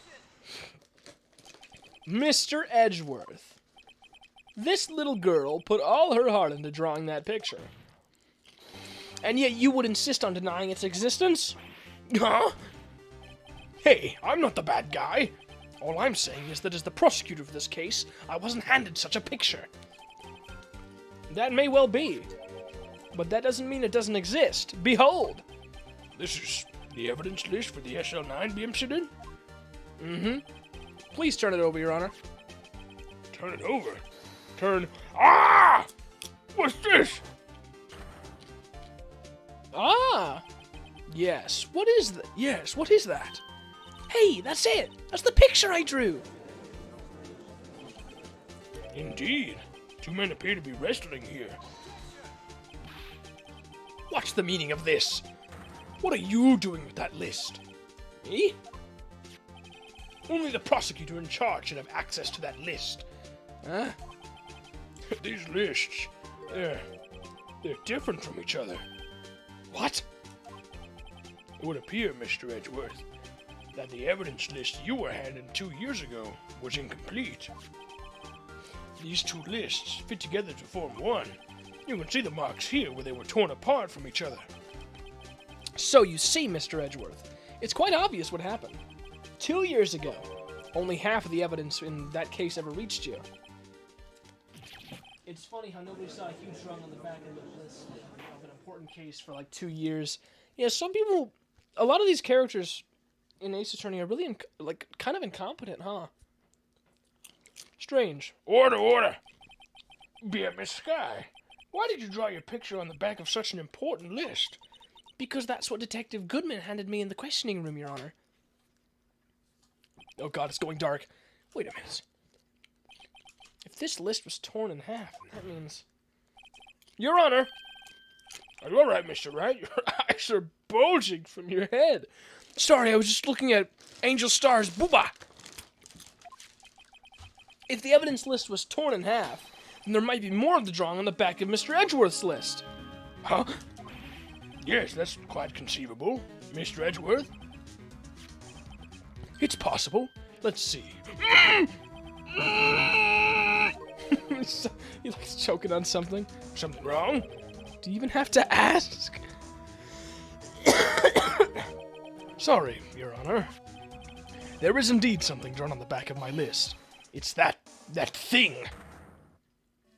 Oh no!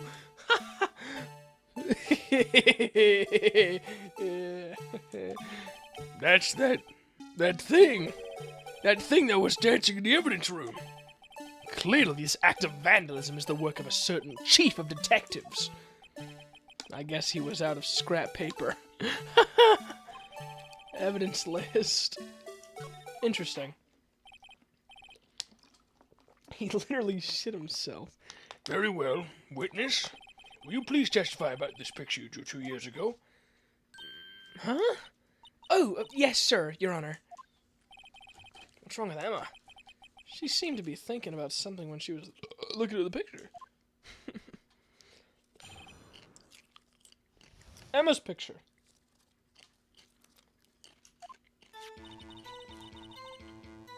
This is the picture I drew 2 years ago. The flash of lightning was so bright all I could see were shadows. After that I must have fainted. This picture shows exactly what I saw in that instant. Poor Emma. To think a flash of lightning could burn such an image in your mind. Thanks to that, though, she was able to show us exactly what she saw. Sorry about the popcorn. I'm very hungry. Well, I don't see any contradictions here. This clearly shows Joe Darker to murder prosecutor Neil Marshall. The defense may now begin its cross-examination. Okay.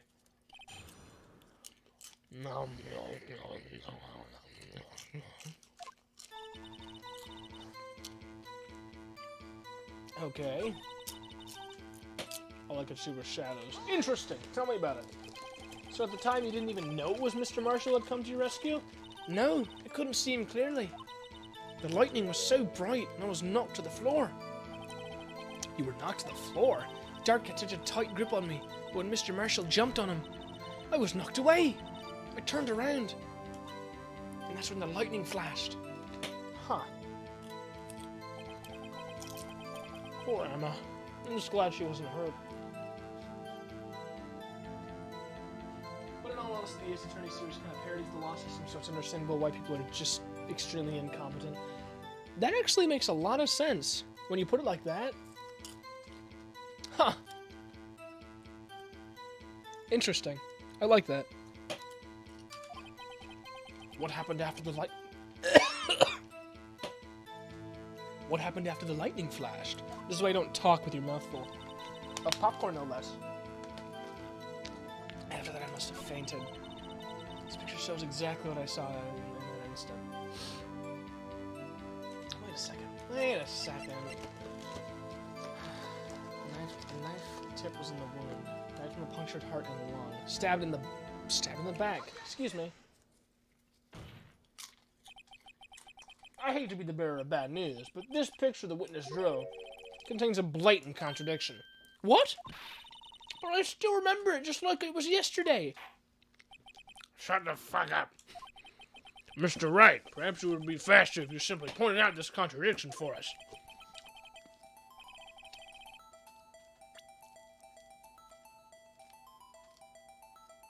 Wait a second. I was only pointing that out because I thought he wasn't being stabbed in the back. He is. I actually don't know. Oh,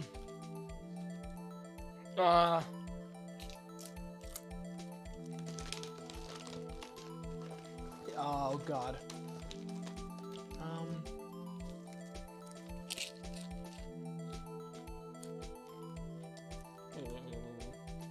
There's something at the weapon. Oh, it's chipped. Please be right. Please be right, please, pretty please. The contradiction, of course, lies here. Take a look at the knife the man is holding. If you look close, you can see the tip is broken. Yeah. Even I don't have to look closely to see that, Mr. Wright. But Mr. Wright, look at the evidence. See the murder weapon? Its tip is broken too. If I recall, the tip of the knife was found broken off in the victim's body. It was the conclusive piece of evidence that proved Joe Dark was the murderer. Specifically the Japanese law system. Interesting. I'm afraid it's not so simple, Emma. Object. And where, pray tell, could you possibly see a problem? It's obvious, really. The victim suffered a single stab wound to the back. If the victim was only stabbed once, then the murder weapon should not yet be broken. Ah! Screaming. What's the meaning of this? Perhaps the knife was broken beforehand. Sure, but I'm afraid that's not possible. The tip of the knife was found inside the victim's body. If it was broken beforehand, it couldn't possibly wind up there. That's right, but what does this mean? The tip of the knife was undeniably discovered within the victim's body. The only possible explanation is the witness's memory is mistaken. That's why I asked her so many times if she was sure she remembered correctly. I believe you were annoyed at the time, but she was sure she would remember correctly. But there's no other way to explain this inconsistency. Not so fast, Mr. Edgeworth. There is another explanation. Have you forgotten already? About a little something called falsified evidence? You're treading on thin ice, right? All I'm saying is that this broken knife tip might be the piece of evidence that was forged. You can't deny the possibility. No. Judge, clueless as ever, I missed him. Order, order, order! Are you saying the investigation really was corrupted? Your Honor, please allow me once again to go over the events that took place the day of the murder. Interesting how we're going over a completely different case now. The police department and the prosecutor's office were holding a ceremony that day. After receiving the King of the Prosecutors Award at the ceremony, Neil Marshall questioned Joe Dark along with Damon Gant. During his questioning, Joe Dark fled the room. Prosecutor Marshall chased after him and he was killed by Drake. Dark. God. It's my belief that somewhere in this story there's a lie. I'm not lying. The man really was holding up a broken knife. If that's true, then there's no other way around it. This could not have been the actual murder weapon. Oh, there must have been another broken knife. What are the chances of being two broken knives? Another broken knife besides Joe Dark's? There have been one? Yeah, there isn't. Yeah. It's the broken sword in the trophy. I pointed this out at the very beginning. Mr. Wright. In that instant, Emma really did see a broken knife. I assume then that you have some information about this other broken knife? If so, please feel free to enlighten us. The murder weapon was already broken prior to the murder. There's only one way. Take a look at this. Here's the real murder weapon. Bro, Edgeworth almost had an aneurysm from that evidence list drawing. True! Poor guy. Take this. The answer lies in the past. 2 years in the past. Right here inside this picture. This is a picture of the award ceremony. Oh, this is a picture of the award ceremony. What is it, Mr. Edgeworth? Nothing. I saw a spider. It's the broken murder weapon. Notice the award Prosecutor Marshall is holding. Please. That's a broken knife. As we concluded earlier. That's weird. He pooed himself. True. The knife in the drawing was not Joe Dark's knife. That being the case, the knife the knife the witness saw was in all likelihood from this award. Order, order, order! Neil Marshall was awarded King of Prosecutors that day. As an award, he was given this broken shield and knife. When he chased after Joe Drake, he pulled out this knife. Being a prosecutor, he did not carry a pistol. You should try and relax more, Edgeworth. It's not good for your health. Dude, he's gonna die at like 30. This broken knife was the only weapon he had in this dangerous situation. But that can't be! Oh? And why not, Mr. Edgeworth? Because if the King of Prosecutors Award knife was the murder weapon, the murderer and the victim would be reversed. What do you mean? I mean, this man raising a knife would have been Prosecutor Neil Marshall. Oh! But the prosecutor was the one who actually died. That's true. What's going on here? It seems Mr. Wright has been a bit too eager to jump to conclusions. Wait! I remember now. I remember everything. Witness? Mr. Edgeworth, What is it? could you show me your evidence list again, please? This list? One with that picture scribbled on the back?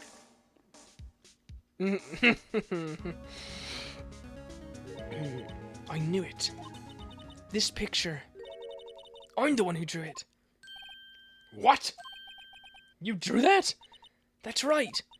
The list wasn't torn in half at the time I drew this picture.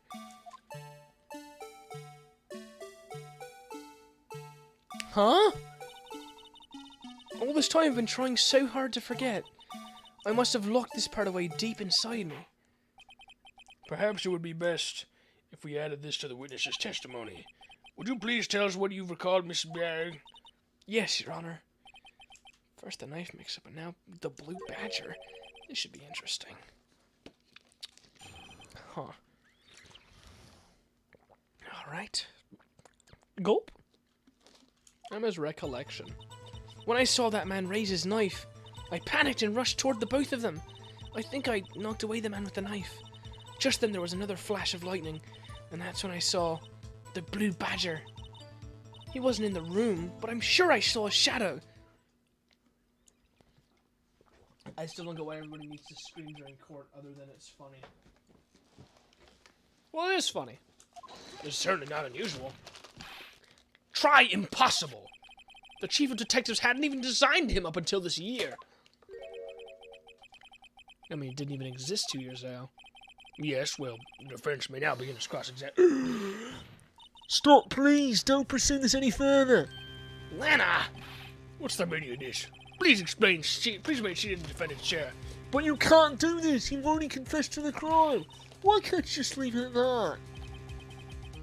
Chief Prosecutor Sky. What? We've already come this far. It's too late to turn back. Silence! The defense will have this cross-examination. Bailiff, please detain the defendant. Seems we're finally getting to the core of the matter. It's about time. Okay. When I saw that man raise his knife, pains and rushed toward the both of them. You gonna knock away the man with the knife? Just remember, there's another flash of... What? What do you mean? What's up, Guga? The bailiff whacked her pee-pee. Uh-oh. Maybe. The blue badger. Wait. What could I possibly have as the blue badger?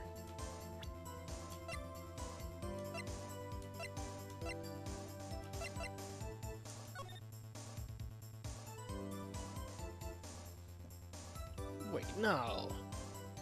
No!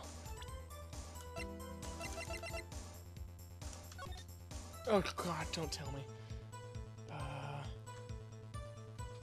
B? No, wrong one.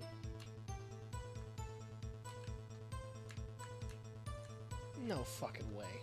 Are you kidding me? If this is true, then this is gonna be the stupidest thing I ever saw. Oh my god, are you kidding me? The pot! The mysterious blue badger was in fact this. But that's... what exactly is that? I believe it's some sort of jar. But Mr. Wright, that doesn't look anything like the blue badger. Indeed it doesn't. As it stands now, it's just a plain jar. However, What if we were to change our viewpoint? our viewpoint... I've got to show them. the correct angle to look at this from.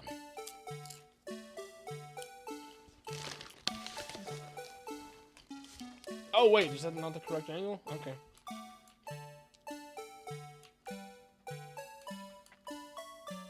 Ah. Is this right? Wait a second. No, that's not possible. I die.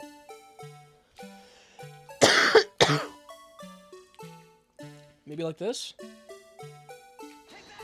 Is that the blue badger? This isn't right. I've got to make it look more like the badger. Allow me to remind the defense its case hinges on the witness's drawing. If Mr. Wright can match the shape the witness drew, we cannot accept his claim. I've got to find just the right angle. Maybe I should rotate it vertically a bit more? Or horizontally? Come on, Mr. Wright, you can do it! I've got to show them the correct angle. Huh.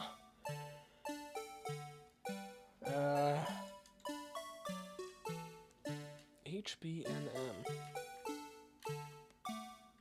Oh boy. How the heck do I make it look like him?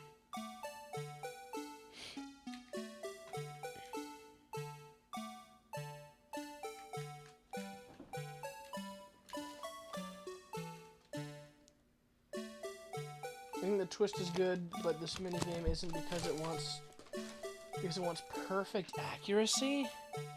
Oh god. Oh god, this is pretty close. Right? This has to be close.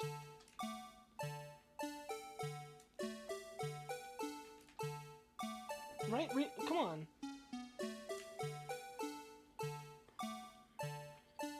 This is like right on the money. Well, almost.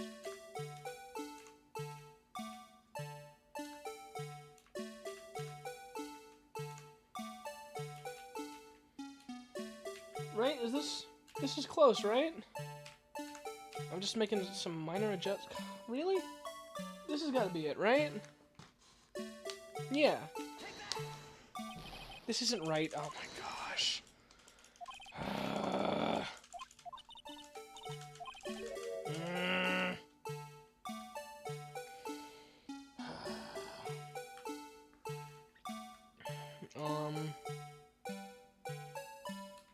I really can't imagine it being any other way than this.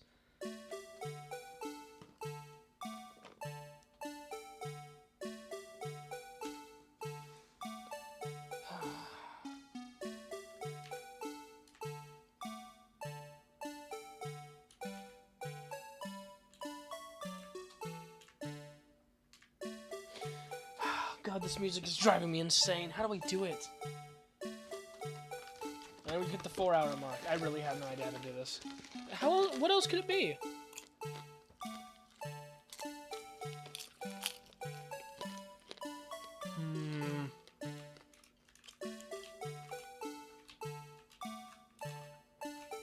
Wait, maybe like this? Maybe the other way? Oh, that looks much better. Okay, I got it now. Like this? Yes! Okay. Well, is this a miracle or what?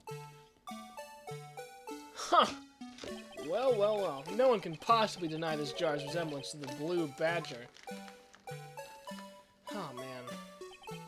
No. It can't be! Order, order! The defense has proven its claim.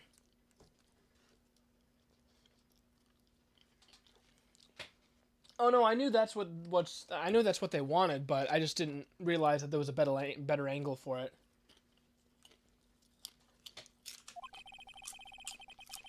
The mysterious blue badger witnessed on the day of this crime was actually this. Although we all enjoyed Mr. Wright's dramatic performance, one question remains. What's your point? What do you mean? So that badger thing was actually just a jar. That doesn't change anything. I'm afraid that's where you're wrong, Mr. Edgeworth. You see, this changes everything. Indeed? Very well then. Please tell us. What's different now that we know the witness saw this jar?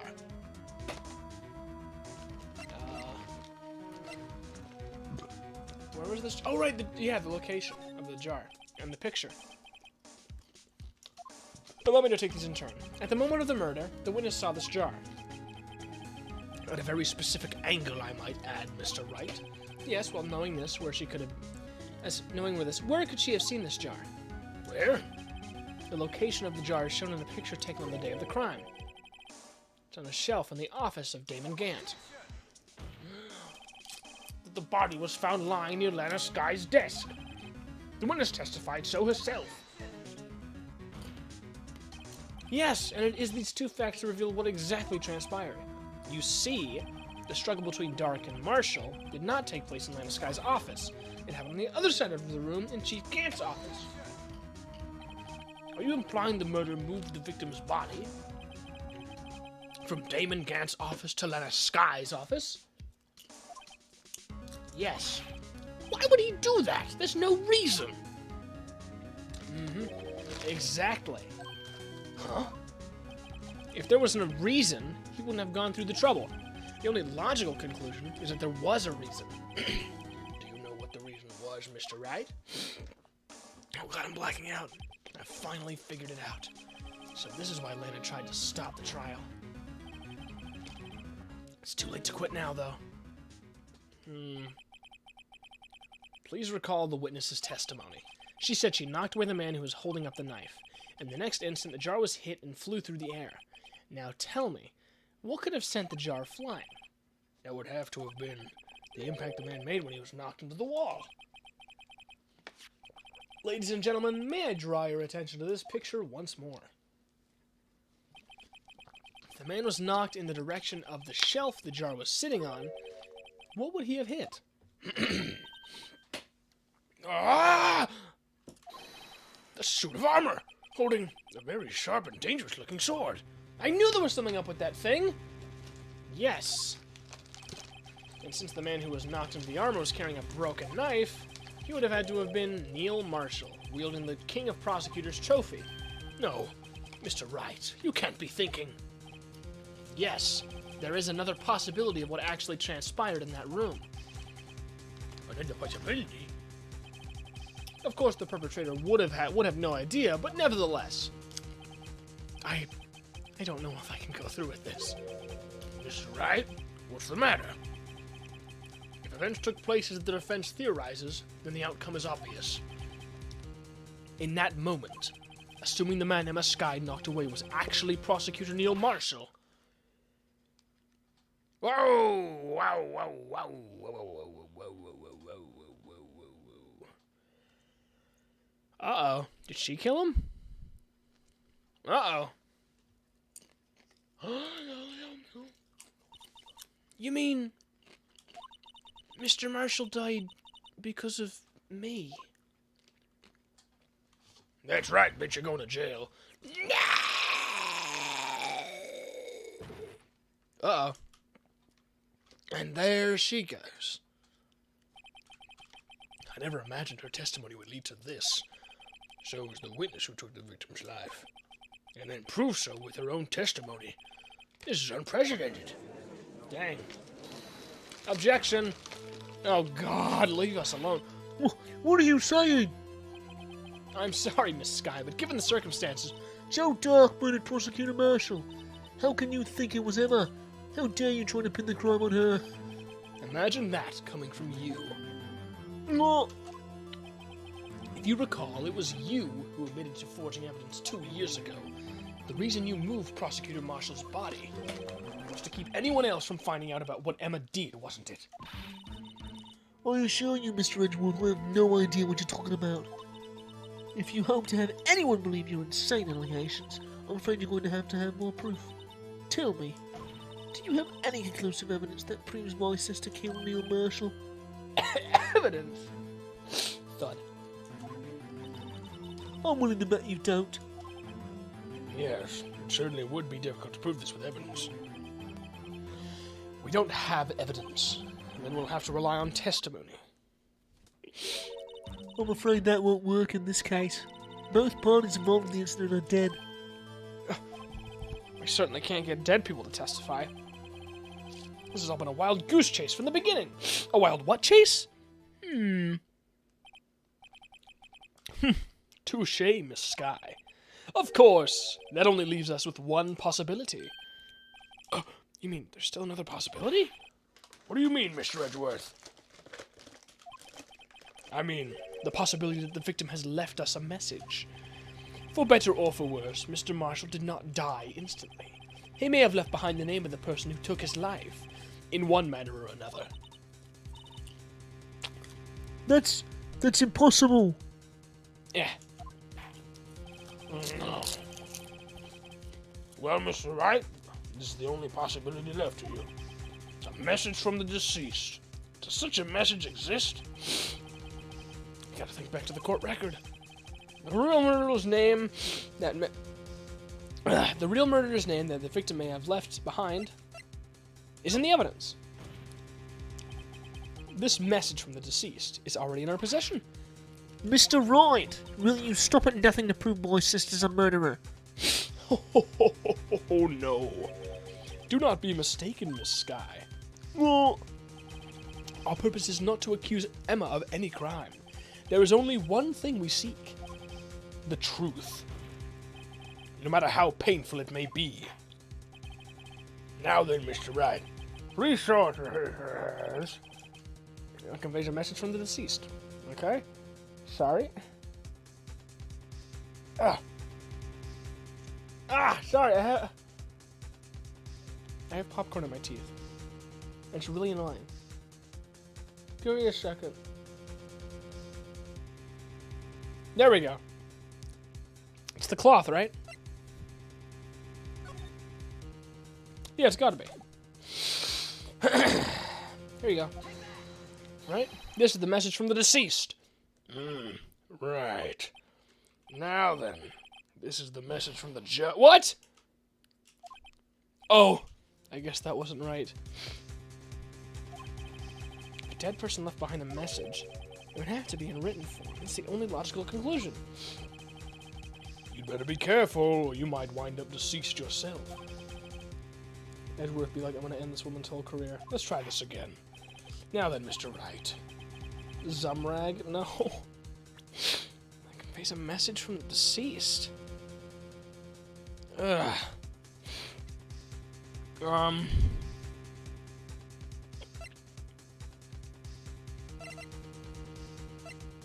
Huh.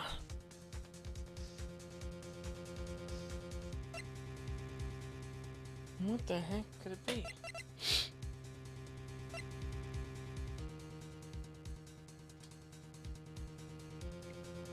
Huh? I'm actually really confused. I could have sworn it was this. Evidence list.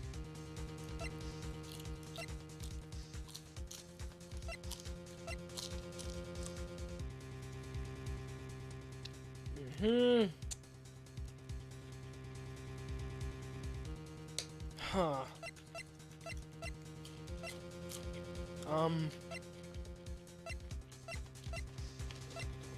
Oh crap. I really have no idea.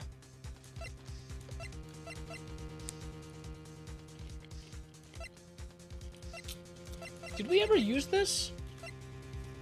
I can't remember using that. Oh crap.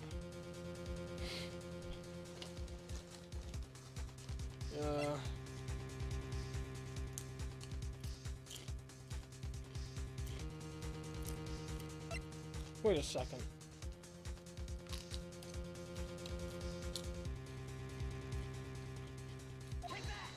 Maybe this is the message left by the deceased. This is that blue badger from before, right? Okay, yes. Oh, was he just gonna speak the killer's name? If that thing could, I'm sure it would. Little freak. Looks like everyone's forgotten this is just a jar. A message was left here, on the surface of this jar. What do you mean? If you look closely, you can see a faint trail of blood in this jar. Looks like someone wiped the blood away. No, well, I guess the stream delay kind of fixed that. I don't need a hint. Thank you, though, for the offer. Yes, but notice. For some reason, the blood on some of the fragments was not wiped away. Yes, there is a line here, drawn in blood. So what you're saying is these dots were once lines. Prosecutor Marshall did not die instantly. He used the few precious moments left to him to leave behind a message. One that someone apparently wiped away. But blood must have seeped into the jar where the lines changed directions. Precisely so. All we need to do is connect these points, and the victim's message will become apparent. No. Mr. Wright, what kind of message did the victim leave for us? I believe both faithful of his association. I've got to connect these dots to make letters. There's only one thing the victim would have written given the circumstances. His murderer's name. Oh, easy.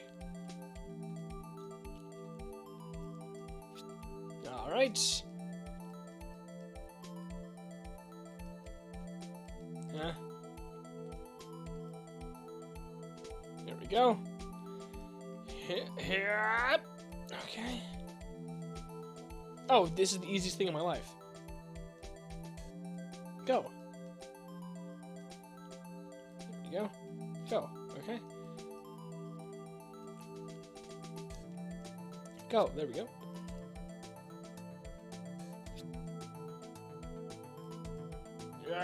Yeah. There we go.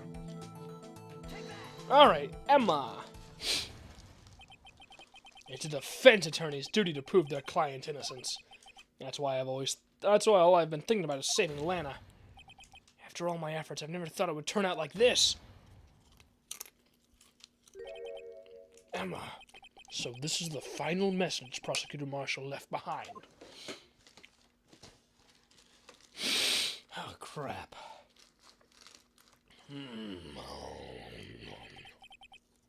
Of all people. She may not have meant it. Oh my god, I can't believe it. It spelled Miles Edgeworth?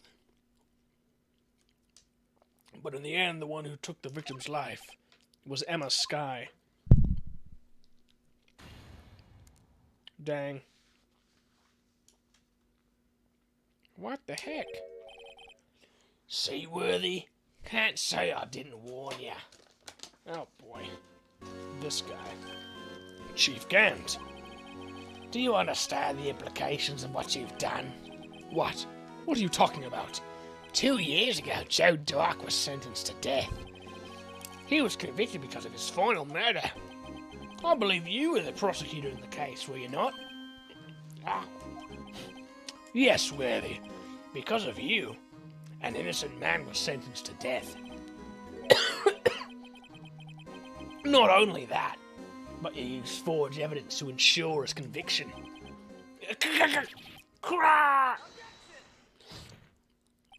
But Joe Dark was really a serial murderer. That's undeniable. I'm afraid that's not important. Didn't you know we aren't defenders of justice? What? We're merely keepers of the law. Sentencing a man to death is no light matter, even if there isn't any cover-up or evidence forgery. Ultimately, the responsibility falls on the prosecutor in charge. Despite what anyone may say, this fact cannot be denied. Nice sweating, dude. What's going on at the prosecutor's office? They might have sent an innocent man to his death. How can he just stand there like it wasn't his fault? Order, order, order, order, order! The gavel's pounding fell on deaf ears. Unable to settle the crowd, the judge declared a recess. Where this trial is headed, nobody knows. Huh.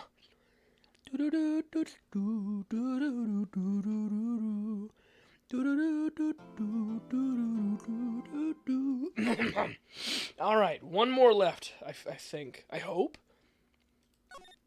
I'm so close. I feel like I'm so close. And now, at this point, I feel like if I try to stop stream, there won't be enough stream to make up, like, a final part. You know? Okay. Sorry, Edgeworth. Woo, sick judge beatbox. He was going order it to a beat. Sorry, Edgeworth. I didn't mean to get you in trouble. Don't worry about it. This is my problem, not yours. Hope I'm not interrupting anything, pals. Hey, look, it's the best character. Ugh. Oh, yes I am. I'll come back later. Wait, Detective Gumshoe, what is it? You've got a lot of nerve, pal, making a detective run out of duty. Top it off here, call me here. Wait, no way, no way. No. I didn't just...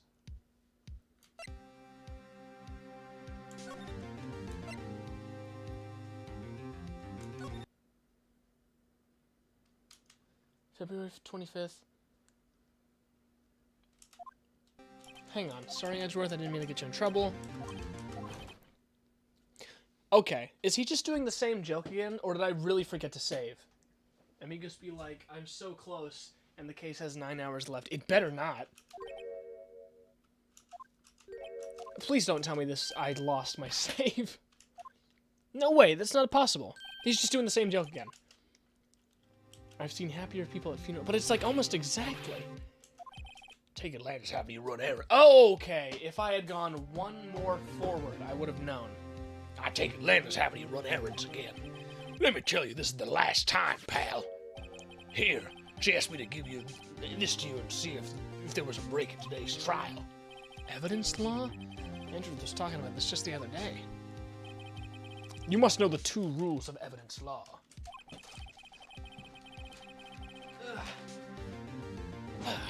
Rule number 1. No evidence shall be shown without the approval of the police department. Is that right, Mr. Wright? Seems so. You could at least study some evidence law, really. Interesting. I love how Gumshoe takes up like a third of the screen. The chief prosecutor also wanted me to give you a message. A message? She said, if you're planning to take him on, you're gonna need this book. Him. I guess I'll need to give this book a thorough read. Doesn't look like that book will do you any good now, though. All that's left now is the chief prosecutor's sentence. That's where you're wrong, detective. Haven't you figured it out yet? Why I'm still sitting in that prosecutor's seat, despite all these allegations being thrown at me? Big Gumshore. Yes? Mr. Edgeworth, the real trial today hasn't begun yet. What? What else is there left to do? Your credibility's been all but ruined with this forged evidence you were unaware of. Emma Skye found out she unwittingly caused a man's death, and now you're telling me you want to do more? You've got to be kidding me, pal. You're missing the point, detective. Oh, you're missing the point, detective. Lana didn't murder Detective Goodman. She merely struck a knife into his dead body. That's a really cute cover for a law book. True. Why does it look like that? That means the real killer is still out there. I'm gonna bet it's Gant. What? And we're going to expose him, no matter what it takes. This case has hurt too many people. It's time to bring it to an end. Hopefully soon? It's been 4.5 hours.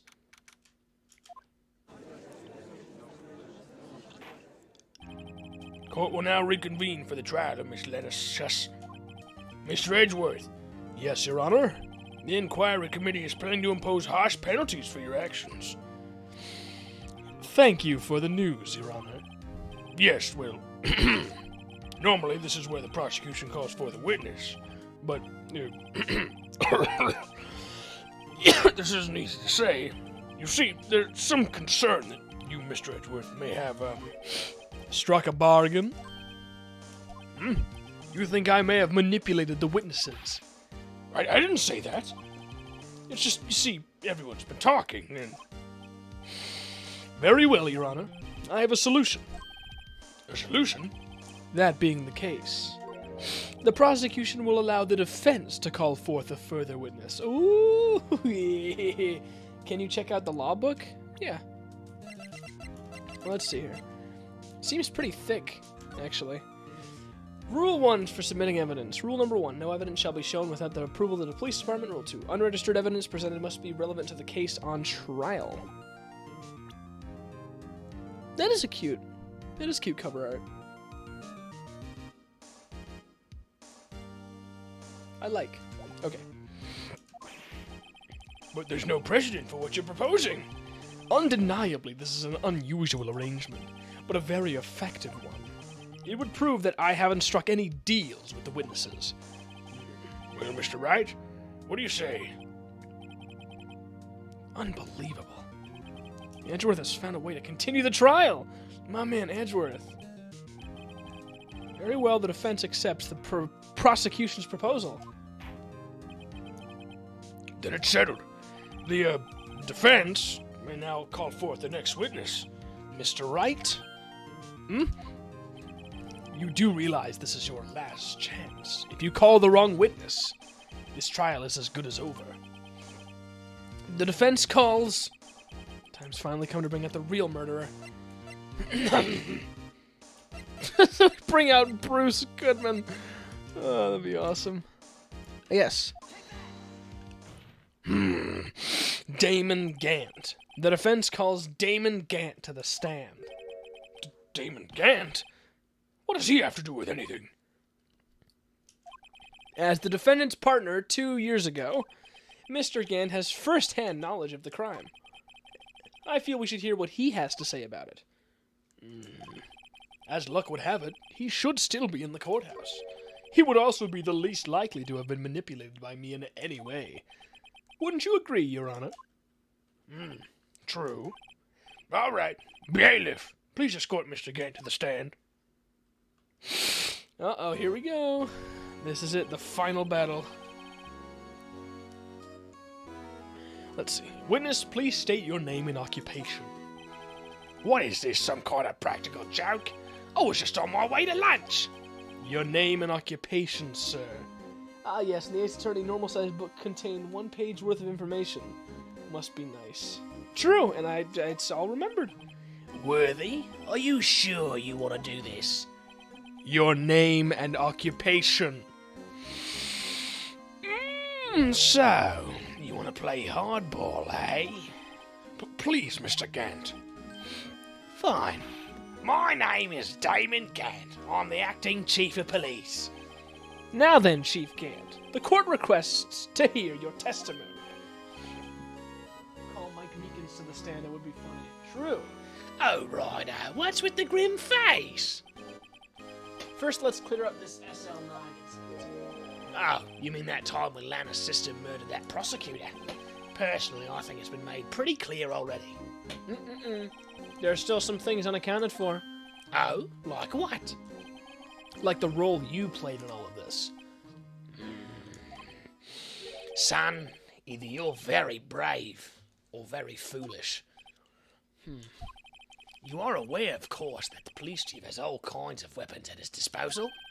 Weapons? Sure. Take my testimony, for example. I don't have to give it if I don't want to. What? Is that true? I'm afraid so. The chief of police has the right to refuse to testify. Of course. Such an action carries with it certain risks. Don't worry, I'm not here to hinder your trial. Oh, just remember, if this turns out to be a big waste of time, don't say I didn't warn you. Very well. The witness may now begin its testimony. His testimony, not it. Alright, here we go. You bastard. As I recall, Neil and I were questioning him that day. To make a long story short, we slipped up. That power outage didn't help either.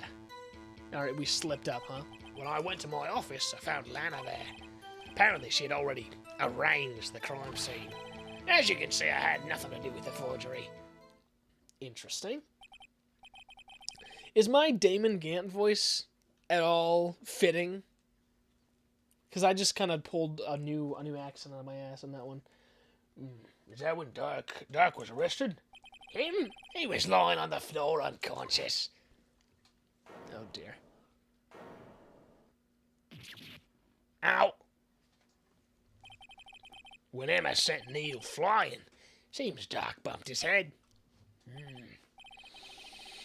I see. Everything seems to be pretty clear-cut. The police chief has the right to refuse to testify. And I'd better hit him hard and fast. Alright. Sick.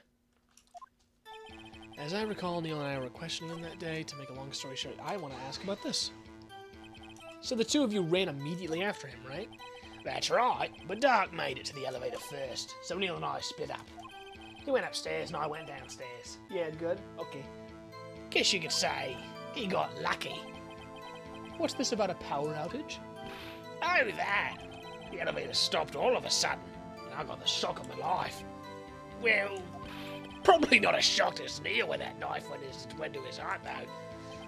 That's not funny. When in my office, I found Lana there. Apparently, she had already arranged the crime scene. As you can see, I had nothing to do with the forgery. Lana did admit to forging evidence. That can't be the whole truth. Somehow, I've got to link Gant to the incident.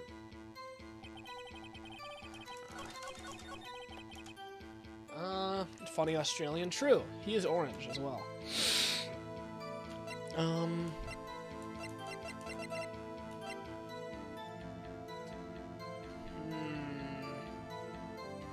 He was hiding this.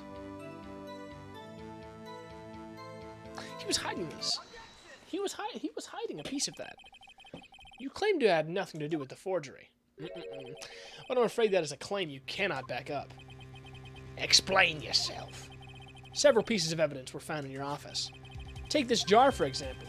That's that blue badger you showed us earlier. A piece of this jar was discovered in your safe. Not only that, but the evidence list I presented earlier was actually found inside your desk. It was found where? You see, Chief Gant, these articles of evidence uncovered in your office are both concrete proof that you also played part in the illegal investigation. Cheeky cunt. Chief Gant, what's the meaning of this? How? Here's a defense attorney who may even rival Worthy. So you admit to it then, that you were involved in the forgery? Who, me? Or do you mean you? Me? Why would I have anything to do with that? Well, you were the one who snuck into my office when you found this evidence. Prosecutors aren't the only ones capable of forging evidence, you know. Defense attorneys can do so too. Isn't that right, Rido? However, Detective Gumshoe was present during the investigation. Worthy, my boy. Not even detectives are exempt from the law. Rest assured, Dick will receive his due punishment. What? If Detective Gumshoe's salary drops any further, he'll end up paying to work. Oh, man. Yes, well, in light of the detective's presence, please give us your testimony regarding these pieces of evidence you found in your office, and their relation to the forgery that took place at the crime scene. My. Kids these days no longer know how to put two and two together. Interesting. Huh. Let's see, what was it now? A jar fragment and a list? For all I know, you could have planted them in my office. Anyway, you can't prove when those pieces of evidence were discovered. They were found after Doc was convicted, then they're worthless. There's no reason I participate in the forgery. Rearranging the crime scene wouldn't help me out in any way. Rip Gumshore. Yeah, I feel bad for him. Poor guy. Mr. Wright, Yes, Your Honor? when investigating the crime scene, you should have been more careful to observe protocol. You do understand that I am Chief of Police, right? There will be consequences. Oh, indeed, I believe I will press charges, so you won't make the same mistake again. My apologies, Chief. Would you mind waiting until tomorrow for that? Today is, well, you know. All right, Archie. In return, though. I know. That place, right? Huh? What are these guys, telepathic? Telepathic? Telepathic? Okay. For all I know, you could have planted them in my office. I'd appreciate it if you'd stop making these ridiculous allegations. Yes, you do have a point. You wouldn't have the guts to do something like that. What? I'll have you know, back in the day, I once broke into a cattle ranch and tipped... Mr. Wright, what are you saying? Anyway, you can't prove you didn't carry in the evidence, can you? If you have proof in the contrary, you're gonna need it later. Later? What are you talking about? What else? I'm talking about when Rido's prints are found. Yes, if they're found inside my safe, they would prove his investigation was illegal. I've never faced anyone as slimy as this guy. Von Karma was pretty bad, dude. You can't prove when those pieces of evidence were covered. If they were found after Dark was convicted, then they're worthless. There's no reason I'd participate in a forgery. Rearranging the crime scene wouldn't help me out in any way. Is that right, mister? Really, Chief Gant? At the very least, there is one very large benefit you reap from all this. Oh, I wasn't aware. What is this benefit? That would be, of course, the position you have, Chief of Police. Oh, The resolution of the SL9 incident secured your promotion to Chief. That in itself is sufficient motive. Oh, that's a good one. Huh? Do you really think I'm that incompetent? What do you mean? Huh? Even without that cause, I was already in line to become the next chief. The resolution of SL9 merely sped up the inevitable a little. Is that true, Edgeworth? Yes. He was going to be made chief anyway.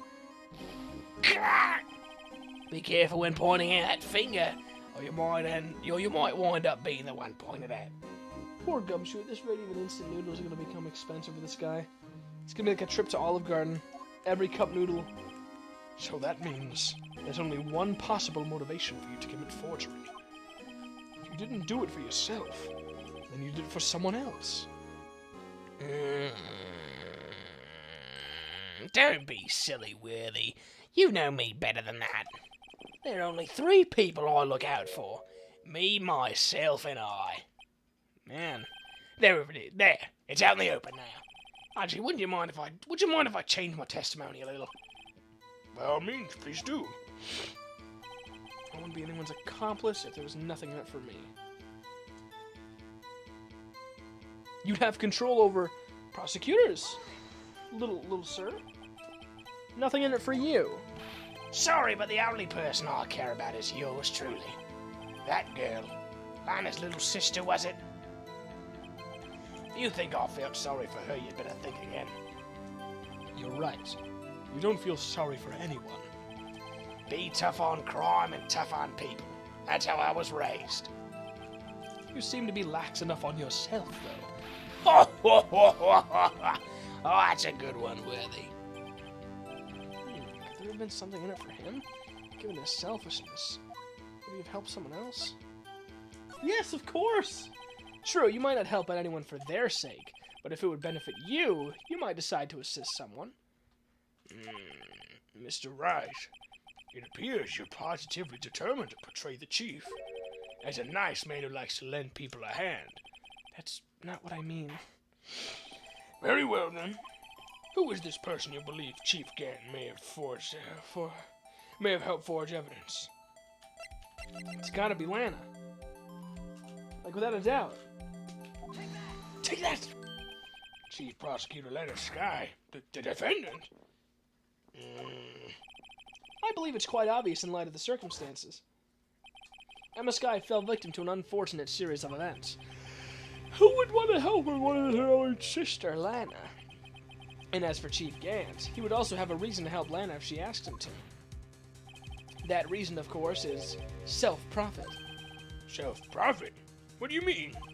After the SL9 incident was resolved, Lana Skye was appointed chief prosecutor at the prosecutor's office. The person who arranged this job change was you, Chief Gant. But how would he profit from all this? He would be able to use the chief prosecutor as his puppet. Essentially, he would acquire unchecked authority over all investigations. You mean to tell me, despite the chief's formidable appearance, he plays with puppets? Oh, wait. You must mean puppet as in someone forced to do his bidding. Never mind. Judge, you're a dumbass. Admit it, Chief. You assisted Lana Skye in forging evidence. Your motive to appoint her as chief prosecutor so you could control her. Righto, my boy. You have quite an imagination. Let me ask you something. What? Do you have any proof of this? That I controlled Lana? For example, is Lana testifying that I've done such a thing? Lana, she's keeping quiet to protect Emma. There's no way she'd testify against Gant. I'm afraid without any proof, this all amounts to nothing more than mere conjecture. Unless that is also what happened in this incident. This incident? Which one would that be? Of course, I'm talking about the murder of Detective Bruce Goodman. The chief prosecutor has been acting strange throughout this entire trial, almost as if someone has been controlling her. Worthy, you better watch your tongue. I wouldn't want you to get hurt. Just what do you mean? What he means, Your Honor, is that Chief Gant is involved in the murder of Detective Goodman. Not only that, but the chief is now making Lana Let me try again? But the chief is now making Lana make... What the fuck? But the chief is now making Lana take the rap to cover up his involvement. Okay, there we go. It only took 3 tries. What? 2:21. Almost at 5 hours. Order, order, order, I said order. Mr. Wright, you can't be serious. Huh? This isn't an affront to the highest ranking officer in our law enforcement agency. To accuse the chief of police to blackmail and murder? It's impossible. I'm having a little bit of fun with it because I'm super tired. Your Honor, I was merely reiterating what Mr. Edgeworth said in easier to understand language. It's too late, Mr. Wright. There's no turning back for us now. Looks like he's the one who's decided to go through with this. Interesting. It's like it really is like they're on the same side. Can you prove this, Mr. Wright? That the chief, a high-ranking officer of the law, is involved in this murder? Good question. Regardless of his rank or title, Chief Gant is just a man. The question is he a criminal? I believe the evidence will tell. I see. All right, then. Let's see what Mr. Wright's got, and it better be good. Show us this evidence that ties Chief Gant to the murder of Detective Goodman. Judge, you seem a bit biased. I don't know why. True! Sans. I take pride in my Sans impression. What ties him to the case? Found the prosecutor's office crime scene. Oh wait, the ID record. Yes. This is the ID card list. Yes, the one that shows who entered the evidence room on the day of the crime. There was one ID on the list we couldn't determine the owner of yesterday. 777777. Sorry, but there's no way you can prove that's my card number. It's your number. What? How do you know that? The safe in Chief Gant's office requires a code to open. A 7-digit code. 7 digits? You don't mean... I'm afraid so, Your Honor. The code was 77777777. The same as the remaining ID card number on that list. Chief Gant, you entered the evidence room on the day of the crime. Uh-oh, we got him now. Order, order. Chief Gant, what do you have to say? Nothing. The defense's search of my office was in violation of regulations. And I will demand Mr. Wright be punished to the maximum extent of the law. But right now, this court demands an explanation from you about the use of this card. Chief Gant, so you admit it? You entered the evidence room on the day of the crime? What about it? I'm chief of police. Whether it's the evidence room or the bathroom, what's the difference? I can go anywhere I want. Tell me, when you entered the room, were you alone? I always go to the bathroom alone, as I do in the evidence room. Detective Goodman wouldn't have happened to be with you that day, would he? Of course not. Why would he be? I hadn't seen him in days. You hadn't seen him in days? Chief Gant, I'm afraid you just undone yourself. On that day, you had to have met with Detective Goodman. What do you mean? This trial's purpose is to determine Lana Sky's guilt. No, it isn't, Your Honor. This trial's purpose is to determine the truth. If Chief Gant met the victim on the day of the crime, then we need to determine one thing. What transpired during that meeting? In that case, Mr. Wright, I'm going to have to ask you for evidence. He shit in the evidence room. True! What did he meet with Goodman for?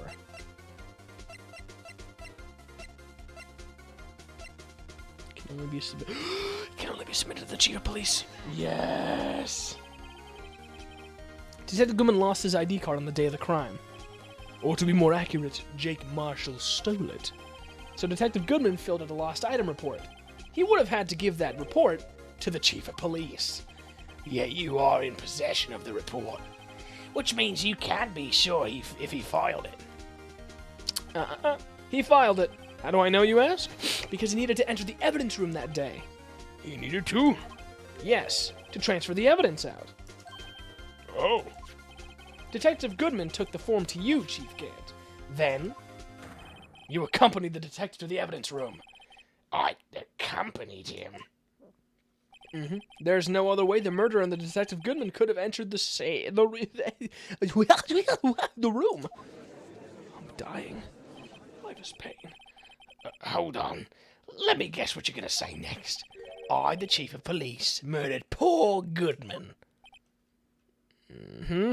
Exactly. But wait. The chief didn't necessarily need to accompany him to the evidence room. You could have just lent him his ID card. Yes. Now that you mention it, I believe. Never mind. Sorry, but that's not possible. According to the record, your card was only used once. Yet you showed us your ID card earlier. If you had really lent it to Detective Goodman, it would have been found on his body. No! What the fuck? Holy shit, that was the coolest, breakdown animation I've seen. Chief Gant, you didn't. Murder was most likely a spur-of-the-moment crime, for no one in their right mind would choose the police department as a place to commit murder. After the murder, you contacted Lana at the prosecutor's office. Why? To dispose of Detective Goodman's body, of course. You're forgetting, Mr. Wright, that the victim's body was discovered in the prosecutor's office's parking lot. How did he manage to move it there? I was at the police department the entire day, you know. And everyone's aware that Lana stayed at the prosecutor's office after the ceremony. He exploded. True, he short-circuited. He's a robot. Everyone except me, it seems. Still, you're the chief of police. You have an entire police force at your disposal. Oh, so you think I just ordered an officer to do it? Oh, you take this here dead body over to the prosecutor's office. I don't think so.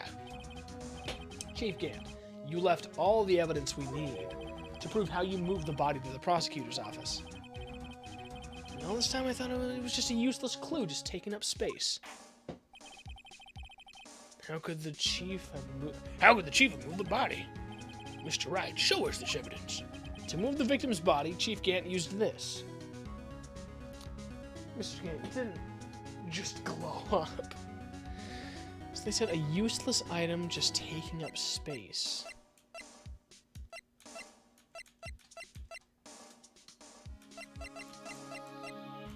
Useless item just taking up space. Gant glitched? True. Useless item taking up space. Brought back to his office by Gant's request. Interesting. This is how you move Detective Goodman's body. What's that? A screwdriver. But what does it have to do with this case? Mr. Edgeworth, think back to the day of the crime. What is this screwdriver doing here? It's here because... I was asked to go by Chief Gant, no less. He told me he wanted me to keep it here in the prosecutor's office. In any case, on the day of the stabbings, I brought this back here. Interesting. Show Gant that he not the clown, but the entire circus. True. After the ceremony ended that day, I didn't plan to return to the prosecutor's office. But you did. because Chief Gant asked you to. You mean I... The body was found in the trunk of Mr. Edgeworth's car. I think it's obvious what happened. The body was moved by that car. Interesting. Detective Goodman's body was carried in the trunk of Mr. Edgeworth's car. Yes, unless, of course, you have another explanation, Chief. Why else would you have asked Mr. Edgeworth to transport evidence from a closed case? There's only one plausible explanation. To transport the body to your accomplice, Miss Lana Skye. Man, we've got him in good. Order. What's going on here? Is there no room for rebuttal? The defense is outrageous accusations. Think back to the photograph Miss Starr took at the prosecutor's office. Bitch! This was not a photo of the body being stuffed into the trunk to be taken away. It was exactly the opposite. It's a photo of the body being taken from the trunk. Chief Gant, please say something. I believe... Your time's up. My time's up. Sorry, Rido, but I'm having lunch with the District Attorney General after this. We have to get going if we're going to make it in time for the early bird special. But the cross-examination isn't finished yet. Remember what I told you earlier? A police chief has all kinds of weapons at his disposal. Weapons? Like the right to refuse to testify. I'm invoking that right now. What? That's not a right to be casually invoked. There are certain risks to be considered. So you're going to just run away after all this? Run away? Don't make me laugh, Worthy. Huh? I stabbed old Goodman, that's what you're saying, right? But if you had any conclusive evidence, you would have presented it by now. Well, Your Honor, Edgeworth is having another aneurysm during trial. You think I had Lana dispose the body? If so, then show your proof and get it over with. I'll say it again, Mr. Wright. Damon Gant is the current chief of police. This court will not tolerate any accusations against him without concrete proof. Well, Mr. Wright? Your Honor? Do you have any concrete proof? Proof that Chief Gant murdered Detective Goodman and made this guy dispose of his body? Do I have any concrete proof?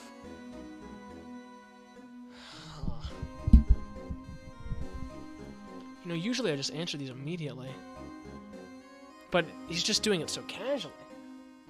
I don't think I have anything.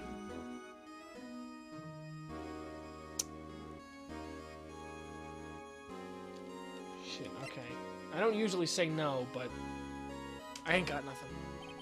It's no use showing evidence I'm not even sure of myself. No, Your Honor. At present, I have no conclusive evidence. See, Adji? In that case, this court is forced to penalize you for your allegations against the chief. What? Here's a tip. Never gamble what you can't afford to lose, Rido. Seems that Lady Luck was on my side again today. Okay, Adji, I'll leave the rest of you. What do you mean, penalize me? Am I dead? I warned you earlier, Mr. Wright. This is an affront to a senior officer in our nation's law enforcement agency. What? Huh? What? Lady Luck. Maybe we should have a word with her. Mr. Edgeworth, what do you mean? There's one lady who knows the real truth behind this trial. We haven't even had the honor of hearing her testimony. A lady who knows the truth. Another witness. In the absence of conclusive evidence, the only other method of proof is testimony. But Chief Gant hasn't invoked his right to Chief Gant has invoked his right to refuse his testimony. There's still someone else. One more witness who can answer all the questions raised in this trial. Someone right in this very room. It could be you. It could be me.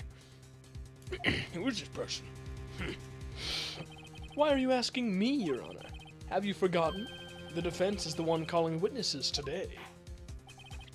Mr. Wright, does such a witness exist? She may not be willing to tell the truth, but we can't just stop now. Yes, Your Honor. The defense calls forth. All right, come back out.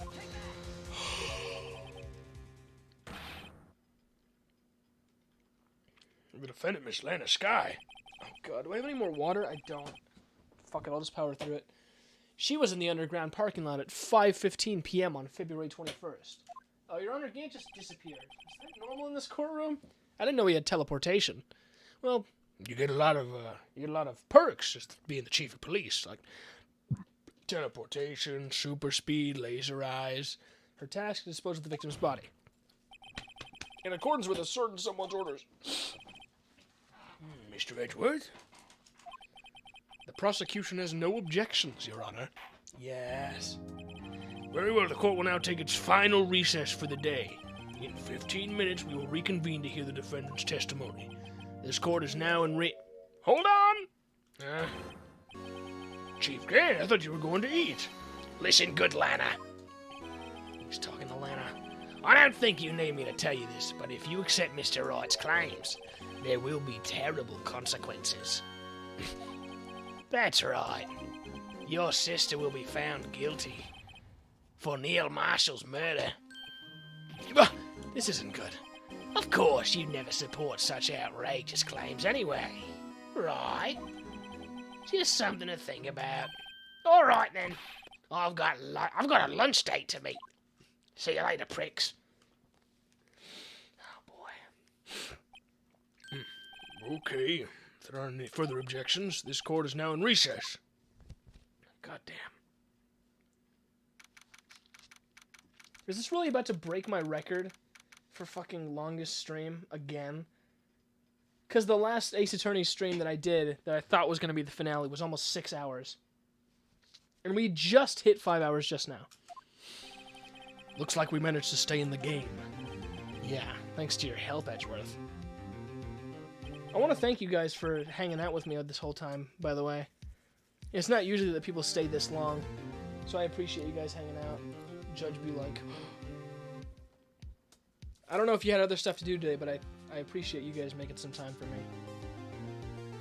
That chief, he's something else, huh, pals? Detective Gumshoe! I'm not a detective anymore. Oh yeah, sorry about that. Don't worry. I've already decided where to work now. At your office. My office? Sure. I'll take the place of that top-knotted girl you used to work with. Could he mean... Maya? Still, looks like we're all out of moves now. Chief Gant's done it again. How is he always gets the upper hand? God, I'd love if Gumshoe just became a permanent main character and was just always with Phoenix and Maya. It's not fair. It's not fair he has the right to refuse to testify. Settle down, Wright. Remember what the judge said.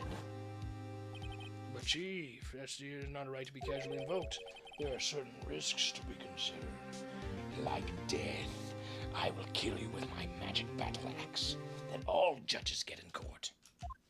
I don't know what that was. Risks. What did he mean? What did he mean by that? It's simple. If the chief refuses to testify, the opposite also holds true. I mean, he forfeits his right to say anything, too. Who is this? Emma! Yes! Emma, are you okay? Yeah, when I came to, I was in the medical office. I've been listening to the trial from the gallery. So she heard everything that's been going on. Emma? Okay, this is the final stretch. Just a little more and you're done. Yes, I knew it! I just, 2 hours too long. Sorry for what I said before. No problem, it's 3:40 a.m. for me. I think I sleep now. Okay, that's fine. You hung out for a long while. Thank you. I hope you have a good night, Guga. I'm sorry for what I said before. No, don't be. It was the truth. It's funny. I almost feel somehow relieved. Relieved? Yeah. Now I finally know what really happened. To think that all this time, my sister was being blackmailed by that terrible man. And she did it all just to protect me. Ever since her appointment as chief prosecutor, everyone who knew her said she changed. Perhaps it was easier that way for her. What do you mean? What do you think I mean? To follow Chief Gant's orders. She must have shut herself up deep inside to force herself to do anything and everything the chief told her to do. That must be why she became so cold. It was all my fault. It's all because I murdered Mr. Marshall. Hey, don't go blaming yourself now. If you want to blame anyone, blame society, pal. Chief Cat may be able to fool everyone else and do it with his forgery, but he can't fool my memory. I remember now. I knocked Mr. Marshall into that armor. I see. Well, we'd better get back. It's time for the final act.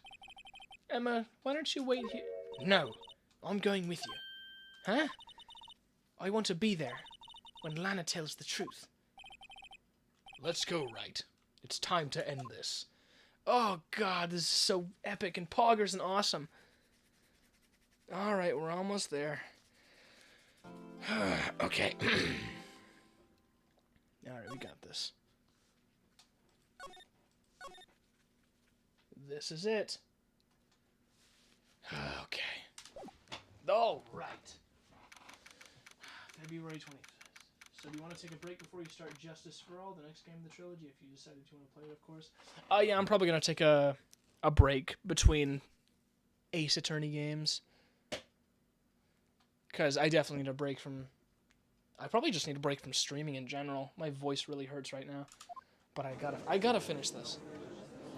Okay. Now then, will the defendant, Miss Lana Skye, please take the stand? Also, I'm thinking of changing her voice. I haven't been able to decide on her voice the whole time. Miss Lana Skye, you're the chief prosecutor. I'm sure you're aware of what is required of you. What voice to give her? But Mr. Edgeworth, you already know everything. You know all that I've done these past 2 years. Please provide the court with your testimony, Miss Skye. And remember, you are under oath. We want to hear the truth. Of course, the truth. Lana, no matter what happens, I'll always be your sister. She's just a nightmare. Now then, your testimony, if you will. First, tell us about your relationship with Chief Gant. Everything hinges on your testimony. You're the only chance we have to get Gant. Yes, my relationship with Gant and the fabrication. Now switch to innocent Lana voice. Not yet. I worked alongside Gant for years. There's no truth to this blackmail theory. I fabricated the evidence 2 years ago all by myself. When I found Prosecutor Marshall's body, I rearranged the crime scene. My only motivation was to get Dark convicted. It had nothing to do with Emma. Is that right? Oh, silly judge. You know that don't mean anything in this courtroom. Oh, that oath. Press Lana. I gotta press Lana. The only way to get to this is to press her. Your Honor, I'm confessing to a capital offense. Of course, I'm sure. But Lana! If this is true, then that means Chief Gant has nothing to do with this. That's what I've been telling you from the beginning. Please, Mr. Wright, you've got to help her. She's sacrificing herself because of me. What if she's telling the truth? She's not. I know my own sister. Whenever she speaks stiffly like that, she's hiding something inside. Deep down, she's really screaming in agony. Yeah. This is no time to start second-guessing myself. The defense may now begin its cross-examination.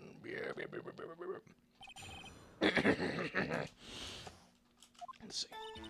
I worked alongside Gant for years. There's no truth to this blackmail theory. I fabricated the evidence 2 years ago all by myself. I'm investigating Marshall's body. I arranged the crime scene. I thought the other guy did that. You say you did this all by yourself? Yes. Would you mind telling us what you found when you arrived at the crime scene? It seems I was the first person to discover the scene. The broken prosecutor award knife was struck in the victim's body. What? But Prosecutor Marshall died from an unfortunate accident. That's only a situation you dreamed was possible. Huh? The reality is, it wasn't my sister who took the prosecutor's life. Fantasize all you want, Mr. Wright, but I'll never change this statement. You mean Prosecutor Marshall wound up being killed by Dark? Something like that. If that is so, what happened to the other murder weapon? Dark was carrying a switchblade knife. Oh, that was lying on the floor a little distance away. It was probably knocked away in the struggle. It's not how it went down. She's trying to cover up her lies with more lies. All just to protect me. So when you found the scene like this, what did you do? After all this is what everything boils down to. Yes. I broke off. I broke off the tip of Dark's knife, planted it inside the wound, then moved the body. Why would you do that? You're a fool of a woman. You planted the tip of Dark's knife into the victim's wound? And you moved the body. But why? Why would you do that? You of all people should know it. You've always had a good head on your shoulders. My head isn't that bad, but maybe I would ask for the sake of the others. Why did you move the body and plant the knife? I love how Lana's voice just gets lower and lower. This rate, her voice will just be static at the end of the case. Yes. No, at the end of the case, it'll be normal. When you showed up on the scene, where exactly was the victim's body? It was where you deduced it was, by Chief Gant's desk. But the body was found by your desk. Why did you move it there? The reason for that is simple. Let's have the witness explain this in more detail. The reason Miss Sky moved the body. Yeah. Pieces of the jar that shattered during the events threatened my plan. My only motivation was to get Drake convicted. It had nothing to do with Emma. Pieces of the jar that shattered during the events threatened my plan. Your plan to keep Emma from being convicted? Is that right? Miss Sky, I understand how you feel. You committed that crime 2 years ago to protect your sister. You mean the forgery at the scene where Neil Marshall was murdered? If that truth were to be exposed now, the past 2 years of your life will have been in vain. Even so, I'm compelled to bring to everyone's attention a significant contradiction within your testimony. A contradiction in my testimony? You testified, and I quote, "The pieces of the jar that shattered during the events threatened my plan." That's right. You have a problem with that? It's a simple oversight, really. You see, a message was written on this jar with the victim's blood. Yes, the prosecutor must have written it in his final moments. Exactly so. And this is where the contradiction lies. In order for the victim to be able to write this message on the jar, it must not yet have been broken before he died. He couldn't have written Emma's name on a shattered jar. Fascinating. Order, order! Your Honor, it would appear more information is needed in regard to this jar and its bloody message. We may be missing something critical here. Something critical? Chief Prosecutor, it seems you're as in the dark as we are about the truth towards which we're headed. What? Just tell us exactly what you saw. We'll piece together the information to arrive at the truth. Very well. The witness may now continue their testimony.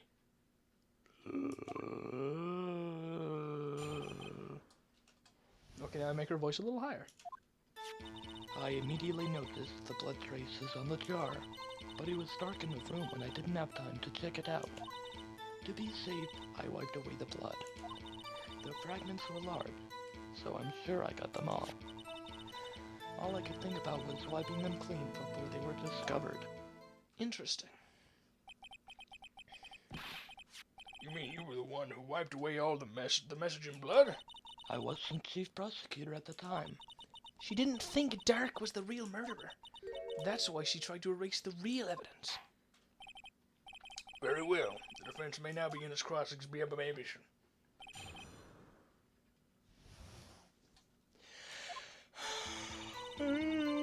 Traces on the jar.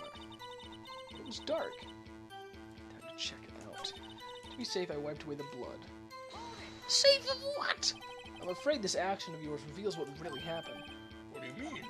If you really thought Dark killed Prosecutor Marshall, you wouldn't have wiped away the blood. What else could I have done in that situation? Lana, I only had a few moments. There wasn't enough time for me to do anything else but gather the pieces.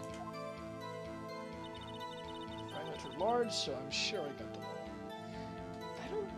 Were they large? Let me check. I could have sworn they weren't large. I'll check just to be sure. No, well, the music went out, so that's probably yes. Miss Sky, I believe this jar conceals a truth even you were unaware of. What? We found the final piece of the jar in Chief Gant's safe. In the chief's safe? But how? I knew it. She really didn't know. There's something even more disturbing about that final piece. There was still blood on it. But the witness just testified. She gathered every last piece and wiped the blood. Oh, right. Yes, which leaves us with only one explanation. On the night the prosecutor marshal was murdered, You were not the first one to show up on the scene. and with that voice, Lana can just drop the whole prosecutor job and become a text-to-speech program. Yes! I'm so proud that I can do that voice. Chief Gant got there before you. But couldn't the defendant have simply missed a piece? I'm afraid that's unlikely. The pieces are too big for anyone to miss, let alone an ace detective. That may well be, but everyone makes mistakes. I once wasted an entire day looking for my dentures. They were in my mouth all along. Ha! Can you believe that? Have you forgotten, Your Honor?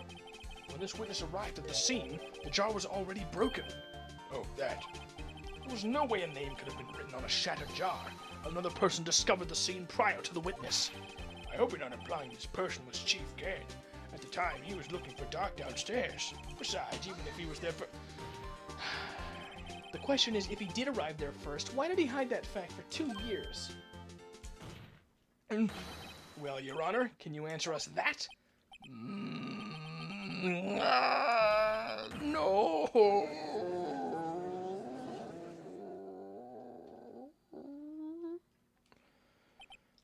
Wait, I'm not the one on trial here. Damon Gant arrived at the crime scene prior to the witness. He proceeded to break the jar and purposefully hid one of the broken pieces. Question: what is this action called? Fabrication of evidence. But why would Chief Gant do that? In light of what happened afterwards, isn't it clear? What happened afterwards? Discovering the scene, Lana Skye believed her sister Emma killed the victim. Determined to help her sister, she sought Gant's aid. Lending her his aid, Gant helped her create evidence that incriminated Drake. The judge just can't cope. Right, sparing Emma, and therein lies the reason. The reason why Miss Skye became the chief's puppet. No, I did it on my own. Please, sis, stop trying to protect the chief. I can't watch you suffer anymore for my sake. No, you didn't. It wasn't you, Emma. You didn't kill anyone. Don't believe anything Mr. Wright says. Defense attorneys make up the most foul lies to defend their clients. Wait, why are they contradicting the judge? He's on trial. Like he's on trial. Foul lies? Imagine that, coming from my own client. I guess you do seem the type who likes to twist the truth. Wait a minute. I'm blacking out. What if... we're still smack dab in the middle of Gant's trap? Is something wrong, Mr. Wright? I love when they say that. Is something wrong, Mr. Wright? Lana may be right after all. What do you mean, right? So you do tell foul lies then, Mr. Wright. Mr. Wright. Miss Skye, please testify once more. But if evidence was fabricated behind your back, then Emma's accidental killing of Prosecutor Marshall might also be a lie. But I do remember knocking over Mr. Marshall. Miss Skye, if you will. I can't. There's nothing to be afraid of. There's nothing to be afraid of anymore. This cross-examination may not change a thing. However, there is a possibility that it will, if you tell the truth. The most emotion I've ever seen from a text-to-speech program. Very well. I'll testify about what I really saw. All right.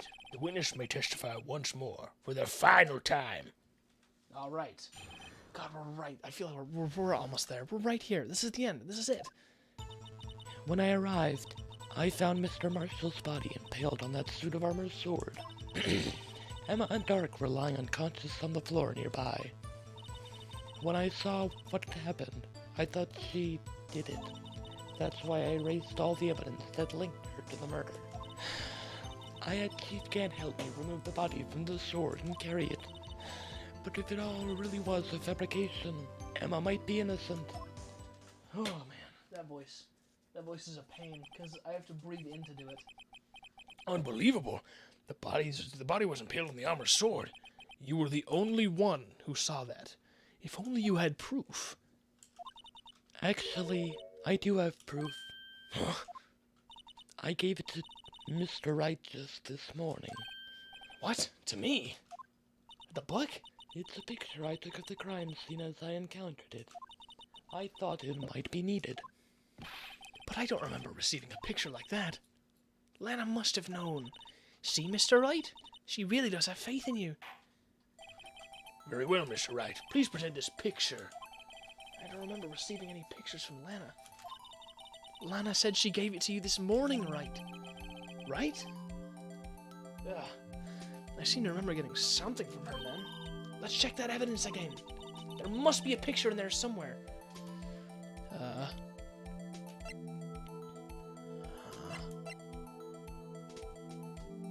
Something she gave me this morning. That could only be this.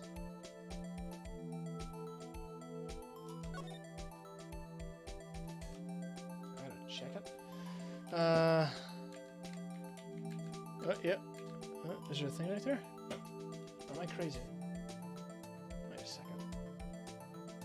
No, don't. Oh, wait, you can just rotate it like that. I see. Is there something hiding here? Oh, we open it. Okay. Oh, I didn't know we just opened the book. Hey, there's a picture here. Oy. Oh my. This is the actual crime scene. No other detective saw the crime scene like this, because I contacted Criminal Affairs only after I had rearranged everything. Interesting. Mr. Wright! That piece cut out from his vest. Could that be?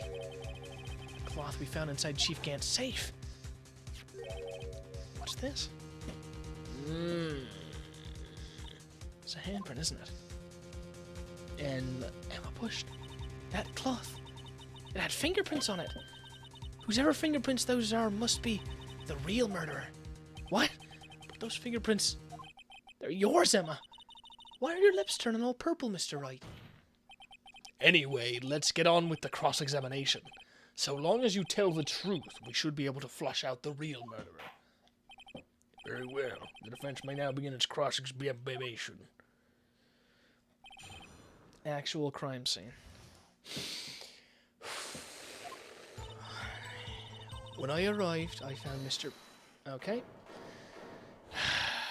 Fuck's sake. Come now, Archie. This is the poorest excuse for a trial I've ever seen. Chief Gant. What, now you want to make me out of the bad guy too? If so, I'd like to put in a word or two in my defense. I'm afraid it's too late for that. What? What?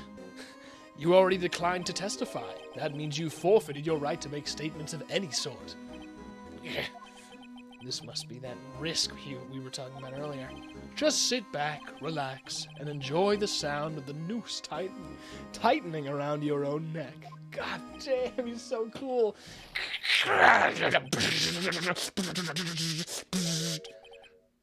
So what? You think I'm worried? Huh? Sorry to disappoint you, but I don't need to make any statements. What do you mean? The evidence will do all the talking for me. Even if I can't testify, I can still present evidence. Yes, that's true.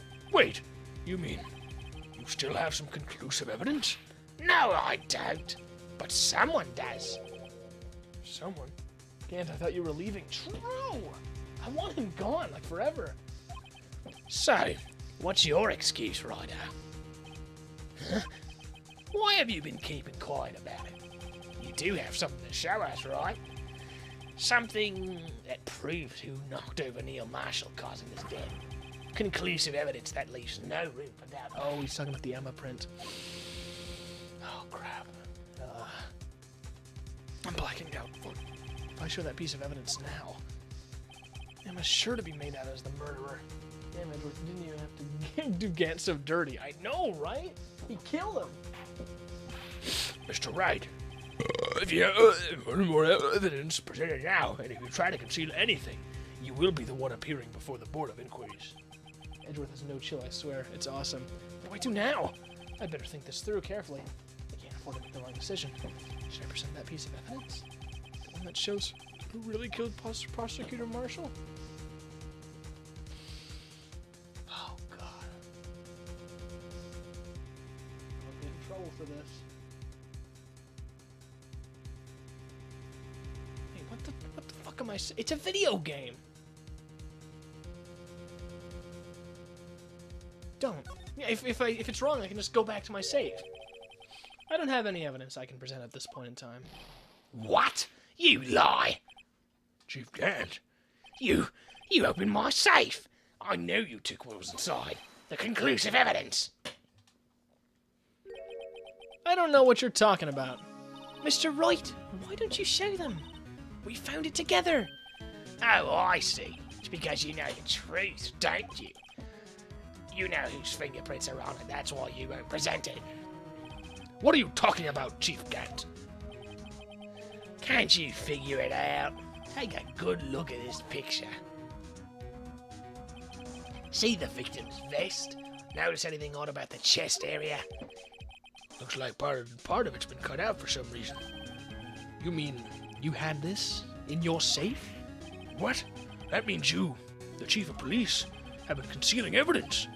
This is going to be the biggest scandal in the history of the police department. Impressive. To be honest, I didn't think you had the goal right out. Huh? Well, I can't just let you pin me up as the murderer. I'll tell you what really happened. Oh, come on. What?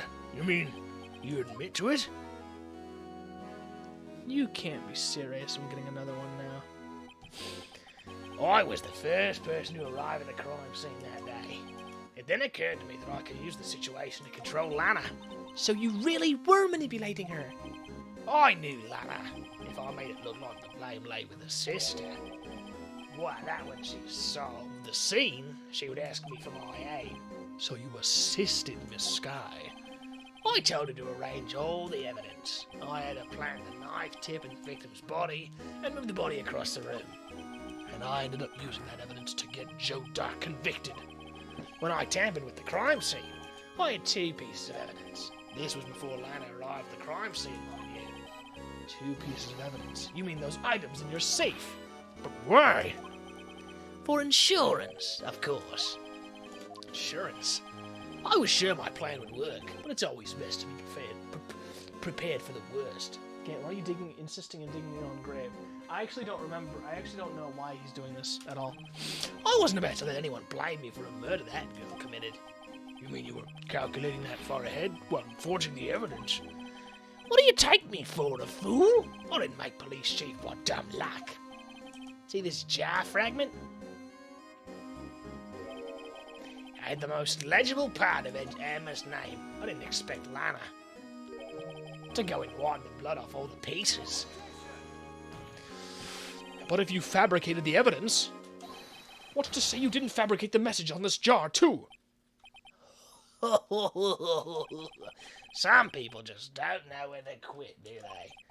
That's why I kept one more item for insurance. You mean that piece of cloth? Come now, Ryder, cough it up already. I know you have it. What are you waiting for, Mr. Wright? So you admit to it then, Chief Gant? That you were hiding the cloth you cut off the victim's vest in your safe? Yes, I admit it. I didn't want to have to do that, being chief and all. But it's a lot better than being portrayed as a murderer. Well, Mr. Wright, What do you have to say for yourself? Just a moment ago, you said you didn't have any evidence you could present. Foolish move, Rhino. You should have shown it then before it was too late. It's been a long battle. But the moment of truth has finally arrived. As long as I don't mess up here, victory's mine. I can't just not show it again. Right? This doesn't seem like one of those things where they insist on showing me the same thing. Show evidence, fine. Your Honor, I do have evidence to present now. All right, then. Let's see this conclusive evidence. The evidence that shows who actually murdered Prosecutor Marshall. Here we are. Let me verify this once more. On the day of the crime, you personally cut out this piece of the victim's vest. Oh, yes. At last, you finally brought it out to the open. There's a handprint on this piece of cloth. Your Honor, the prosecution requests that immediately be sent to the lab for analysis. This handprint on the leather. There must have been a strong impact for it to be left so clearly. You mean... It could not have been forged. There must be authentic, conclusive evidence. You're as slow in the uptake as ever, Worthy. What? Think about it. Royo had all this time to present this evidence. Yet he was reluctant to do so. Why would that be? You mean you already know? You know whose fingerprints are on that? Mr. Wright, do you really know? Whoever the fingerprints belong to must be the real murderer. Whose fingerprints are they? Shit. Very well, I'll tell you. Well, should be okay now. Everything's proceeding as predicted. What are you talking about? The person whom these fingerprints belong to is... Well, looks like I'm out of luck. It's Emma. Emma Skye? What? They're mine? I'm sorry, Emma. But why? Why didn't you tell me?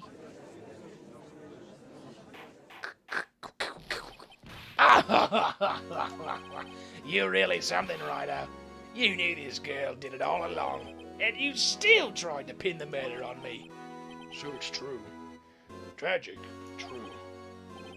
This girl really did shove Prosecutor Marshall to his death. Hold it.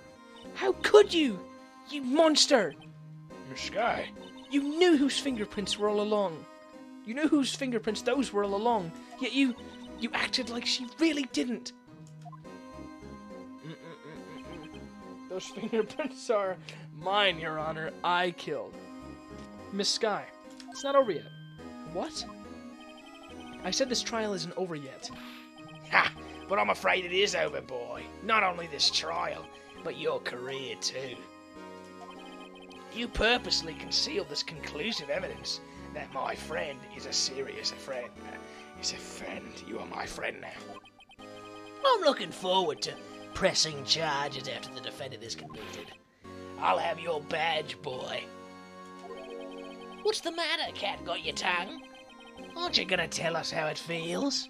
How it feels to be the one who single-handedly turned a poor little girl into a murderer?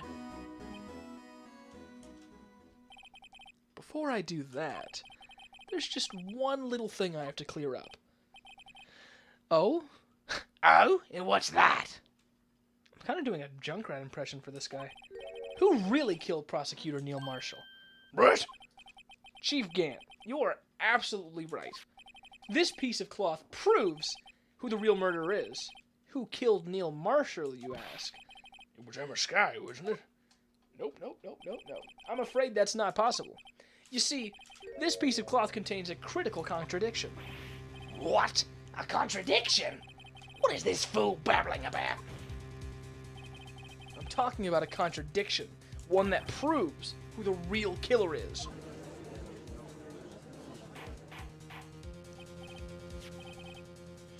Mr. Wright, this piece of cloth, what could it possibly contradict? Chief Gant, your tyrannical reign ends here. Let's go. Behold the piece of evidence that contradicts this cloth.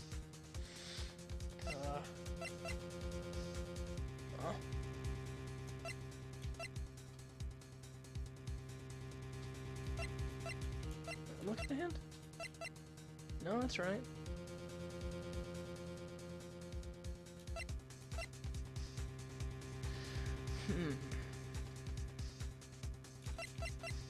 I have your badge, boy. Provide between 2% Gant the badge. Oh, true!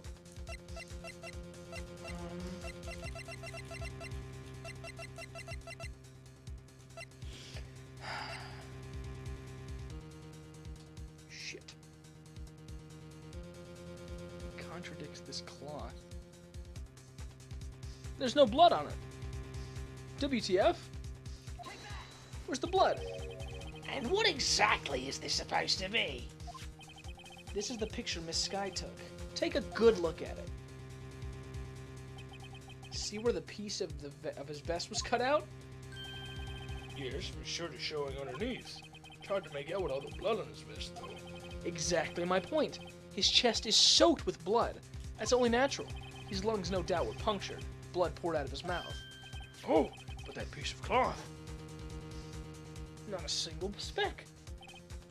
Wait, there's no blood on it. Since Emma Sky's fingerprints are on this cloth, there's no doubt she shoved the prosecutor aside. However... Oh, present the badge quick, it's funny. Oops. My bad.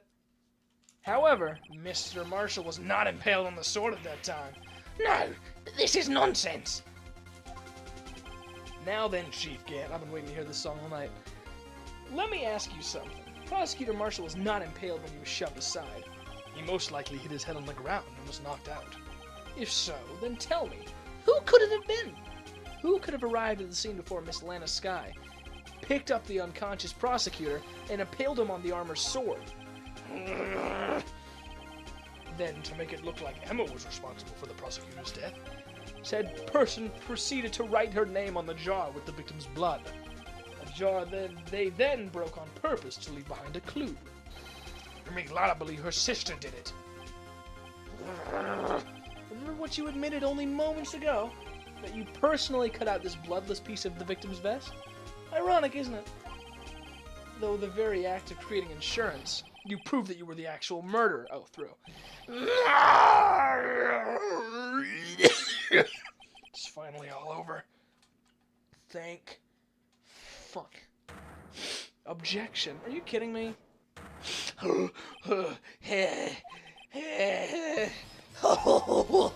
That was close, Ryder. You almost had me. Sorry, but you'll have to do better than that. I'll refute your allegations. What do you mean you refute his allegations? You see that piece of cloth? It's illegal evidence. Huh? Order, order! What nonsense is this? Illegal evidence cannot be used to convict a suspect. Remember, Archie? Earlier, old Rido here concealed that piece of cloth. So then, what's your excuse, Rido? You do have some conclusive evidence, don't you? I don't have any. I have none. Well, it's true. The defense did refuse to present evidence. At that moment, that piece of cloth ceased to be legal evidence. But that's not fair! Did you actually think you could best me in court? Looks like the last laugh's on you, son.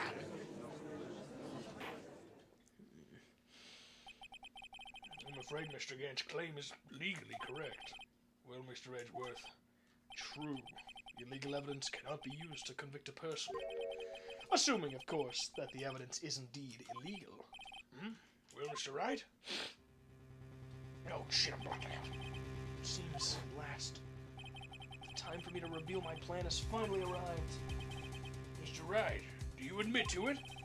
That you purposely and illegally concealed this piece of cloth? I did not! I would never. Man, show this man some law books. We actually have a law book. I admit I refused to present it at one point. Aha! So the evidence is illegal. Objection? Nope. No, it isn't, Mr. Gant. Huh? It's not that I didn't present evidence then. It's that I couldn't. What do you mean, you couldn't? There are certain procedures involved in presenting evidence. No, Archie, don't listen to his lies. He's nothing but a coward. You can't really believe. There is only one issue left to be resolved in this trial. Is this evidence legal or not? Very well. Let us settle this once and for all. Earlier refused to present evidence. If you can prove your conduct was not in violation of the law, then do so now. Where's the book? I need the book, I need the book, I need the book, I need the book. Check. No evidence shall be shown without the approval of the... Oh!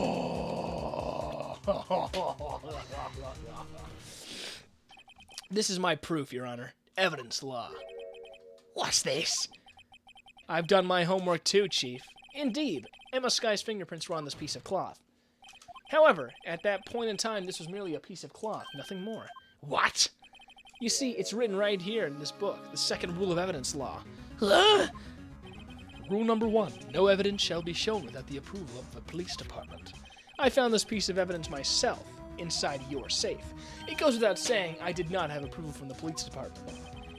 Rule number 2, unregistered evidence presented must be relevant to the case on trial. And here is the crux of the matter. You see, at the time it was impossible for me to prove the relevance between the cloth and the SL9 incident. What? What kind of nonsense is this? You want relevancy? Just take one look at this picture and... Nope. Sorry, but can you recall when was that picture presented? That was shown only a few moments ago. No. He's right.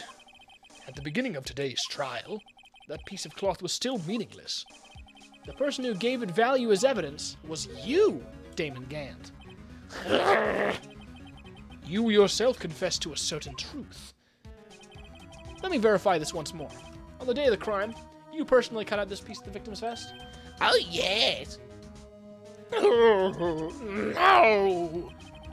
It was then that you approved this cloth as conclusive evidence. Yes, you, the chief of police, personally approved this cloth. The only person who could have cut this from the victim's vest is the one who stood before Prosecutor Marshall in his final moments. In other words, the real murderer. We done my homework too, you know, so speaking it's incompetence, even though he should have already known that stuff from law school. True! He just doesn't know. He's an idiot. Damon Gant, the killer was you. No. What?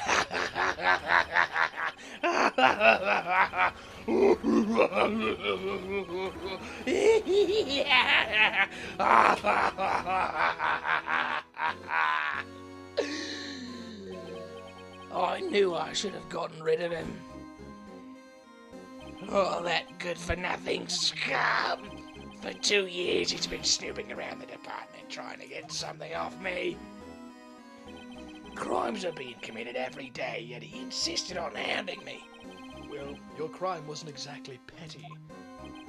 He wanted to reinvestigate the case. He recruited Angel Starr, then convinced Bruce Goodman. Detective Goodman? Yeah, that's right. If the evidence is transferred, I'll lose my only chance to find the truth. Please, you've gotta help me. Goodman turned him down, as he ought to. Still, Jake Marshall didn't know when to quit. He stole Goodman's ID card and tried to take the evidence. Goodman came to me that day. He wanted to file a lost item report. I went with him to the evidence room, then all of a sudden he decided to speak out. Huh? What are you talking about, Goodman? Can you please reopen the investigation, Chief? We can't transfer the evidence out. There's too many questions left unanswered. Also, what do they teach lawyers in this university law school? Phoenix more or less learn all the basic court proceedings while on trial. That's a good point.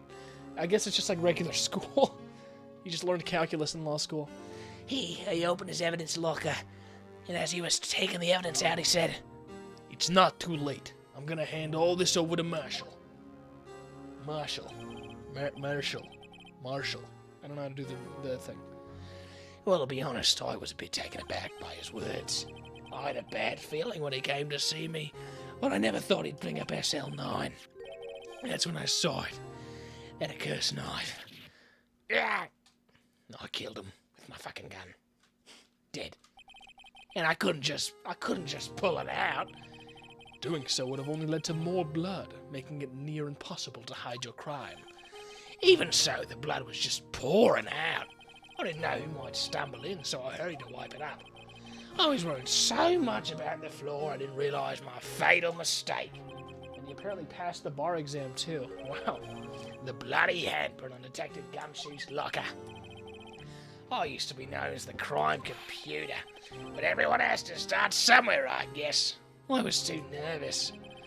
I had no business doing any of it. Then you put the body in my car? I'm sorry, I couldn't think of any other way to move the body. I broke your trunk, but what's the big deal? You make a lot more than us detectives ever will. Leaving the prosecution's car aside, how? How could you get Miss Sky involved in all of this? Well, she had as much to lose as I did if the truth came out. So you took the evidence from Detective Goodman's locker. I felt bad for having to do it. I also didn't have the time to pick and choose what to take. So, you left the jar fragments in the glove. Yeah. Looks like I was better off being an investigator of crimes than a committer. Wow. Man, he really just spelled it all out, huh? They all did their best to get in my way. I've got to hand it to them. They do their jobs well, much to my dismay. Fake evidence doesn't hold up very well upon close examination. You must have known that. Tell me, Worthy, why do you stand in court? Me? You despise criminals. I can feel it. You and me, we're the same. One day you'll understand. Oh, believe me, you will. You're just one man. You'll see what it really takes to bring them down once you try to go it alone. Hoo-wee. Well, looks like it's time to say goodbye. Oh, Archie. What? Looks like we'll have to cancel that lunch date. Sorry, old friend. I'm sorry too, and I'm bringing the judge back to his normal voice for this part. I knew you as you used to be a long time ago. You were once a fine investigator, an example to others on the force. I'm sorry to learn that you are no longer that person. Those days are gone now, Archie. Thanks for all the memories, though. Don't worry, you'll be fine.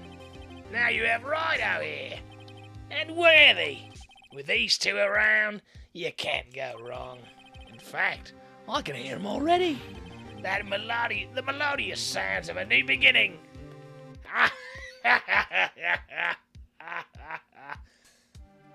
No wonder Gant wanted to work with text-to-speech lady. True, he is the computer. There are two things I want you to understand. Yes? First, your sister never hurt anyone. Second, Damon Gant betrayed you from the beginning.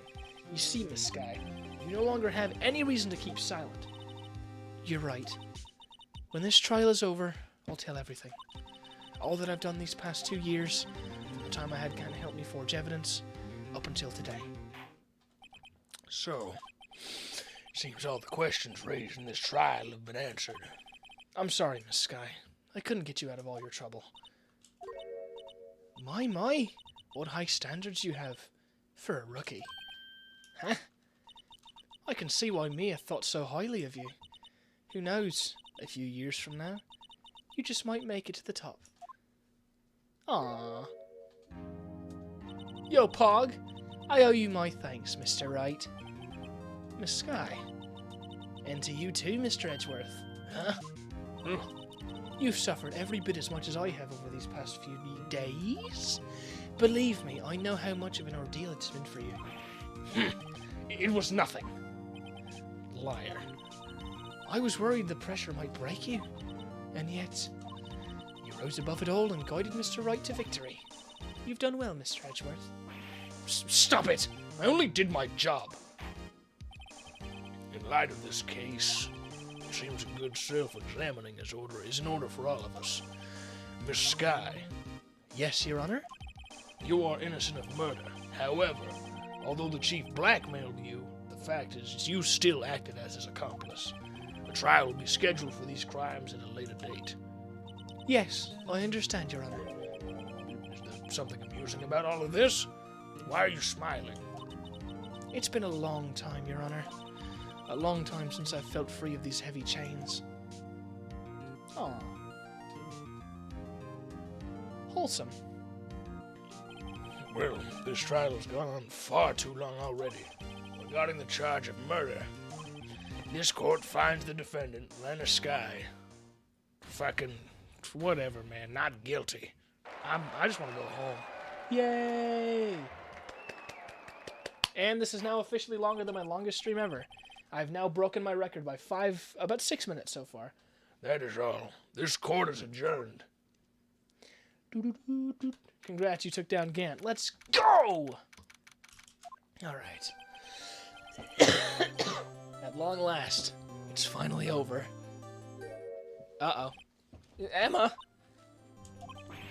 Why the long face?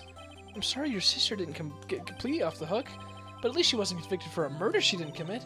No, that's not it. Just, no, after the trial ended. I can see why Mia Fey thought so highly of you. I owe you my thanks, Mr. Wright. I'm calling for a party and Gumshoe is paying. Let's go. And to you too, Mr. Edgeworth. You've suffered every bit as much as I have over these past few days. You've done well. She smiled. You know, I did my best too. But Lana didn't say a single word to me. Hope I'm not interrupting anything, pal. Say it's the best character. Oh, guess I am. I'll come back later. Wait, Detective Gumshoe, what is it? You're doing this on purpose, aren't you? Making a detective run around while on duty. To top it off, you called me here. I've seen happier people at funerals. Hey, lighten up, pals. I'm only kidding. Oh, are you here because of my sister again? Nope, not this time. I came today because of you, pal. Me? That's right. I thought you'd like to see someone.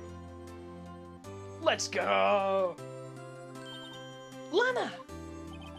Should you be doing this? Should you be doing this? She's still under arrest, you know. Well, I won't tell if you won't. Emma, I owe you an apology. It's okay, sis. Don't worry about it. That day, 2 years ago, was the first time in my life I ever panicked. It was all I could do to keep myself from screaming. All I could think about was keeping you from getting wrapped up in that mess. Sis, I asked Gant to help me cover up the truth. I thought I was doing it for your sake, but now I realize I was wrong. Huh? I changed after that day. I had to. It was the only way I could make it through the past 2 years. I knew how much I was hurting you by distancing myself, but I couldn't bring myself to tell you what I did. I was scared. Scared that you'd look at me with those eyes of yours. I was scared of how you'd react if you knew. But sis, you were only doing it for me. No. Huh? I turned my back on you that day, and hiding what I believed to be the truth. I was deceiving you. Sis.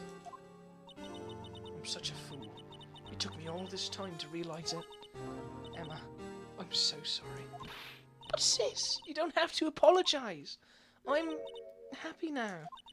You're happy? Of course. You know, sis, I always knew that one day you'd come back. And now you have. Oh, Emma. Emma! Yay, they did the hug. Yes! Let's go! No one can change the past. The only thing we can do is strive to make up for our mistakes. Why must we make up for our mistakes, you ask? Because in so doing, we can find the way back to our rightful path. And it is from here that we can move on toward a brighter future. Yay! At least that's what I felt watching the two sisters make out. I almost said make out. Make up. Mr. Wright, Mr. Gumshoe, Me? Thank you both for all that you've done. I'm sure we'll meet again someday. Isn't that right, Edgeworth? Edgeworth? Stop hiding and come over here. Teleports him. Where was he hiding? I just came to say congratulations. Thank you. Thank you, Mr. Edgeworth. Right. I'll be going now. Mr. Edgeworth, I hope you don't blame yourself for what happened.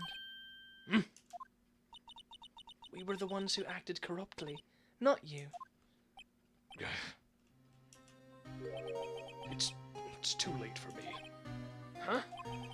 No matter what anyone may say, I realize today that I can't correct my mistakes. Mr. Edgeworth.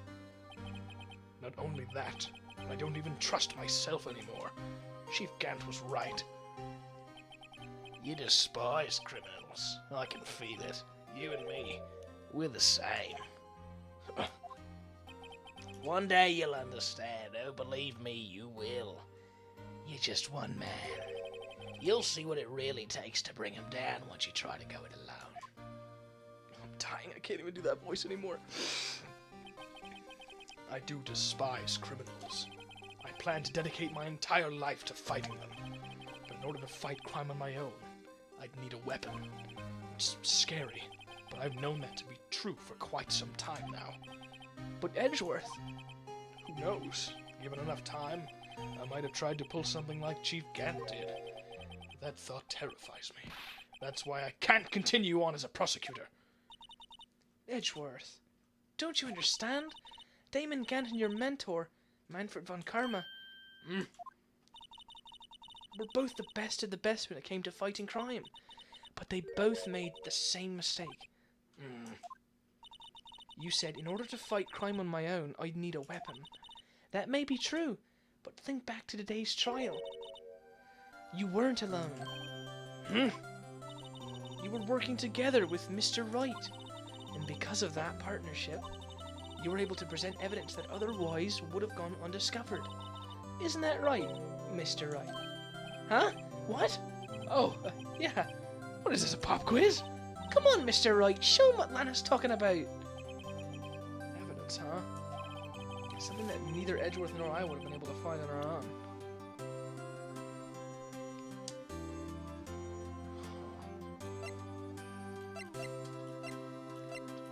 Wouldn't be able to find on our own. We found all this. Fascinating. From this guy.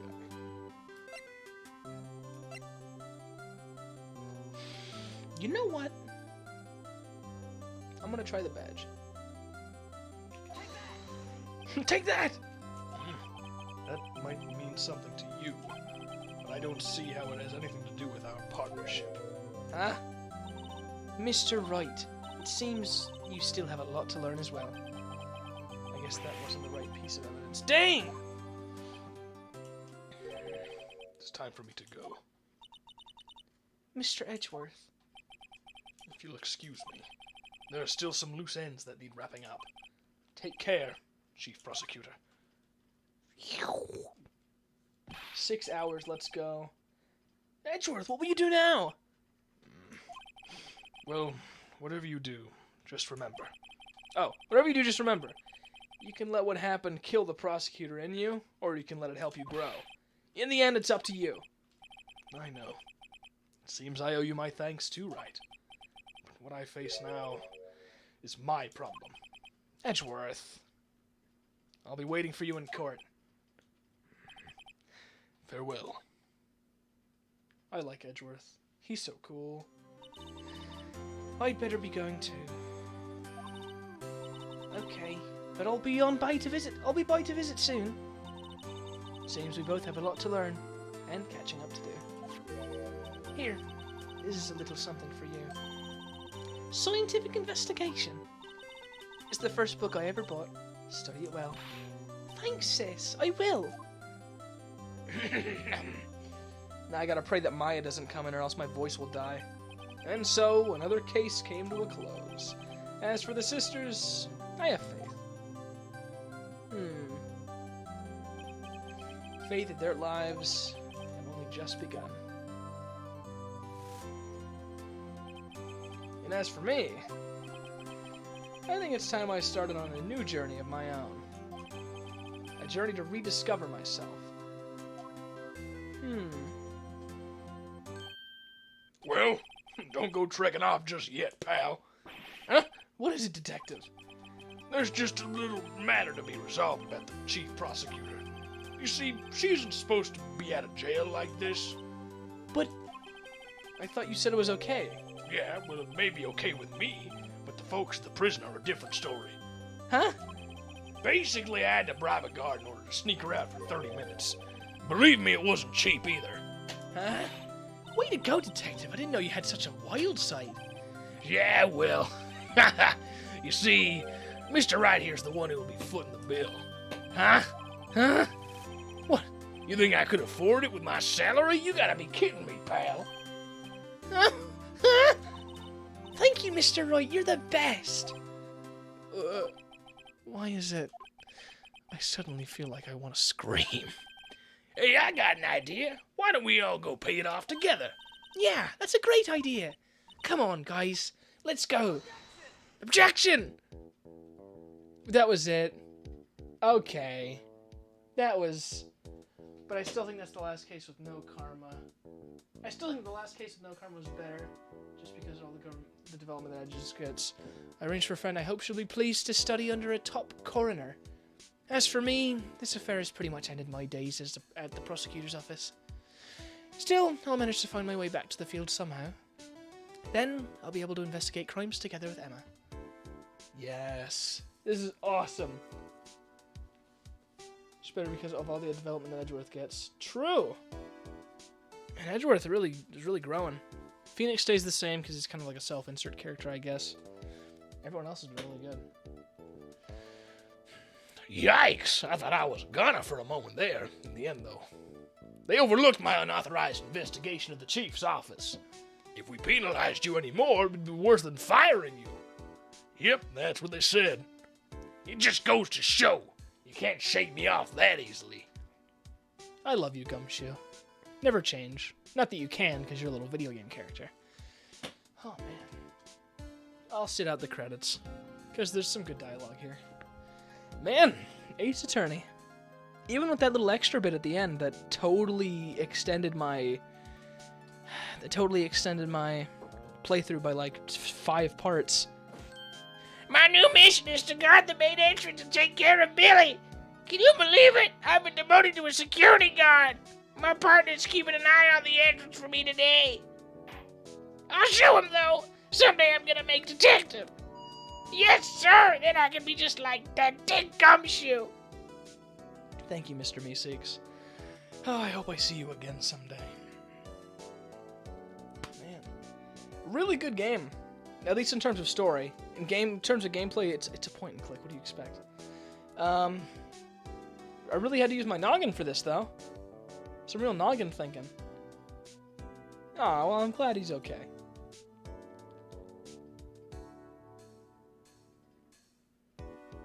Yay! Oh, no! What the heck? Why would you do that to the badger? Programming, Fumiyaki Sato.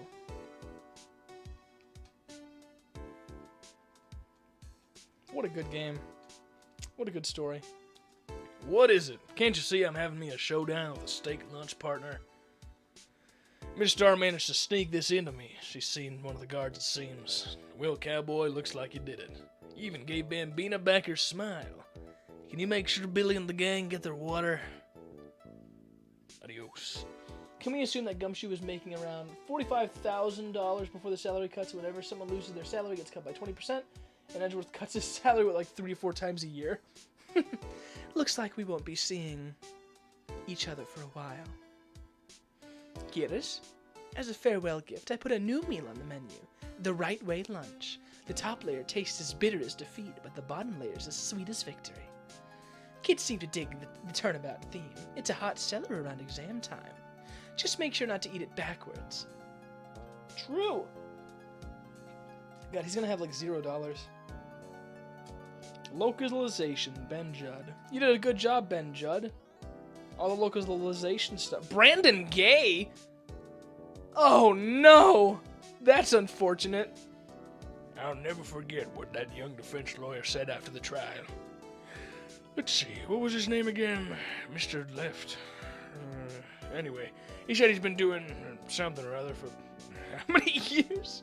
Well, anyway, I've got another trial to get to, so I'd better be... Oh no, I forgot my gavel. Sorry, gotta go. Poor guy. Man, Brandon Gay. What a poor feller. Translation. Bone Global Studios. Or is that Bone? Bounty? Steve Anderson, J. Patrick Riley, and Yuli Kim. Good job, guys. You did a really good job. Yokomoto. I mean, games like these never good stories for them to work. Need good stories for them to work. Oh, yes! Ah!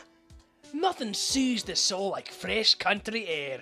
Still, sometimes I do miss hearing you and your objection. Still, I can't go back until I'm a full-fledged spirit medium. Mr. Meyer, afternoon training's about to begin. Coming! Well, you see you around, Nick. I mean, I miss doing that voice. Brandon Gay is truly the best Ace Attorney character. True! Oh, man. Awesome. What a good game. Firewall, thank you for hanging out with me to the end. You witnessed a record breaking. My longest stream.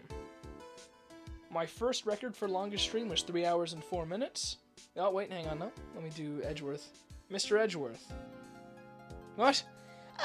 Mr. Edgeworth, I brought you your tea. What's going on? Uh-oh. Don't tell me that was his letter of resignation. Why is Maya Scottish? Oh, man. That requires some explaining. I needed to give her a voice that I really liked doing, and that I was really good at, so I gave her a Scottish accent. Thanks for coming to see me off. I can't believe I'm going to Europe. Thank you, Mr. Wright. Thank you so much for everything. I'm a little sad, but it'll be alright. Whenever I want to see Lana, all I have to do is open this book. Yay! Do I open it? Open. Open. Open. Open. Open. Open. Open the book. Stop. Open the book! I'm not messing. I'm not. Oh, wait. There we go. Okay. Oh, a letter. Aw. That's a cute picture. Aw. What good characters. What a good story. What a good happy moment. Capcom. Achievement unlocked. Rise from the ashes. And before you hear another objection and a 6 case unlocks, I swear to God, if another one unlocks, I'm quitting streaming forever. It's got... Thank God! Okay. It's over. No more Ace Attorney. At least for a while. I need a break. But holy cannoli, was that an awesome ending. God, what a good game. And people say Danganronpa's better. I mean, I've never played it, but it can't be better than this.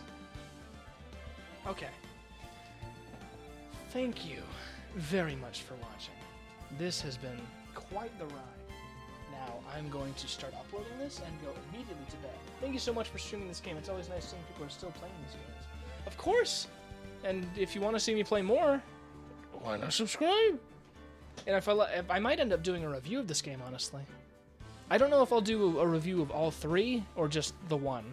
I might do just the 1. I'm just not sure. Anyways, that's going to be the end. Now go away.